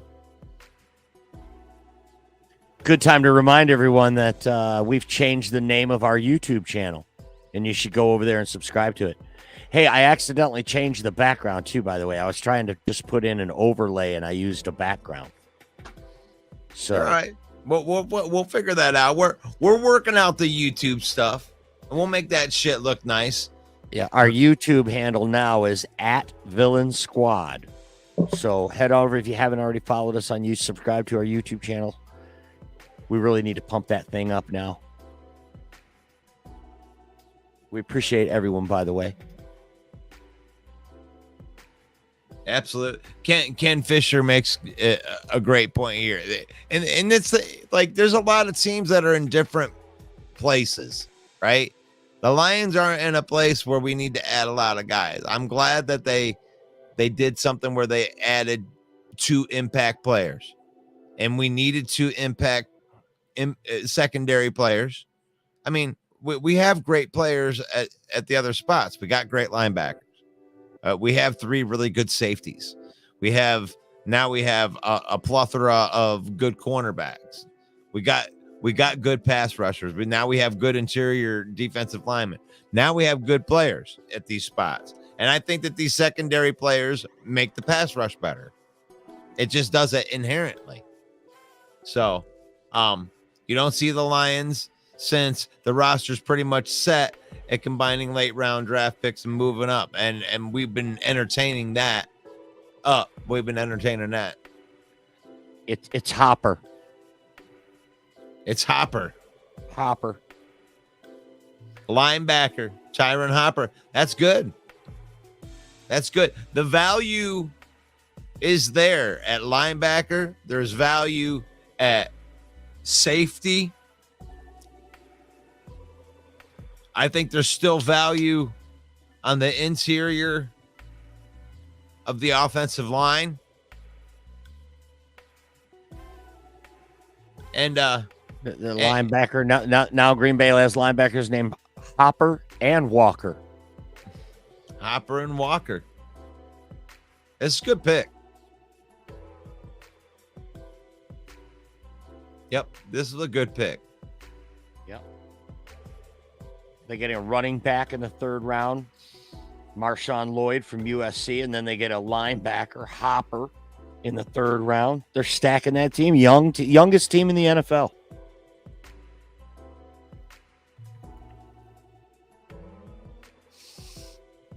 Tampa Bay on the clock now. You said a minute ago what you think they're putting together a pretty good draft. And I always find it interesting when the draft is over and they grade who had the best draft. Yeah. And the thing is like, I don't want Steve is real to get mad at me for this, because all I'm doing is reading what is here. Okay. I'm not trying to hurt your feelings, Steve. Okay. PFF has Tyron Hopper out of Missouri ranked as the 191st ranked prospect in the draft. And they have him as a 6th round grade. Nice pickup by the Buccaneers. They get McMillan, the wide receiver from Washington. So all 3 of the wide receivers from the Washington Huskies and Michael Penix all go in the first 3 rounds. So wide receiver, let's see where Jalen McMillan lines up. And like I said, Steve, I am not trying to hurt feelings. I am sincerely just giving information here. And by PFF standards, that was a brutal reach by Gutekunst right there. Jalen McMillan out of Washington, right? 6 Yeah. foot, 6'1", 192 pound, as the 85th overall prospect. You would say that was a little bit of value right there, but picked pretty much about where PFF had him. You know, you got a good wide receiver right there. Understands how to win with leverage. I mean, you got to see him close up, Mike. I mean, those Washington wide receivers were the real deal. Kalen DeBoer parlayed that into the best football head coaching job in the country. You can recruit players like that. That's what they want to see. Yeah. Right. Yeah, Steve says, bro, I don't get upset and I don't go by what PFF says and what they learn go on by the field. This is the pros. And hey, the thing, dude, all I am doing is just telling you where PFF has them ranked. PFF offers grades on offensive linemen. Okay. I don't have anything else. If you want to find something better for me to use that grades offensive linemen, have at it. I think PFF is the best at this. So, and they ain't. They're not the end all be all. They're not the end all be all. It's okay. You know, they don't give out awards for guys that, you know, crush it on the PFF scale. Whoa, dude, you man. I think PFF gives out the PFF awards or whatever, but nobody cares. I understand that, Steve. And that's Baltimore on the clock. That's why I don't take too much stock in that. No, we're having fun though, man. I love that Steve's on here. I love that we had Sarah on here a little bit earlier. We got Dwayne on here. He's been, I mean, really, you know that you can go back through, just look at all of the ones and check mark what Dwayne is. And he's got all the picks listed. He's got them all listed. We've been live for the entire second and third round. And he's got them all in there. So thank you, Dwayne. Thank you, Dwayne. Baltimore on the clock. They took a tackle in the last round. Yep. And I love this idea right here of packaging up, because I mean, you were right, man. We have all these extra picks. I mean, do you really see them using all those picks and picking and having 4 guys on the roster? Or do you see them moving up, using them in 249? I mean, when you're at 201, 205, 249 for the Lions, you're looking at special teamers. Sure. Guys that are going to make a contribution. And this team's loaded, like you say. So, like Ken's point, why not package those all up and walk out of the draft with 3 kick-ass dudes? Right. Instead of 2 kick-ass dudes and 4 maybes.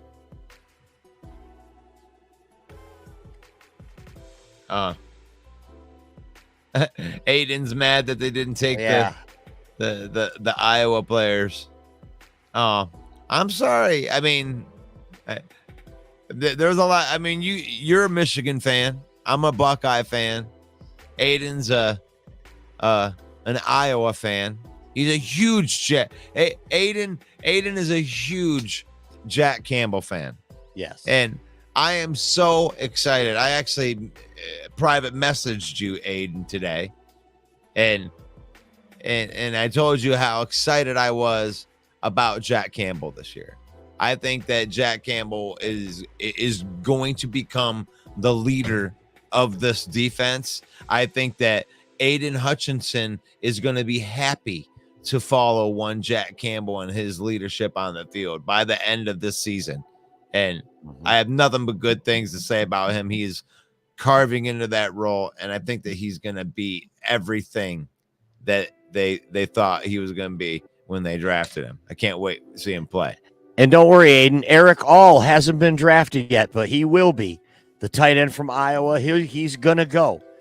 But right now, the Ravens have taken Adisa Isaac, the edge rusher from Penn State. That's a fantastic value right there as far as PFF is concerned.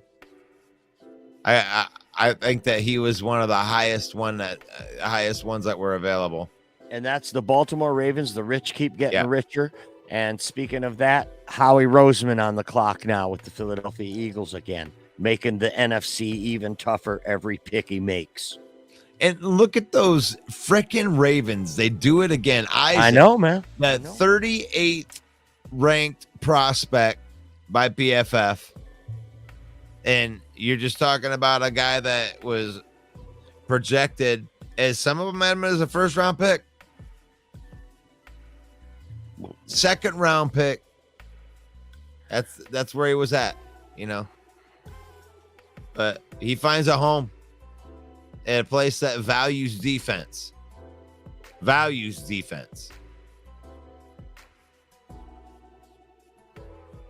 So, damn it, I hate the Ravens. We hate the Ravens. I don't like the Ravens, and they're doing good Ravens stuff. Typical Ravens stuff. Kyle Hamilton, what a stud he's turned into, and we saw that 2 years ago on draft day. And this is a guy we were looking at, man, if the Lions take this guy. And then, of course, we like what we did, but then he turns out to be an all-pro. Right. You know when Logan Lee is going to get drafted? What does it say for Logan Lee? Can you look it up for Aiden, Russ? Logan Lee. Yes, I will. From the University of Iowa. Winding down here in the third round here on the Villain Squad. It's our third annual draft special. What does Logan Lee play? I'm sure it's the University of Iowa. Well, I mean, is he a tight end? I don't know. Eric All yes. is still available, right? Or did they take him already? I think he's available still. Jalix Hunt is the pick for the Eagles. He's an edge rusher. They lost Hassan Reddick. This guy's from a Division III school or something. Right. Jalix. Let me see if I got him on here. I'll find him. Jalix Hunt, the 86th overall prospect. You know, what BFF is going to like these edge rushers, huh? 6'4", 248, kind of undersized, but I think that he's going to play 3-4 outside linebacker. Mm-hmm.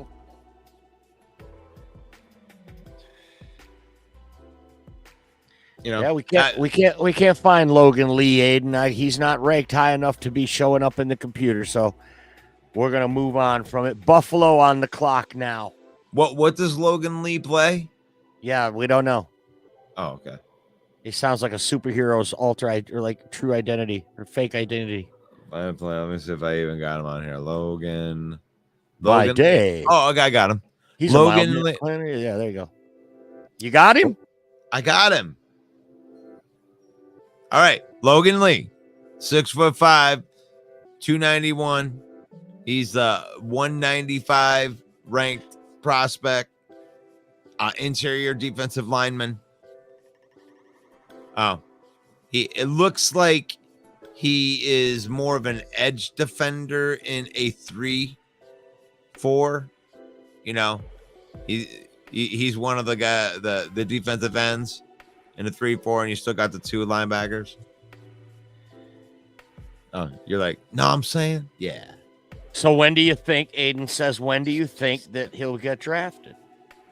Well, it looks like here, pick 195, you're looking like 5th round, maybe? That'll be 6th round. 5th, 6th round? 6th round, Aiden, is what it looks like. The Bills pick is in. It's defensive tackle Dwayne Carter. And Jacksonville on the clock now as we winding down here in the last few picks. So do the Lions make a move into the third? We want hey, Aiden, I got you, brother. I got you. You got him a little Logan Lee action? I did. I mean, if he wants to know where his boys are going. You had a little a surgence right there of all those Michigan guys going right there in the second, third round, man. You got to admit, these Hawkeye fans are rabidly passionate, right? These Iowa Hawkeye fans. We saw Mac Brooks last night just like shaking with excitement about Cooper DeJean being drafted. And you know, Aiden's a big Hawkeye fan. I mean, these Hawkeye fans are really passionate. Got to respect that. Yeah, I mean, if they were ever to find out that they made the forward pass legal, they could be dangerous because they're always playing defense. They're always playing defense, and their tight end is the best player on their offense every year, and they always play good defense. So, it's tight end university. It's tight end university, but they have 0 quarterbacks. They don't need quarterbacks. They just run the football. They don't need to run. They don't throw. We will not throw. They just get all Michigan's recycled quarterbacks.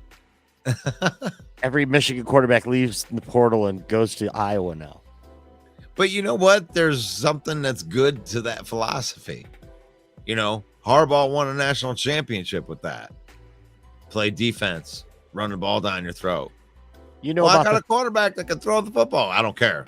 Run. You know run, about the thing that they run. do at Iowa, Russ. Do you know about the thing they do at Iowa where they all turn and they wave at the kids that are in the hospital that overlooks the stadium? Right? Like the kids in the cancer unit up at the top of the hospital overlooks and they can see right into the stadium. So everyone in the stadium turns and waves to the kids in the hospital once during every game. It's really, really awesome thing that they do there. Just when I think they're gonna do the pick, they end up going to another commercial. Right. They're like, oh, the pick is in, but buy this. I've complained about that a lot tonight. I'm gonna try to cut down on that for tomorrow. You know,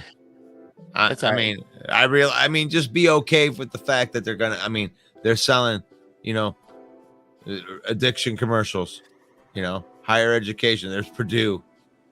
Okay. Education's good. Okay. Here's pancakes. Yeah. They should only have 30 seconds on the clock. I mean, it should be like my mock draft. Sam Kinison. Say it. I'll tell you what, if the Lions end up drafting this Logan Lee guy, because he's Jack Campbell's best friend on the team or something, that would be awesome. And Aiden, man, you're going to go bananas. I know it. There's no way. That would be awesome. Talk about my Make-A-Wish Foundation. Right there it is. Right. That the Lions get this guy and make Aiden the happiest kid on the earth.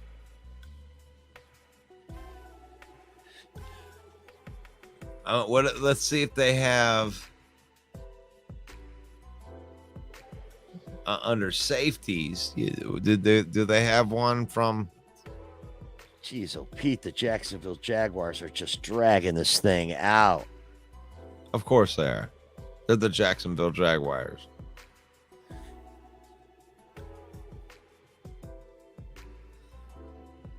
One of the richest owners, though, that guy that owns the Jaguars. Dr. Khan or something like that. I got to like Doug Peterson, the coach of the Jacksonville Jaguars. I do like that guy. You like that?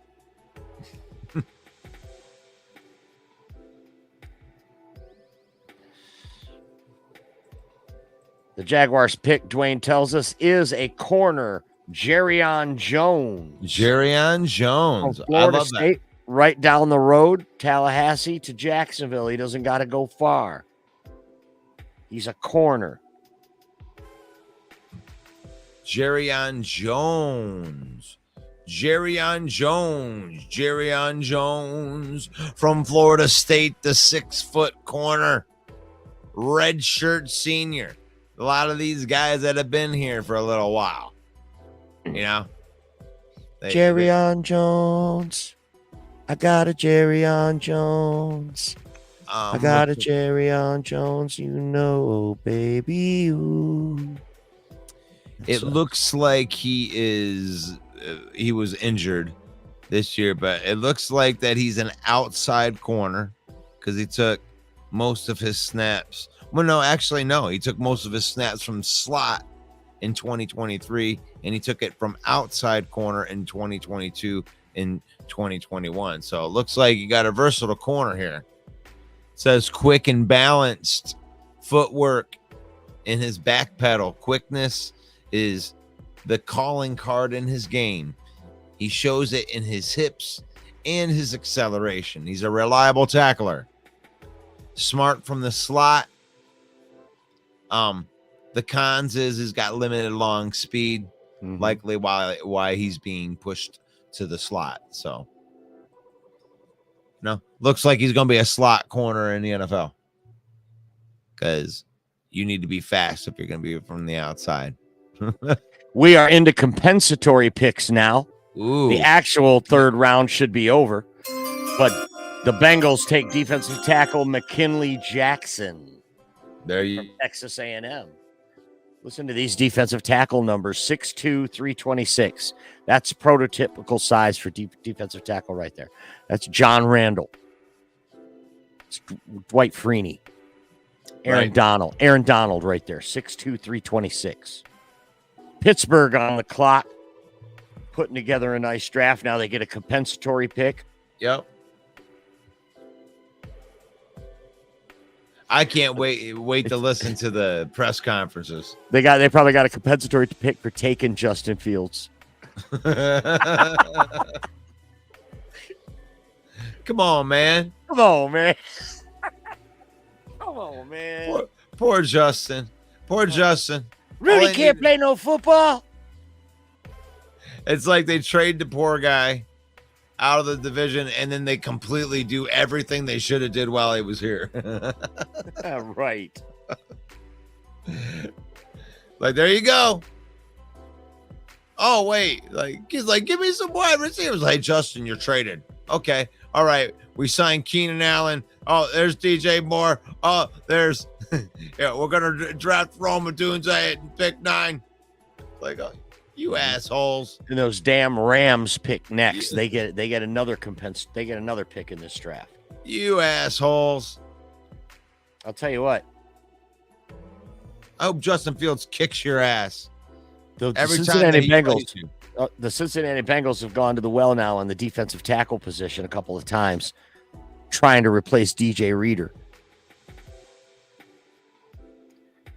And Trey Henderson outwardly asking for a trade just a couple days ago. So now they load up on the defensive line in draft picks. It's pretty interesting. People that have compensatory draft picks are either A, they traded for them, or B, they were really, really good at drafting that one of their guys went to the end of their contract, signed with another team to where they needed to award you with a compensatory draft pick. So they either traded for these picks or they're good at drafting. And go figure. The Steelers are on the clock. Right. There you go. Right, good at drafting and good at developing. Yeah. And then, the Rams are up. And then the Washington Redskins are after that, but they definitely traded for that because they're a dumpster fire, but they have that pick. Wow, Washington again on the clock. They've been on the clock all night and still only have 3 picks. They're afraid to pick. This is a new owner and a new GM trying to get cute moving around in the draft. Meanwhile, the Steelers, they're just going to work business as usual. Yeah. I could see them going. I could see them going with a linebacker. I could see them going with more of the interior offensive linemen. But what have they picked so far? What do you got on the Steelers? The Pittsburgh Steelers so far have drafted. Their last pick was a Roman Wilson, some guy from Michigan. Some dude. Who's just some dude from Michigan who made a great catch in a playoff against Alabama. And then also Pittsburgh takes Zach Frazier, your boy, offensive lineman.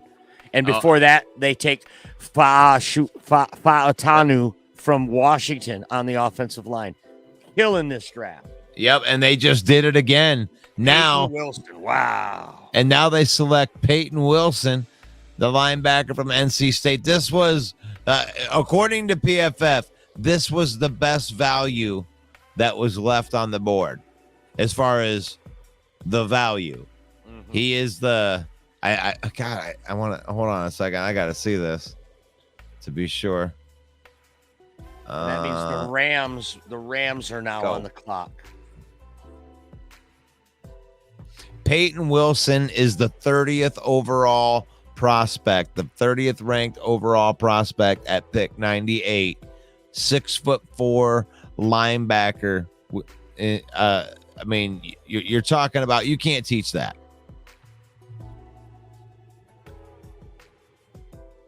Right. I mean, physical, played at the small school. There's the knock. But you can't teach 6'4". What a great pick for them in the third round at the end, in a compensatory pick.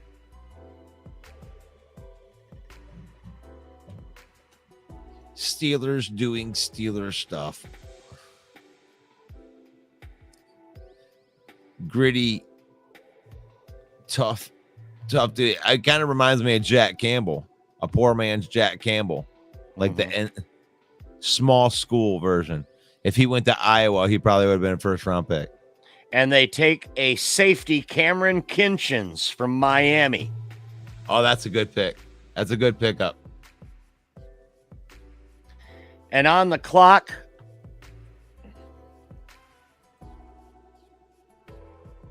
it is the Washington Commanders. And put me on the camera there, producer. It's pick number 99, brought to you by the 99. Check us out on Facebook, the 99band.com, the 99th pick brought to you by the 99band.com. Check it out on Facebook, the 99 Band. Follow the band. We appreciate you. Check out our music. You can download it for free. Pick number 99.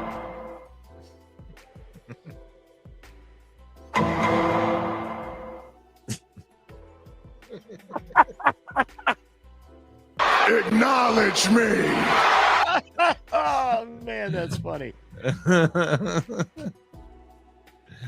Oh, but that was right there. That is such a Pittsburgh Steeler thing to do. Now with the Los Angeles Rams,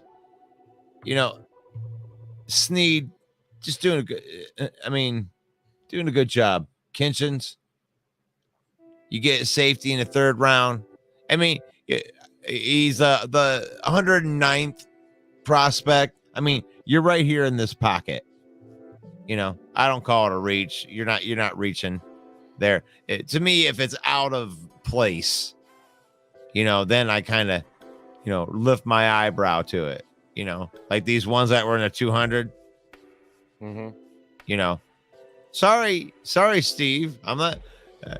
I'm not saying that just because I hate the Packers. I would love to know that you reached on somebody, but we're not going to live and die with PFF. But that's a big gap. They had you picked the guy that they had ranked like 200, and whatever. You liked him. Go get him, Goody. Oh, no, don't say that. Somebody's going to come out with a T-shirt and Packer It's my quarterback. Go get him, Goody. All right, Luke McCaffrey. Oh, what a great wide pick. receiver. Rice. Is that the boy? Is that Christian McCaffrey's brother? Yes, Ed McCaffrey's other son. Luke McCaffrey goes to Washington, a weapon for Jaden Daniels. I mean, the tape looks good. Look at that. Making contested catches. Mm-hmm. Looks like he's pretty tough. Looks like he can block in the run game a little bit. Yep. Oh, He's one arm catch. He's a return specialist too.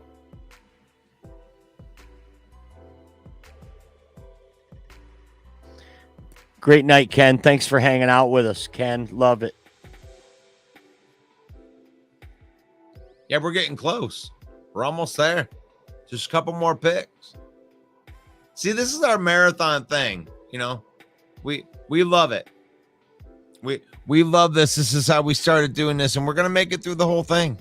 We're gonna be with you through the entire thing. Carolina Panthers on the clock, and Will Vogel's nowhere to be found.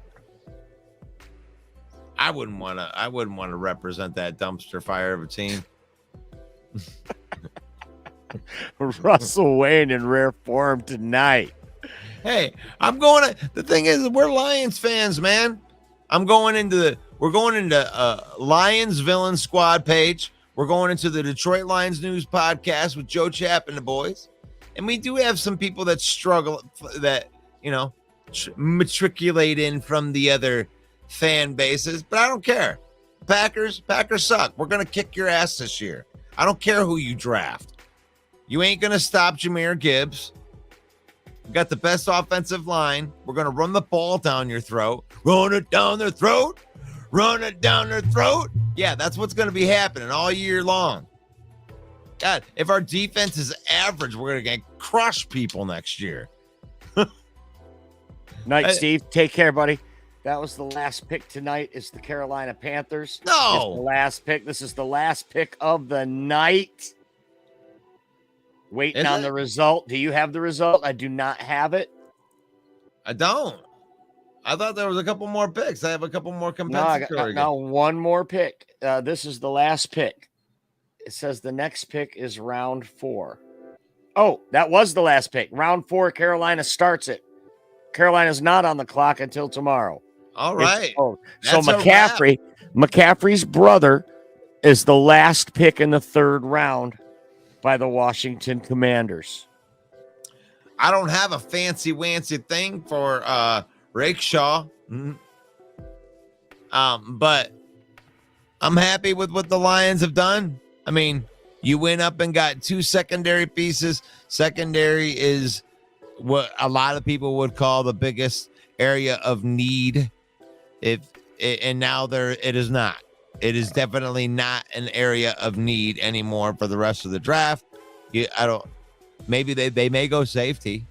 They may go safety because there's still a lot of really good safeties that are left on the board. So we're going to be looking at it. We're going to be looking at it tomorrow. I'm going to start right at noon. I'm not going to jump right in. Like, we're not going to go early. Right at noon then, huh? Yeah, so we're going to be coming. It's going to be starting at noon. And I might come in a little bit early, like 5 minutes or something like that. But we're going to look at it. Well, we might do a mock draft or two.